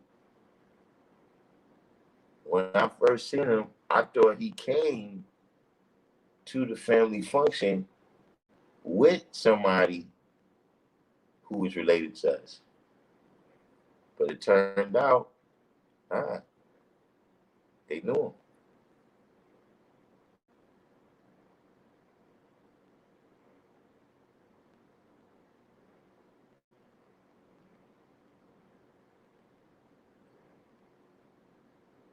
Tommy Robinson said the Father and the Son reincarnated. So if I said they call me white because they hear the English American colonization in me, the language. So you speak the King's English. You talk white.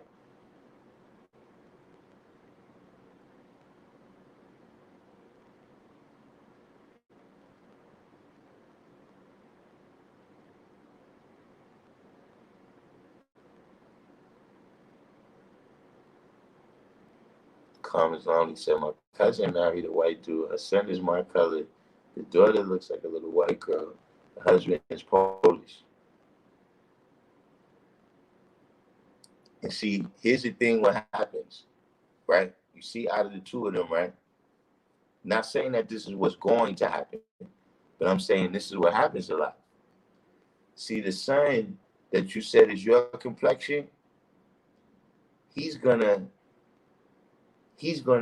well, I'm not gonna say what he's gonna do, but it's much more likely for him to feel more affiliation and gravitate towards original people. Whereas the daughter might find it more comfortable to associate with white people. And what happens is those half original people that go and associate with white people, we don't never meet them because they don't associate with us. So in most black people's minds, they have this idea that everybody who's mixed looks mostly black and they identify with other black people. When in fact, there's a lot of them that identify the other way and we just don't ever see them because they don't associate with us.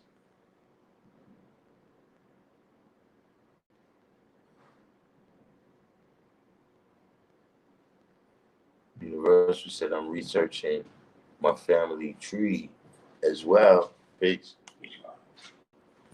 Since I was adopted, I have cousins. Who's this? Natural Essence. Queen Natural Essence. Just joined the live stream. Welcome to the page, Queen Natural Essence. See, I told y'all there's a Hotep channel, and that's why I'm growing. So you know, y'all watch our language. Y'all watch our language around the black women that's on my channel now.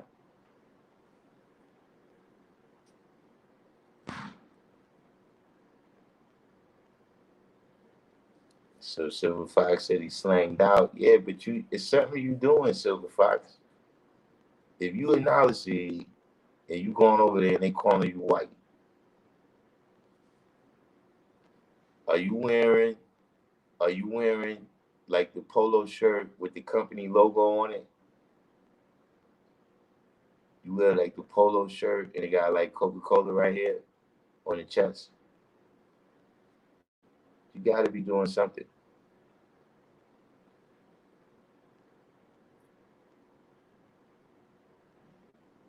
Universal said it's no nation that we inhabit but the language. Make no mistake, our native tongue is our true fatherland. Emil Cioran. Who's this?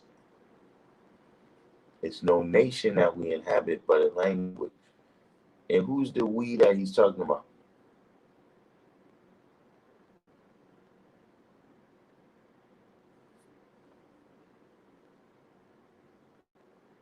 All right, see, this is another one that I hear. This is another one that I hear right here. You know, if your father is the original man, you know, if your father is black, then you're black. No. And I'm gonna tell you another phenomenon too, is that you got a lot of people that they'll tell you that they half white, but whoever's the person that you saying in your family is black, ain't not all the way black.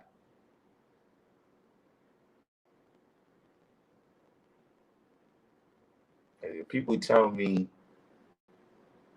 when people tell me, you know, Amber Rose is half black, nah.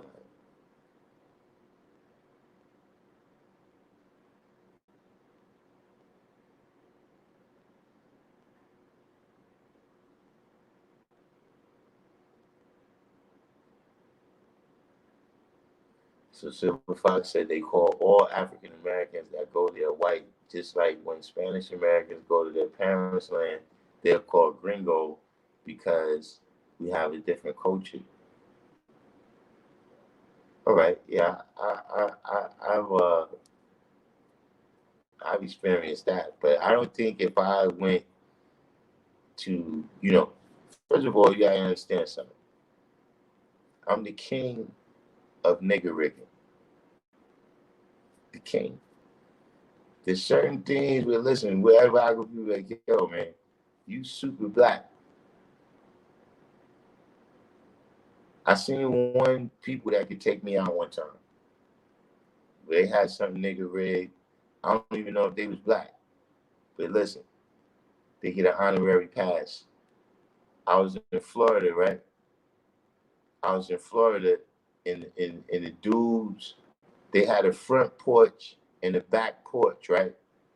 But instead of a regular house, they had a mobile home that they parked in between the front porch and the back porch.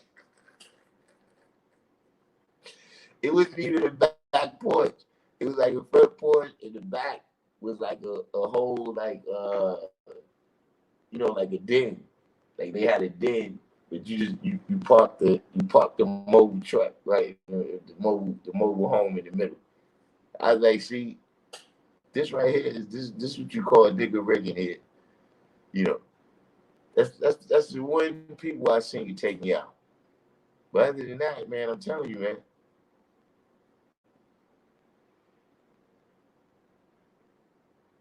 I'm that person. As soon as they see my name on the application, like, what? Nah, don't bring this nigga down here.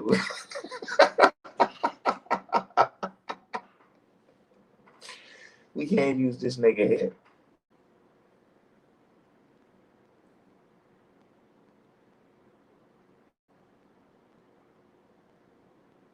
Comments wrong. He said African Americans in Africa considered white.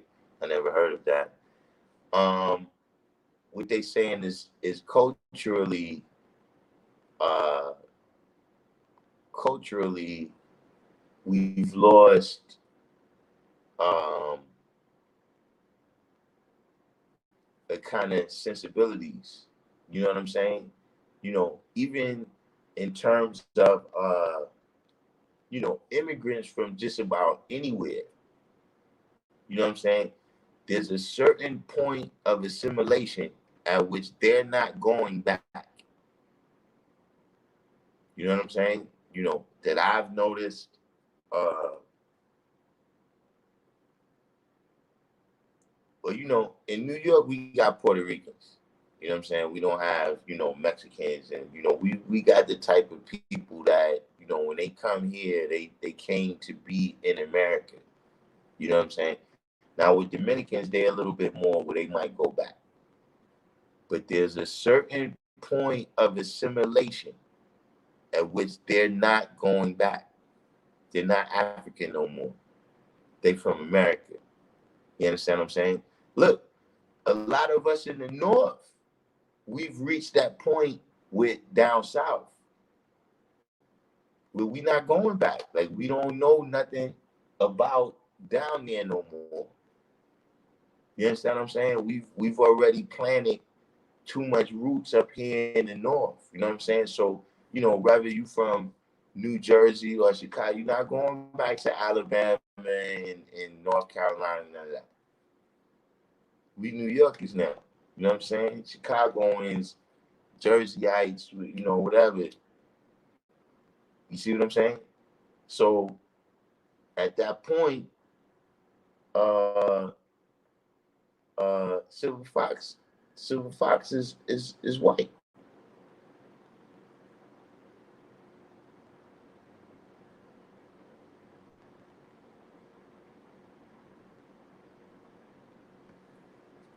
Probably come over there putting his forks and his spoons and all that in the proper position for European etiquette.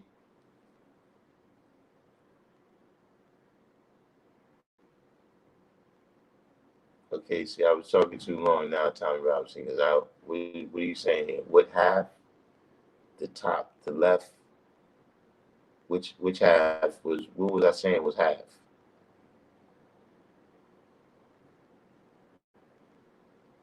Universal said it's a lot of whites in South Africa. got lost. So if I said, I know it's gonna blow your mind, what's gonna blow? What's gonna blow my mind?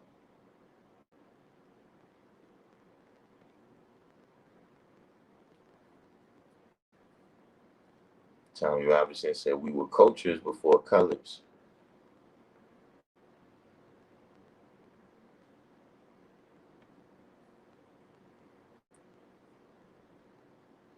And 793rd says stacking two double-wide mobile homes onto each other to make a two-floored house that's cheaper. Yeah, that's nigga rigging at the maximum. See, but look, I'm gonna tell you what it is. Nobody see. I nigga rig electronics. Nobody see this type of mechanical stuff like that. I respect that. I respect that. You see, when I rig it up, everything work by buttons.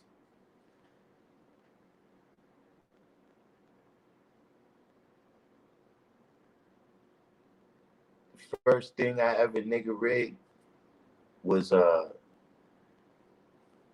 old tape recorders that was black and it had the orange button when you press record. Somehow it broke. And I took it apart and I found that it was a rubber band that the little thing that turns and it turns the cassette tape so it could play. There was a little rubber band that came off of the motor, and that's why I wasn't turning the little circle thing and it wasn't turning the tape so you could hear it. So I put that back on, you know what I'm saying? And then I discovered that almost every time a tape player broke like that, that was the situation. So I was like 7, 8. People bring me their radios and man, like, yo, man, I need you to hook me up.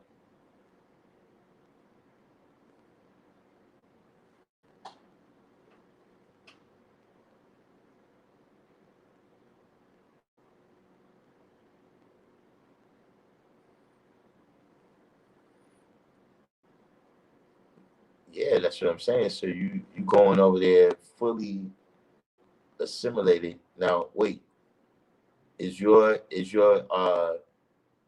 background that your family recently came from Africa, Silver Fox?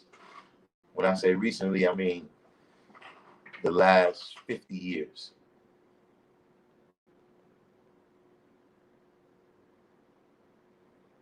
Calm as lonely. So when I was young, a lot of my friends would go down south for the summer. I used to wonder what was over there. Well, I don't know if that's still the phenomenon, but back in the days, that was the kind of thing where it was like you know, there was um, like the way kids were raised. You know what I'm saying? Uh, in that environment down there, you know what I'm saying? That was like exalted in the community. You know what I'm saying? So your parents wanted you to go down there and get some of that, kind of down home principles and morals. You know what I'm saying? Because, it was clear what the city was going to do to us and what it was doing. You understand what I'm saying? So, we got sent back down south to kind of get a shot of that, uh, you know, old time religion.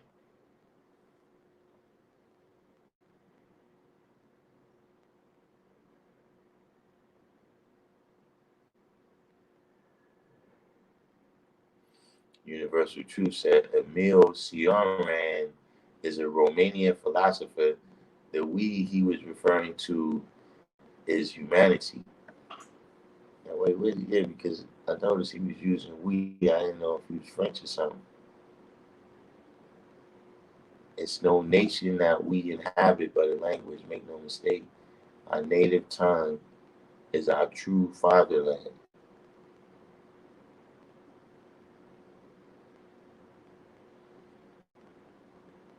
I mean, as somebody, um, who was born in America, I don't know if I agree with this. Um, you can't have like a huge slave history, I don't think, and agree with this statement.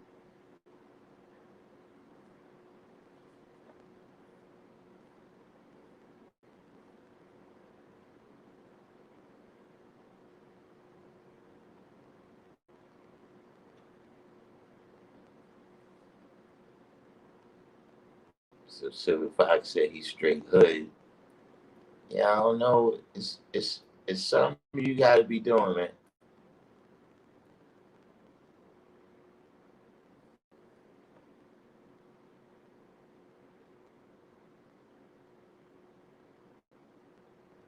Shaquem came in.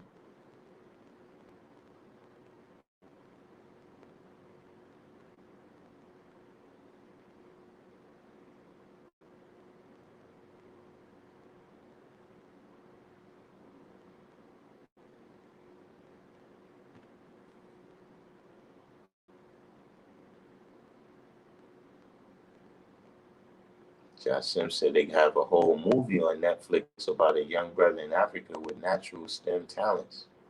Hmm. Right, 793rd. Yeah, you had to go down there and work. You had to go farm. The type of work ethic.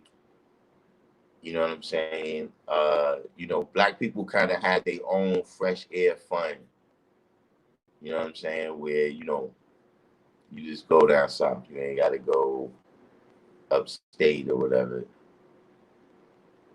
Shaquem said stacking two double wides on top of one another was innovative because now they're stacking connex containers on top of one another and making houses. Yeah, not for nothing. That looks kind of dope. I like that kind of stuff. Where yeah, it looks like they got some kind of dumpsters. It looks like it's some type of dumpsters, and they decorate it up.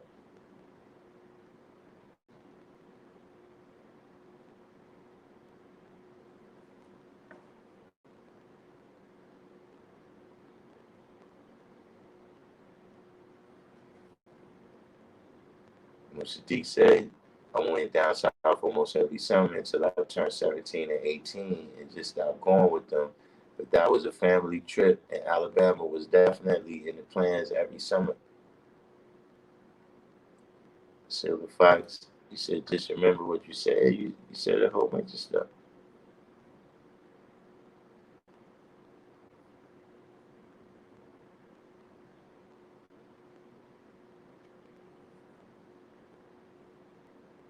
All right. So the name of this movie is The Boy That Harnessed the Wind, and that's about the boy in Africa with natural STEM talents. That's the type of thing. See, that's the type of movie I watch, man. A lot of this crap I don't be watching. Last movie I went to see that I liked was the 18.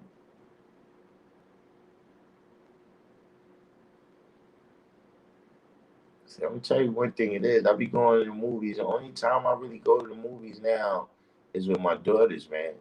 And they pick horrible movies. Horrible.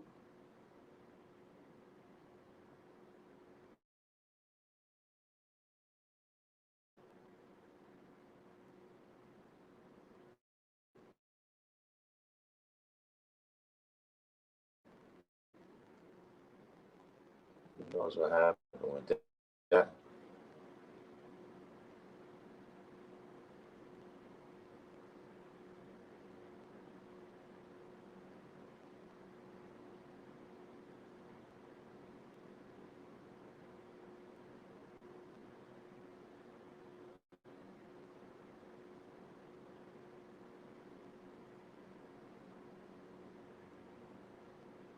Yeah, I'm gonna check that jump off out, Joshua, as soon as I, but because I don't really even have time to watch TV no more, man. And you know what I really discovered that I didn't realize until he was on trial is that Bill Cosby had a bigger impact on other people than me because I never really watched the Cosby Show like that.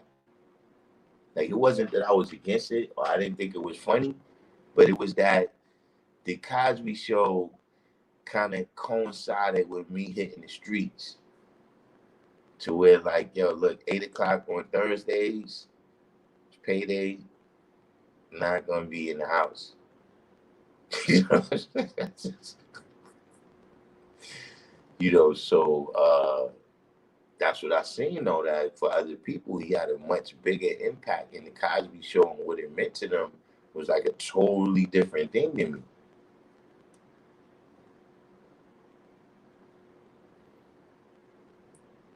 That's what I said. I think original people have talents like that that go squandered or underdeveloped.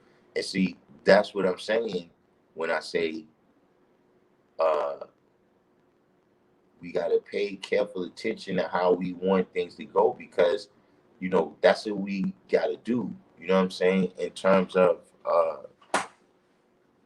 you know, um, if in order to be able to pass on these different things, you know what I'm saying? Like the financial literacy was one thing, but it can be anything. You know what I'm saying? In terms of, if you was a hunter, you know what I'm saying? Yo, your father was a hunter, your grandfather was a hunter, your great grandfather was a hunter, and all of this knowledge, you know what I'm saying, that could be thousands of years of history that's been leading up to what the people know about hunting now. You get all of this knowledge. You know what I'm saying? Right now, we not able to articulate, you see what I'm saying? Like, for instance, look at Donald Trump. You know, whatever else you think about him, one thing he's done is he showed and proved that his babies is the greatest to him. See, he's pulled them in to everything that he was doing already. So if something happens to him tomorrow, they can pick up. Whether you think they're doing a good job or a bad job, his kids could pick up governing the country right now because he's brought them in and gave them specific knowledge and specific instructions on how to do things. You know, with real estate, he gave them a new in politics if that's what they wanted. Like right now, like I said, whether you think they did a good job or a bad job, it's still the fact of the matter that his children have held government positions now. And if it came time to run for that office or to do whatever it is in that capacity, they can always come and say, well, I've done this from this time, this year to that year. Lord Shalom, peace to the God.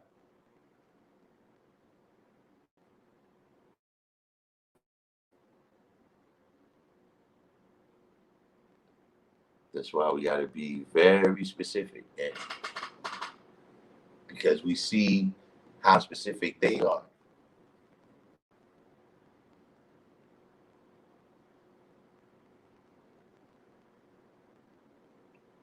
Who was the first? Who was the first? What's his name? They see right now, you got the Bush family. You got the Kennedy family. These are all people that groom their children a certain particular kind of way.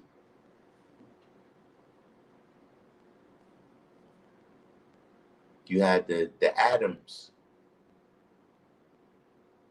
I think where's he, Kareem? See, Siri knows these kind of things.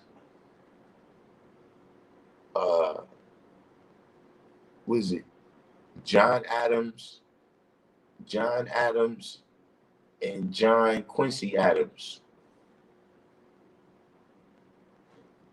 They was father and son that was president. They was father and son that was president of the United States too.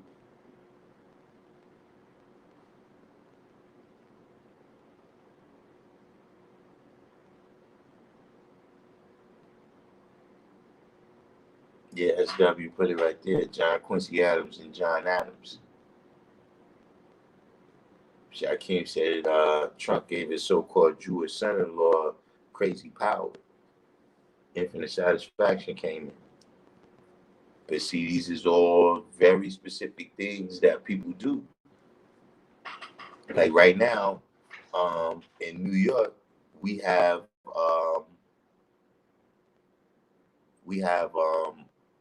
the Cuomo's, right? We have uh what's his name?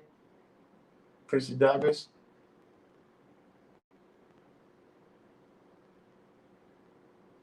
Andrew Cuomo.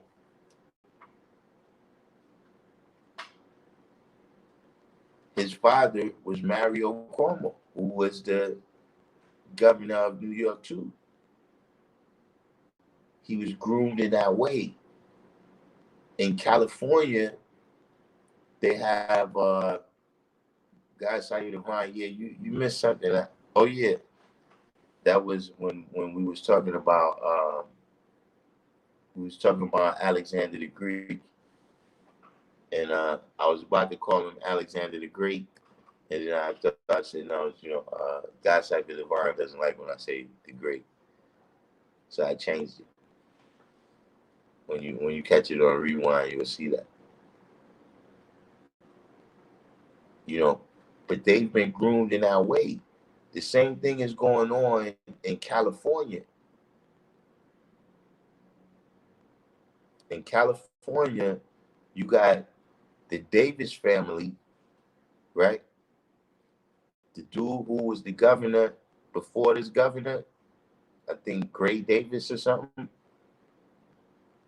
And you got this dude that's in there now, the Newsom family. The Newsoms and the Davis family is intermarried.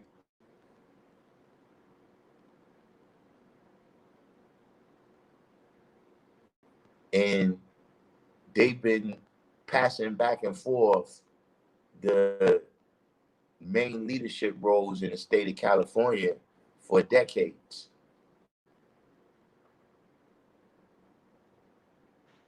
Nancy Pelosi, who's the head of the majority leader for the Democrats now, she's married to a Newsom.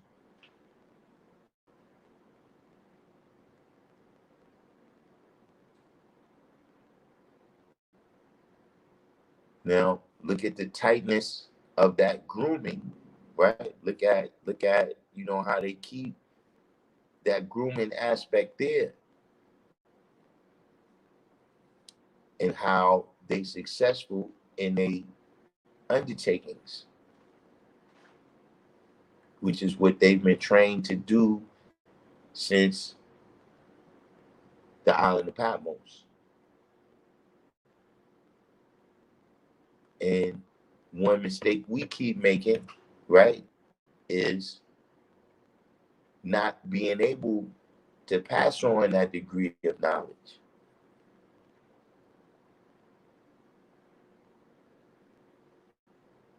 You know what I'm saying?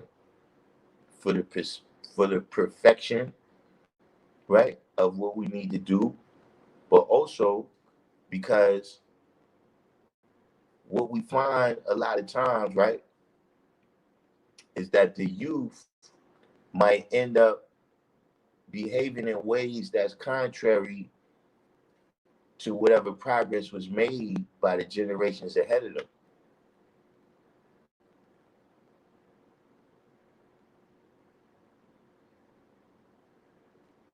See, like I said, right now, we got the streets, they getting kind of into it with each other right now.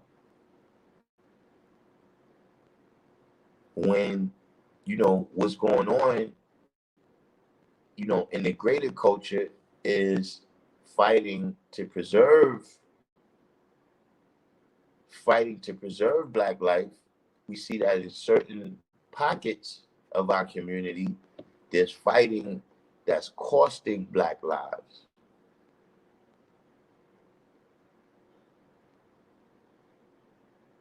Because we not giving the message right to the youth. We're not grooming them in a way where they're going to be successful and the legacy is going to remain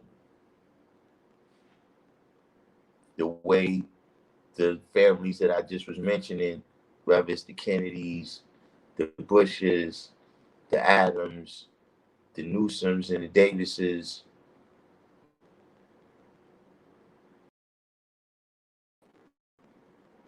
What is going on? I think we might need to tone down. Might need to tone down this topic. Um,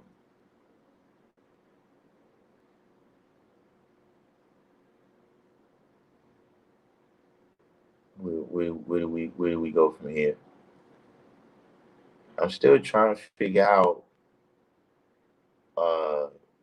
See, you know what it is, man. What country are you going to, Silver Fox? Because I know people from Africa. I had to ask about you, what you doing over there.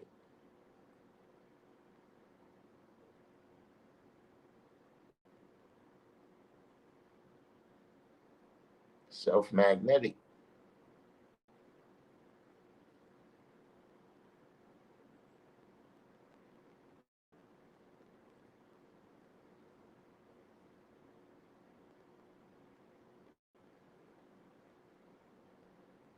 God cited Devon said, is that a result of us not doing our duty as civilized people?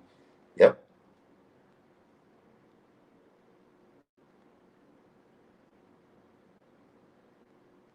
You from Ghana?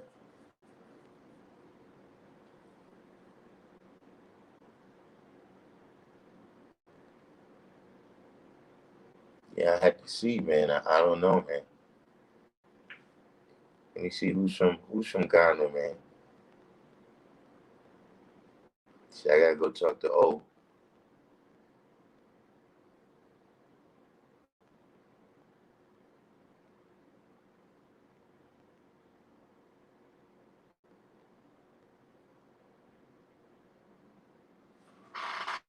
Um, well, you touched on something right here that we touched on earlier in the program, in this live. You said not having time or resources. Is that the result of the devil's power or our lack of power? See, one thing you gotta realize is that for the most part, these is always gonna be two different subjects. What the devil is doing and what we doing is two different subjects. You understand what I'm saying? Ending police brutality and dealing with brothers shooting out in the neighborhood, those are two different conversations. They got two different origins of how it started. It's different in how it's executed, and they got different solutions that's needed. Um, but one thing that we touched on earlier is that when you look at the 12 jewels, right? You got knowledge, wisdom, understanding, freedom, justice, equality, food, clothing, and shelter, love, peace, and happiness. You know what I'm saying? Now, those first 6 degrees that you see there, we know that in America, we don't get to deal with those. You know what I mean? In terms of knowledge, wisdom, and understanding. Definitely not supreme knowledge, wisdom, and understanding. You're gonna get enough knowledge to be useful to them. As an employee, as a soldier in the military, whatever it is that they need you to execute, they'll give you knowledge on that, right? Um, You know, freedom, justice, and equality. I don't think we really need to discuss that. That's not on the agenda, at least not for the original people. You understand what I'm saying? And what those six is replaced with is money. And so then the philosophy is, if you got enough money, right, to get enough, or to get, you know, a luxurious enough food, clothing, and shelter, then that's supposed to bring you love, peace, and happiness. You see what I'm saying? And so now the rat race becomes for the six, right? What the six was replaced with, which is money. You see what I'm saying? You know, that's a part of the strategy, right? Is to keep us occupied. You know what I'm saying? You know, anything that you're doing when you got X amount of slaves, you gotta account for all their time and their energy. You don't want them having time to be thinking about escaping.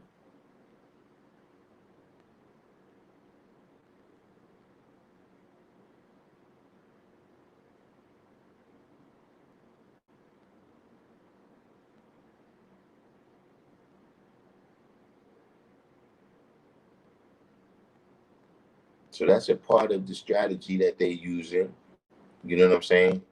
And it's also a part of things that we being caught up in.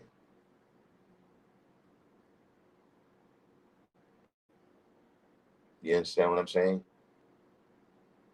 Like, when, you know, when we look at whatever this devilishment, all the different devilishment that's out there that we complain about all the time, the fact is we respond to it. Like, see, Sim was just talking about the movie, where is a movie about a black kid who was naturally talented at the STEM topics, the STEM subjects: science, technology, engineering, and math, right? How many people is going to go out and see that? You know what I'm saying? Whereas you can put all the same people in the movie, you can make the same kid the star, but you make it about him being a gangster, and we respond to that.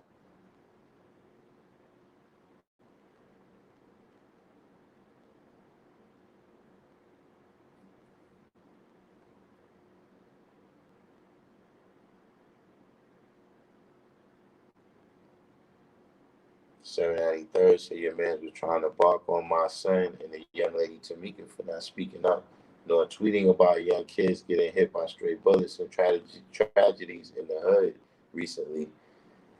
Just taking Soros' money. You know, I actually saw that. I saw that installment. Um, I didn't agree with the way he. I didn't agree with the way he manifested it. You know what I'm saying? Um, you know, I don't agree with my son either in terms of, like, you know, I've been said this. You know, I think he has a little more confidence in the humanity. You know what I'm saying? Peace. Thought you was gone, motherfucker. Nah. I'm about to wind it down right now. Yeah. Science. Nah. I asked what you hear, and he was like, ah. I was looking for you, Basham. I was looking for you. I was looking for you earlier, Basham. I can't recall what it was though. I just asked the door. What time is it? Almost 10. Man, no pork is closed. Nah, I think so. You got called. Yeah, they've been closed up recently, man. On the weekends, he's been open. Seems like. Yeah, I think I just go to 135th. Don't tell Born Mastermind I'm going to Jamaican restaurant get some jerk chicken. You know, it's white on the inside, but it's brown on the outside.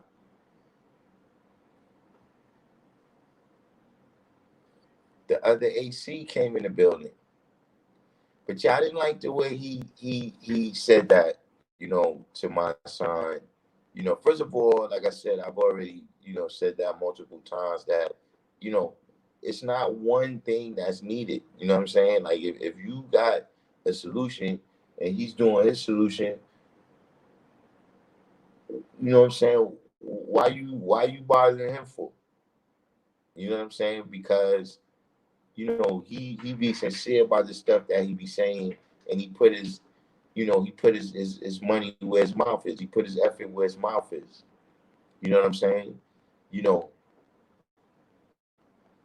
to really look up every individual situation and say, well, you said something about that. Why didn't you say anything about that? I mean, a lot of times because I didn't know that. If you knew, what you waited till you seen me for to say something about it? Why you didn't say nothing? You know, that's a part of the reality.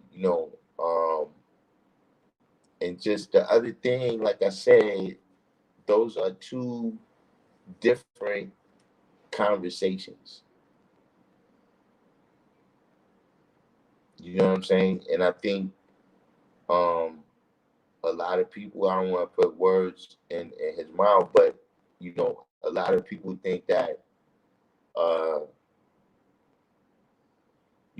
on a level of cause and effect, that it's the external problems that's causing the internal problems. You know what I'm saying? So that on some level, it's like, say your bathroom is flooding, right? Your bathroom is flooding, right? Now, the floor is all wet.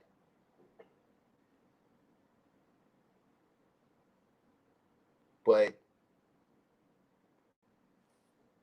when you come into the situation, right, and you apply your intelligence to it, it's like, okay, well, I got to turn the water off first. You understand what I mean? I got to attack the problem before I can deal with the issue, which is getting the water up off the floor.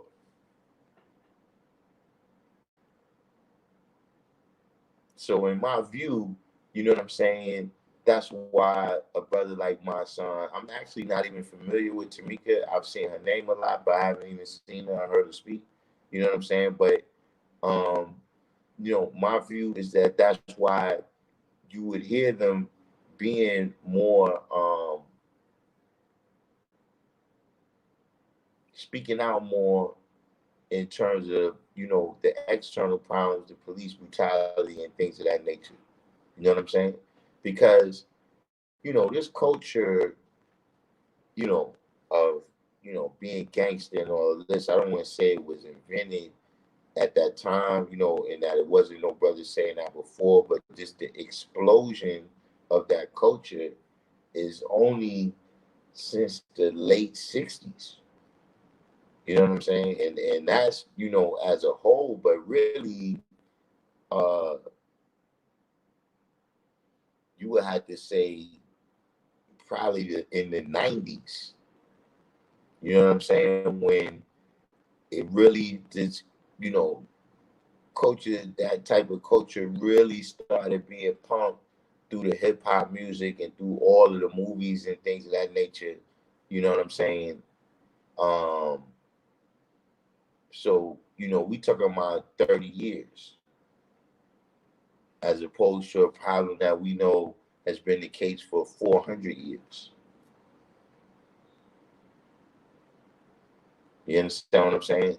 So, that would be my view on it just in general.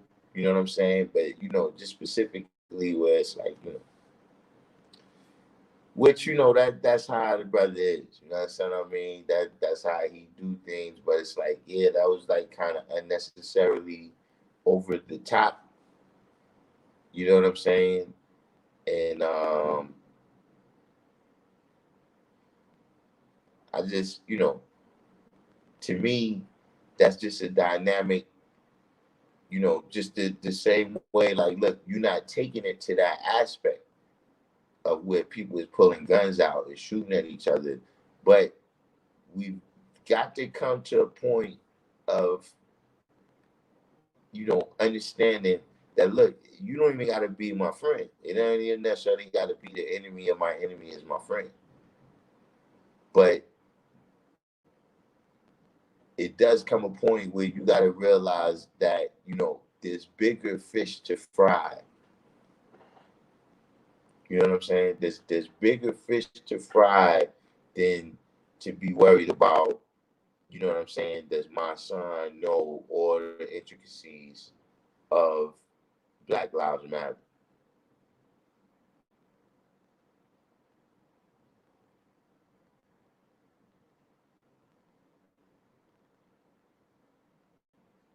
But I can't argue with that. That we do, now in particular, that's a level of responsibility that has to be taken. Especially with all these defund the police movements, right? Is to know that we have to keep our level of civilization high.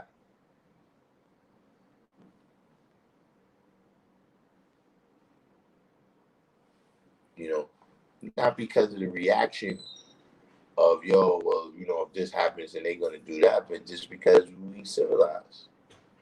You know what I'm saying? We don't want to live in an atmosphere where, little children are being killed over words on Instagram.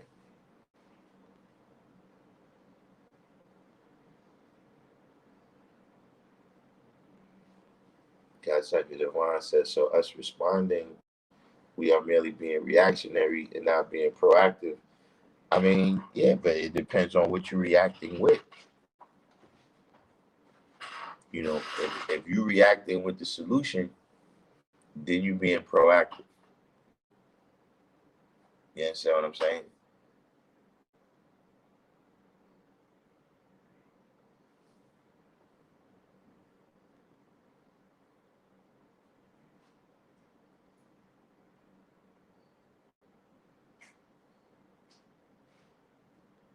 University said, I don't support Black Lives Matter. I don't support them, but look, they handling their business, they doing what they gotta do.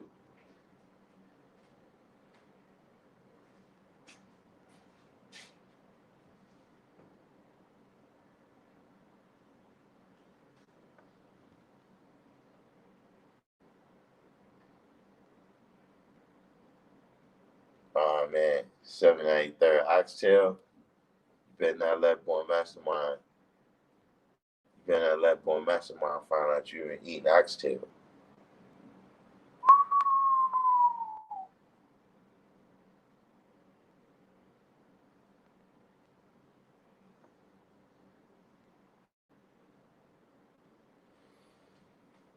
So God Cyber Divine said, if there are two different conversations, can one exist without the other? Meaning, can the devil have power without the original man giving him power to rule and also relinquishing his power? Um, hmm.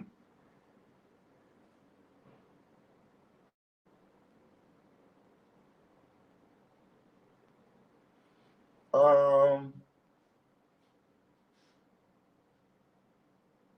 no. They always going to be connected in that way. Uh, because we're not speaking necessarily about power, we're speaking about control. See, power can respect power. You understand what I'm saying? You know, uh, LeBron James can respect that Kevin Durant is a good player, but see, only one of us gonna control the score. I can't, we homies until we need to control the score. I'm trying to control the trophy on the way back to my house. So, it's always going to be that give and take, between them. But the solutions are just different. The solutions, the players involved, is just different. There's going to be likenesses, but it's like the other example that I always give is that, listen, if you got a teacher in the school, right, and they're molesting the students, that teacher cannot say, well, what about teen on teen sex? Like, that's just a whole other conversation for you to talk about two kids that's 14 years old, or they both 15 years old, and they having sex, versus the teacher who we sent the kids here to be in the care of.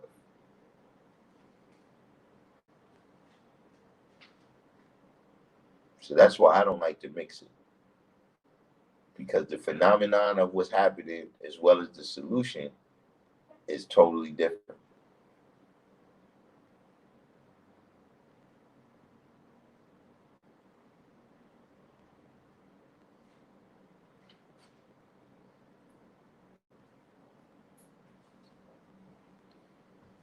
University said people getting killed under the banner of BLM. What happened with that?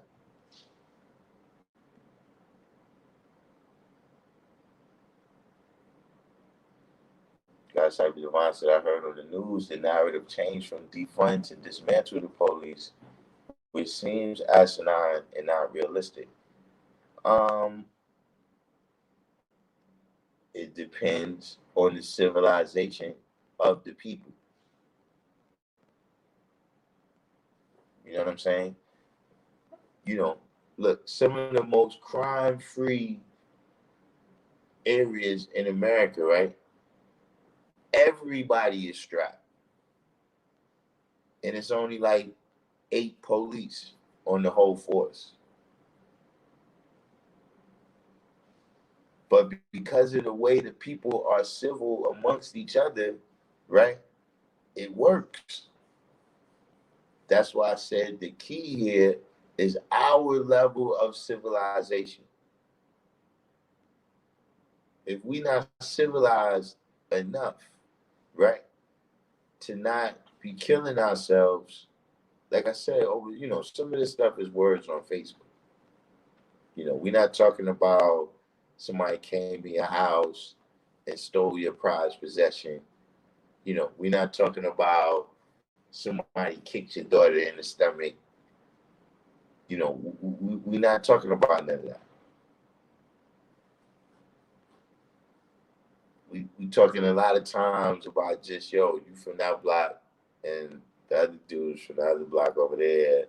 Y'all never even really had an interaction with each other for there to really be beef. See, that's just being uncivilized. In New York City, the police is only from 1845. So what did we do all them other thousands of years before it was the NYPD? We were civilized. See, even what they do, they only dealing with a small segment of the people. See, one thing you seen during these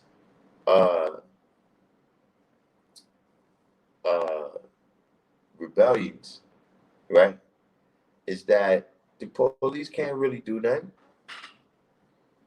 If the masses of people come outside and just start yelling, the police can't make them shut up. So in reality, what's maintaining civilization is the civility of the people. The police could deal with an acute situation. Like, look, if you got somebody standing on the corner and they shooting right now, the police can go up there and do something about that. And we might don't like what they do, but they can go and handle a situation like that. But in terms of, people selling drugs on this block, it's really nothing they can do. They come arrest that person, there's going to be 2 or 3 other people that come out in their place.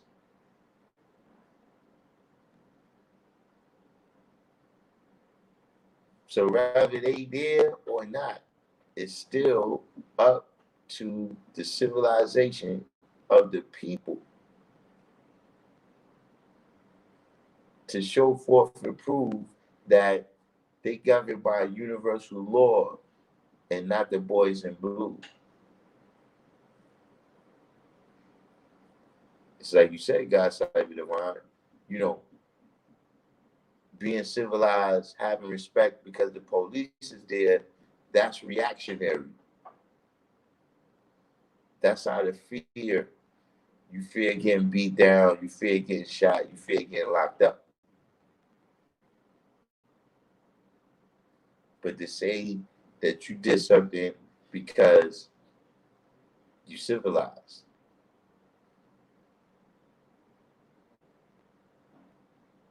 that's the key to where we got to get in order to make that work.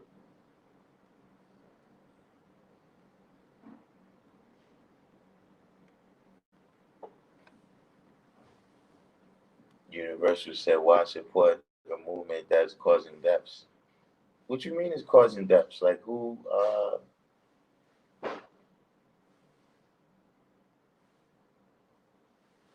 Universal Truth said, what's the joke about Born Mastermind and Jamaican food?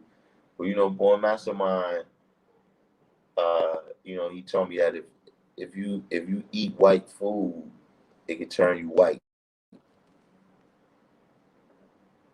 So he said that, being that we've been over here in Wilson, North America for 450 years, that in only another 150 years, if we keep eating the white man's diet, that we'll be white. I don't know what it is. I must be, I drink a lot of lemonade. Maybe that's what it is. And it's negating the effects. Because I don't even know what I'm still doing alive. If I'm supposed to be white, listen, if I'm on the road to white, something ain't working out.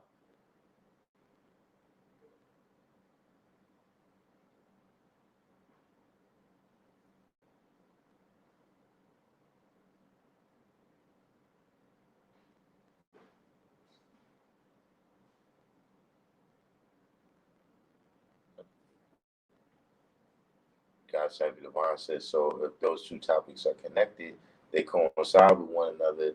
Power is control and influence. We gave the devil power, and he now has influence over 85%. Yes, the solutions are different, but the foundation remains the same. Now, power and control is 2 different things.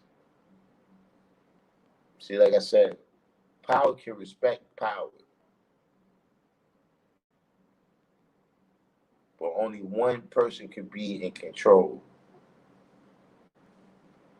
See, I can have the power to do something, and you can have the power to do something. See, like, look, I got the power to make babies. You got the power to make babies. But see, you control your cipher where, I'm not coming to make babies with your black woman. There's a difference between power and control. I'm not saying you control the woman, but you can control your cipher and the situation of who you let in your midst and how they supposed to be relating to the people in your cipher.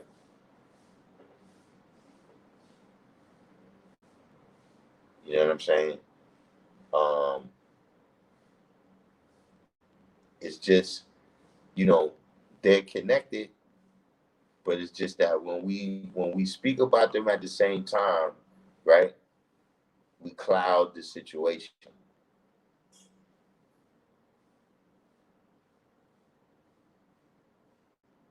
Like if you speak on police brutality and gang violence, you know, at the same time, you cloud the issue.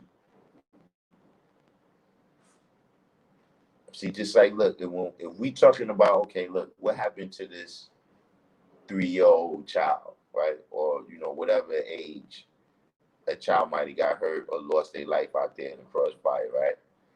Dude, I don't want to hear nothing about the police. I don't want to hear nothing about the police jacking people up on the wall over there when we talking about that. That's clouding the issues, and we're not talking about that.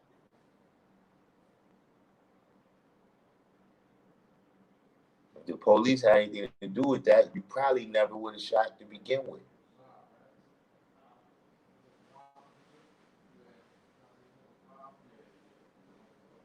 Universal said, then you got devils holding up signs, white lives matter too. I mean, listen, I saw that Waju, the dude didn't know how to spell white. But listen, you got to remember, man, the first law of nature is self-preservation. And it applies to colored people just like it applies to us, man. You can't hit and not expect to get hit back. You see what I'm saying? So, yeah, that's going to be the case. That's why I said, is to me, it's not so much about humanity. It's about the fact that,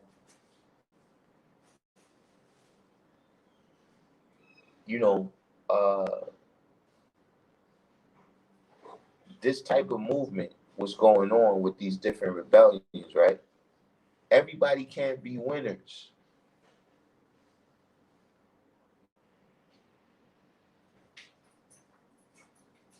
See, you got a pie, right? And the pie is 100%, right? And somebody's piece of the pie is getting ready to increase. Guess what? Somebody else's piece of the pie is getting ready to decrease. And this idea of trying to achieve freedom, justice, and equality, right, for everybody, when half of the people live off of, you know, uh, people not being free to live out whatever idea that they want. You know what I mean? When you got people that's making money off of injustice, they're gonna push back at justice occurring. So those is things. I mean, look, they was holding up them signs before, or let's say maybe they wasn't holding up them signs, but now they put the signs up. Like I said, you can see that with the naked eye. Vision is 2020 on who they are. But I let them do them.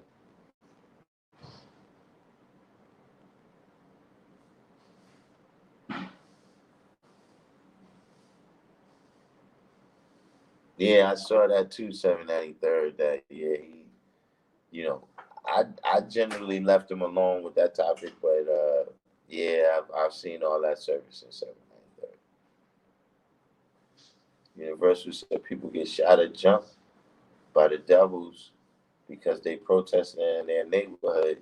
People getting harassed too. Police even macing the seeds. It pisses me off. Why you hurt babies for? Police ain't nothing but a militia. I mean, these things is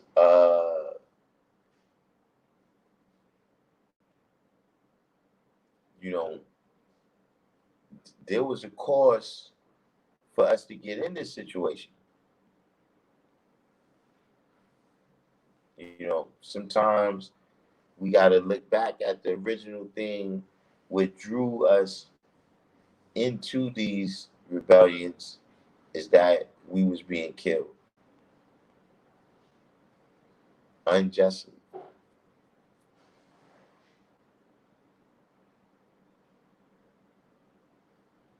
So, not saying, like those lives of the people didn't matter, but I'm saying that, at some point you gotta realize that, that's what revolution means. You can never leave that aspect of it out, that there's people that survive off it the way it is. And as long as those people exist, they're going to be ready to go to war to preserve the status quo in their livelihood. They see it as an attack on them and their family. Like, yeah, it's to us, you may look at certain things and like, yo, that's propaganda. They just saying that. Nah, there's a lot of things that people say that you may think is ridiculous. They really believe that.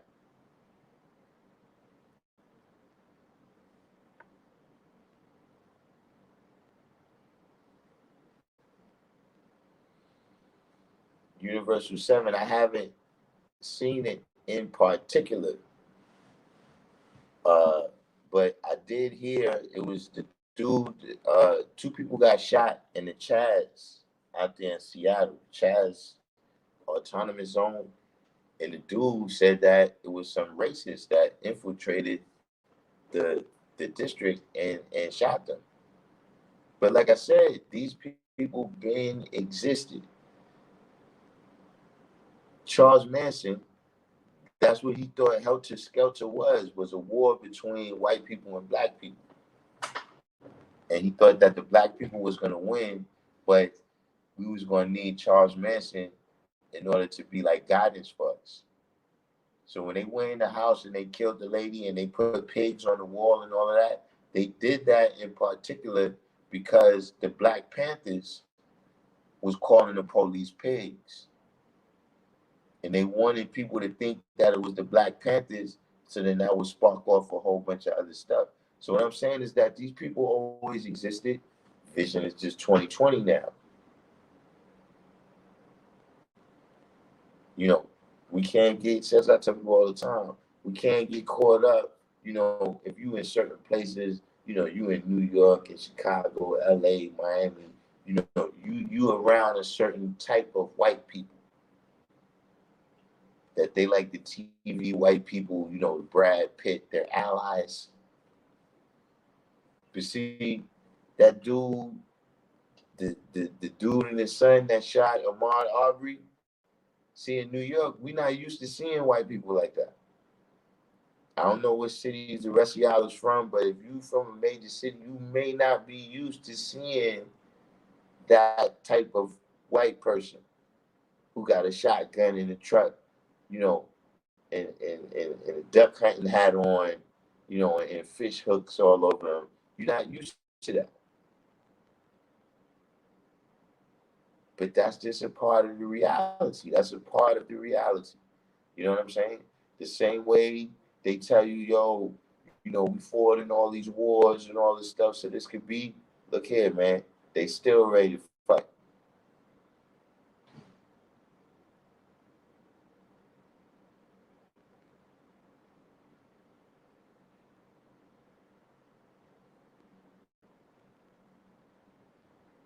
Whoa.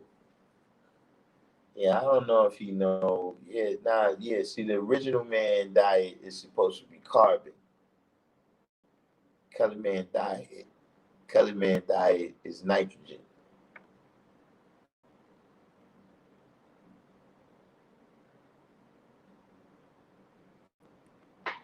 The drinking a lot of lemonade might turn you into a yellow seed. Plus, the lemons have white seeds. You know what I'm saying? And it's white. It's white on the inside of the skin.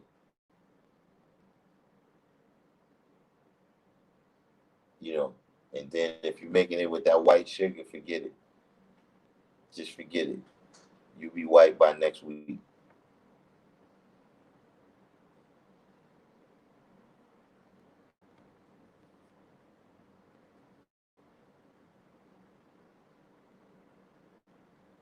Chief said, by the way, they had 2 protests out here today.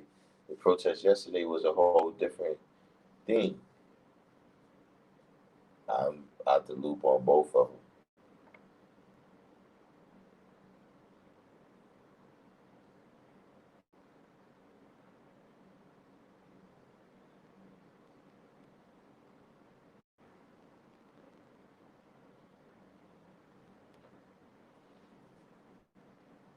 Universal said we cannot coexist with the devils, or do you differ?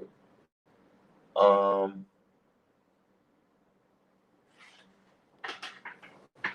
Word Smith said he eat potatoes. He's still brown. Give it 150 years. Great grandkids would be saying, "Damn, man, we should be straight, man. This niggas couldn't stop eating potatoes. Messed everything up for everybody." But coexisting with the devils. I mean, not all of them are down with the program. All of them don't get a dividend check from the devilishment. You know, there are ones who, they can be righteous, so they can make it into the hereafter. Um,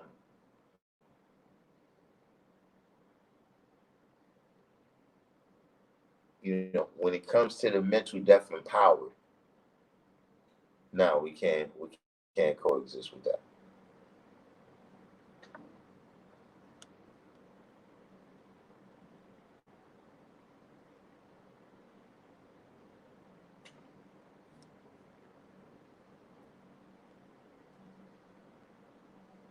Yes, Asiatic mathematics, you eating all these cashews, you just about white. You're gonna be like Silver Fox.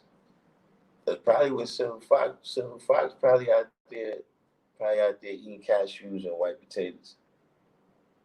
They see right through him. University said never shake hands with feet.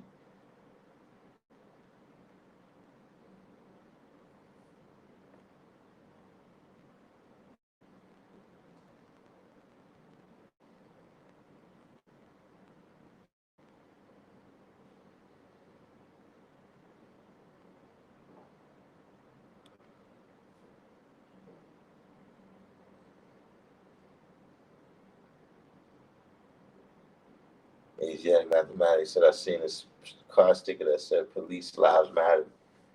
I mean, yeah, all of these things is I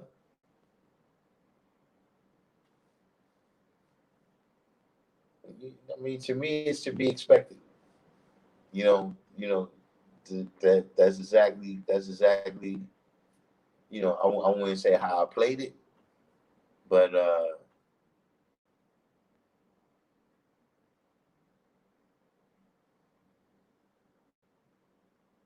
it's exactly what I expected. Gus Ivy Devine said Charles Manson thought that there was going to be a race war and the blacks would win because we are physically superior. Boy, you truth lacked the mental capability to rule the world. That's where his family would step in to rule over us. Precisely. So I'm just saying that this type of idea has been around. It's just coming into 2020 view of the naked eye.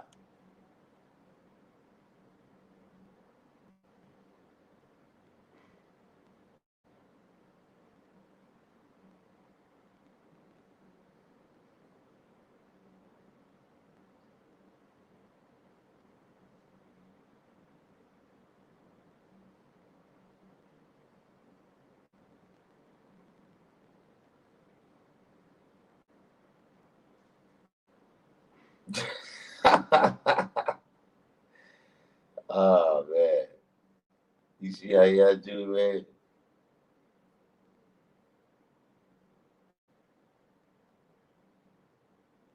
Yeah, the devil is being made from the original people by drinking lemonade with white sugar.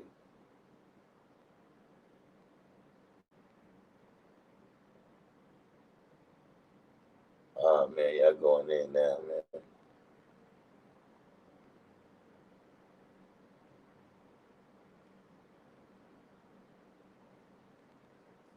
See, I try to help him. But he doing his thing. He doing his thing out there, and with the what do you call it? The Nation of Original People. You know what I'm saying?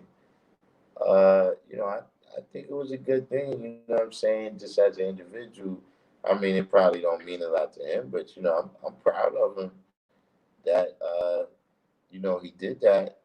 He showed forth and proved that his word is bond. You know what I'm saying? And he lived out what he said. You know what I'm saying? He did everything in the spirit, of the law. Where you see the truth, and what I'm saying, you realize that your duty is out there to go expand on that truth for other individuals. And everybody who wants to see it like that, he's built a platform. He's built a platform for them. You know what I'm saying? You know,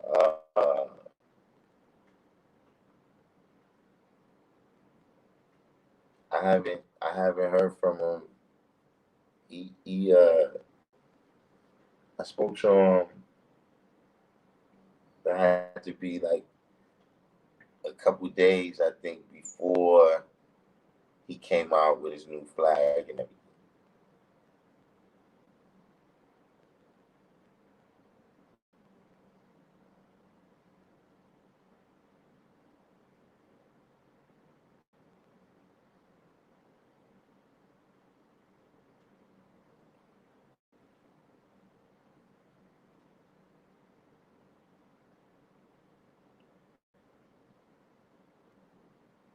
But that's it. See, like I tell people, man, a lot of people is on a journey in life. Malik Lowe, what's going on? A lot of people is on a journey in life, and all we do a lot of times is help that person out. Like we help you out, you know what I'm saying, on your way to, the Coliseum. A funny thing happened. You bumped into the 5%, and we told you about some signs. You know what I'm saying? And then throughout your travels, you realize that something else was for you. You know what I'm saying? We don't deal with no compulsion. You can come or you can go. You can learn or don't learn. You understand what I'm saying? You can get a little bit of knowledge about us, or you can get the supreme knowledge and internalize it. And either way, it won't be no hard feelings.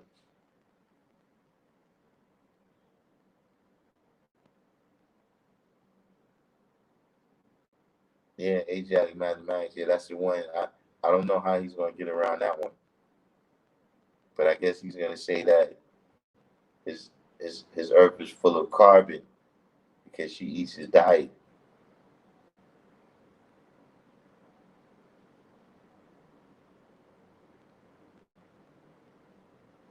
But yeah, breast milk is white, so I don't know how.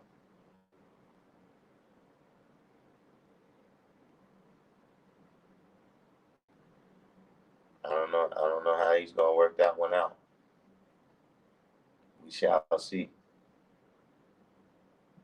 But yeah, though, um, we actually had a little bit of extra class today. Um, I was trying to find out about the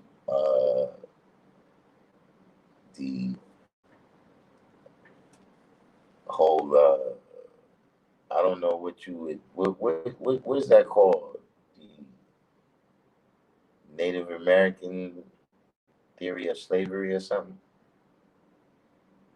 I was trying to find out about that. We had a couple other things on the head. Um, Everybody that made it this far with me, do the each one teach one, hit the like button. If you're new to the channel, subscribe, and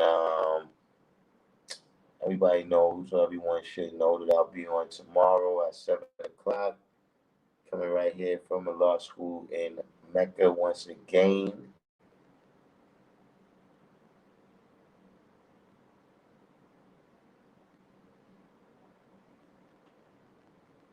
Well, you gotta build with him on the flag.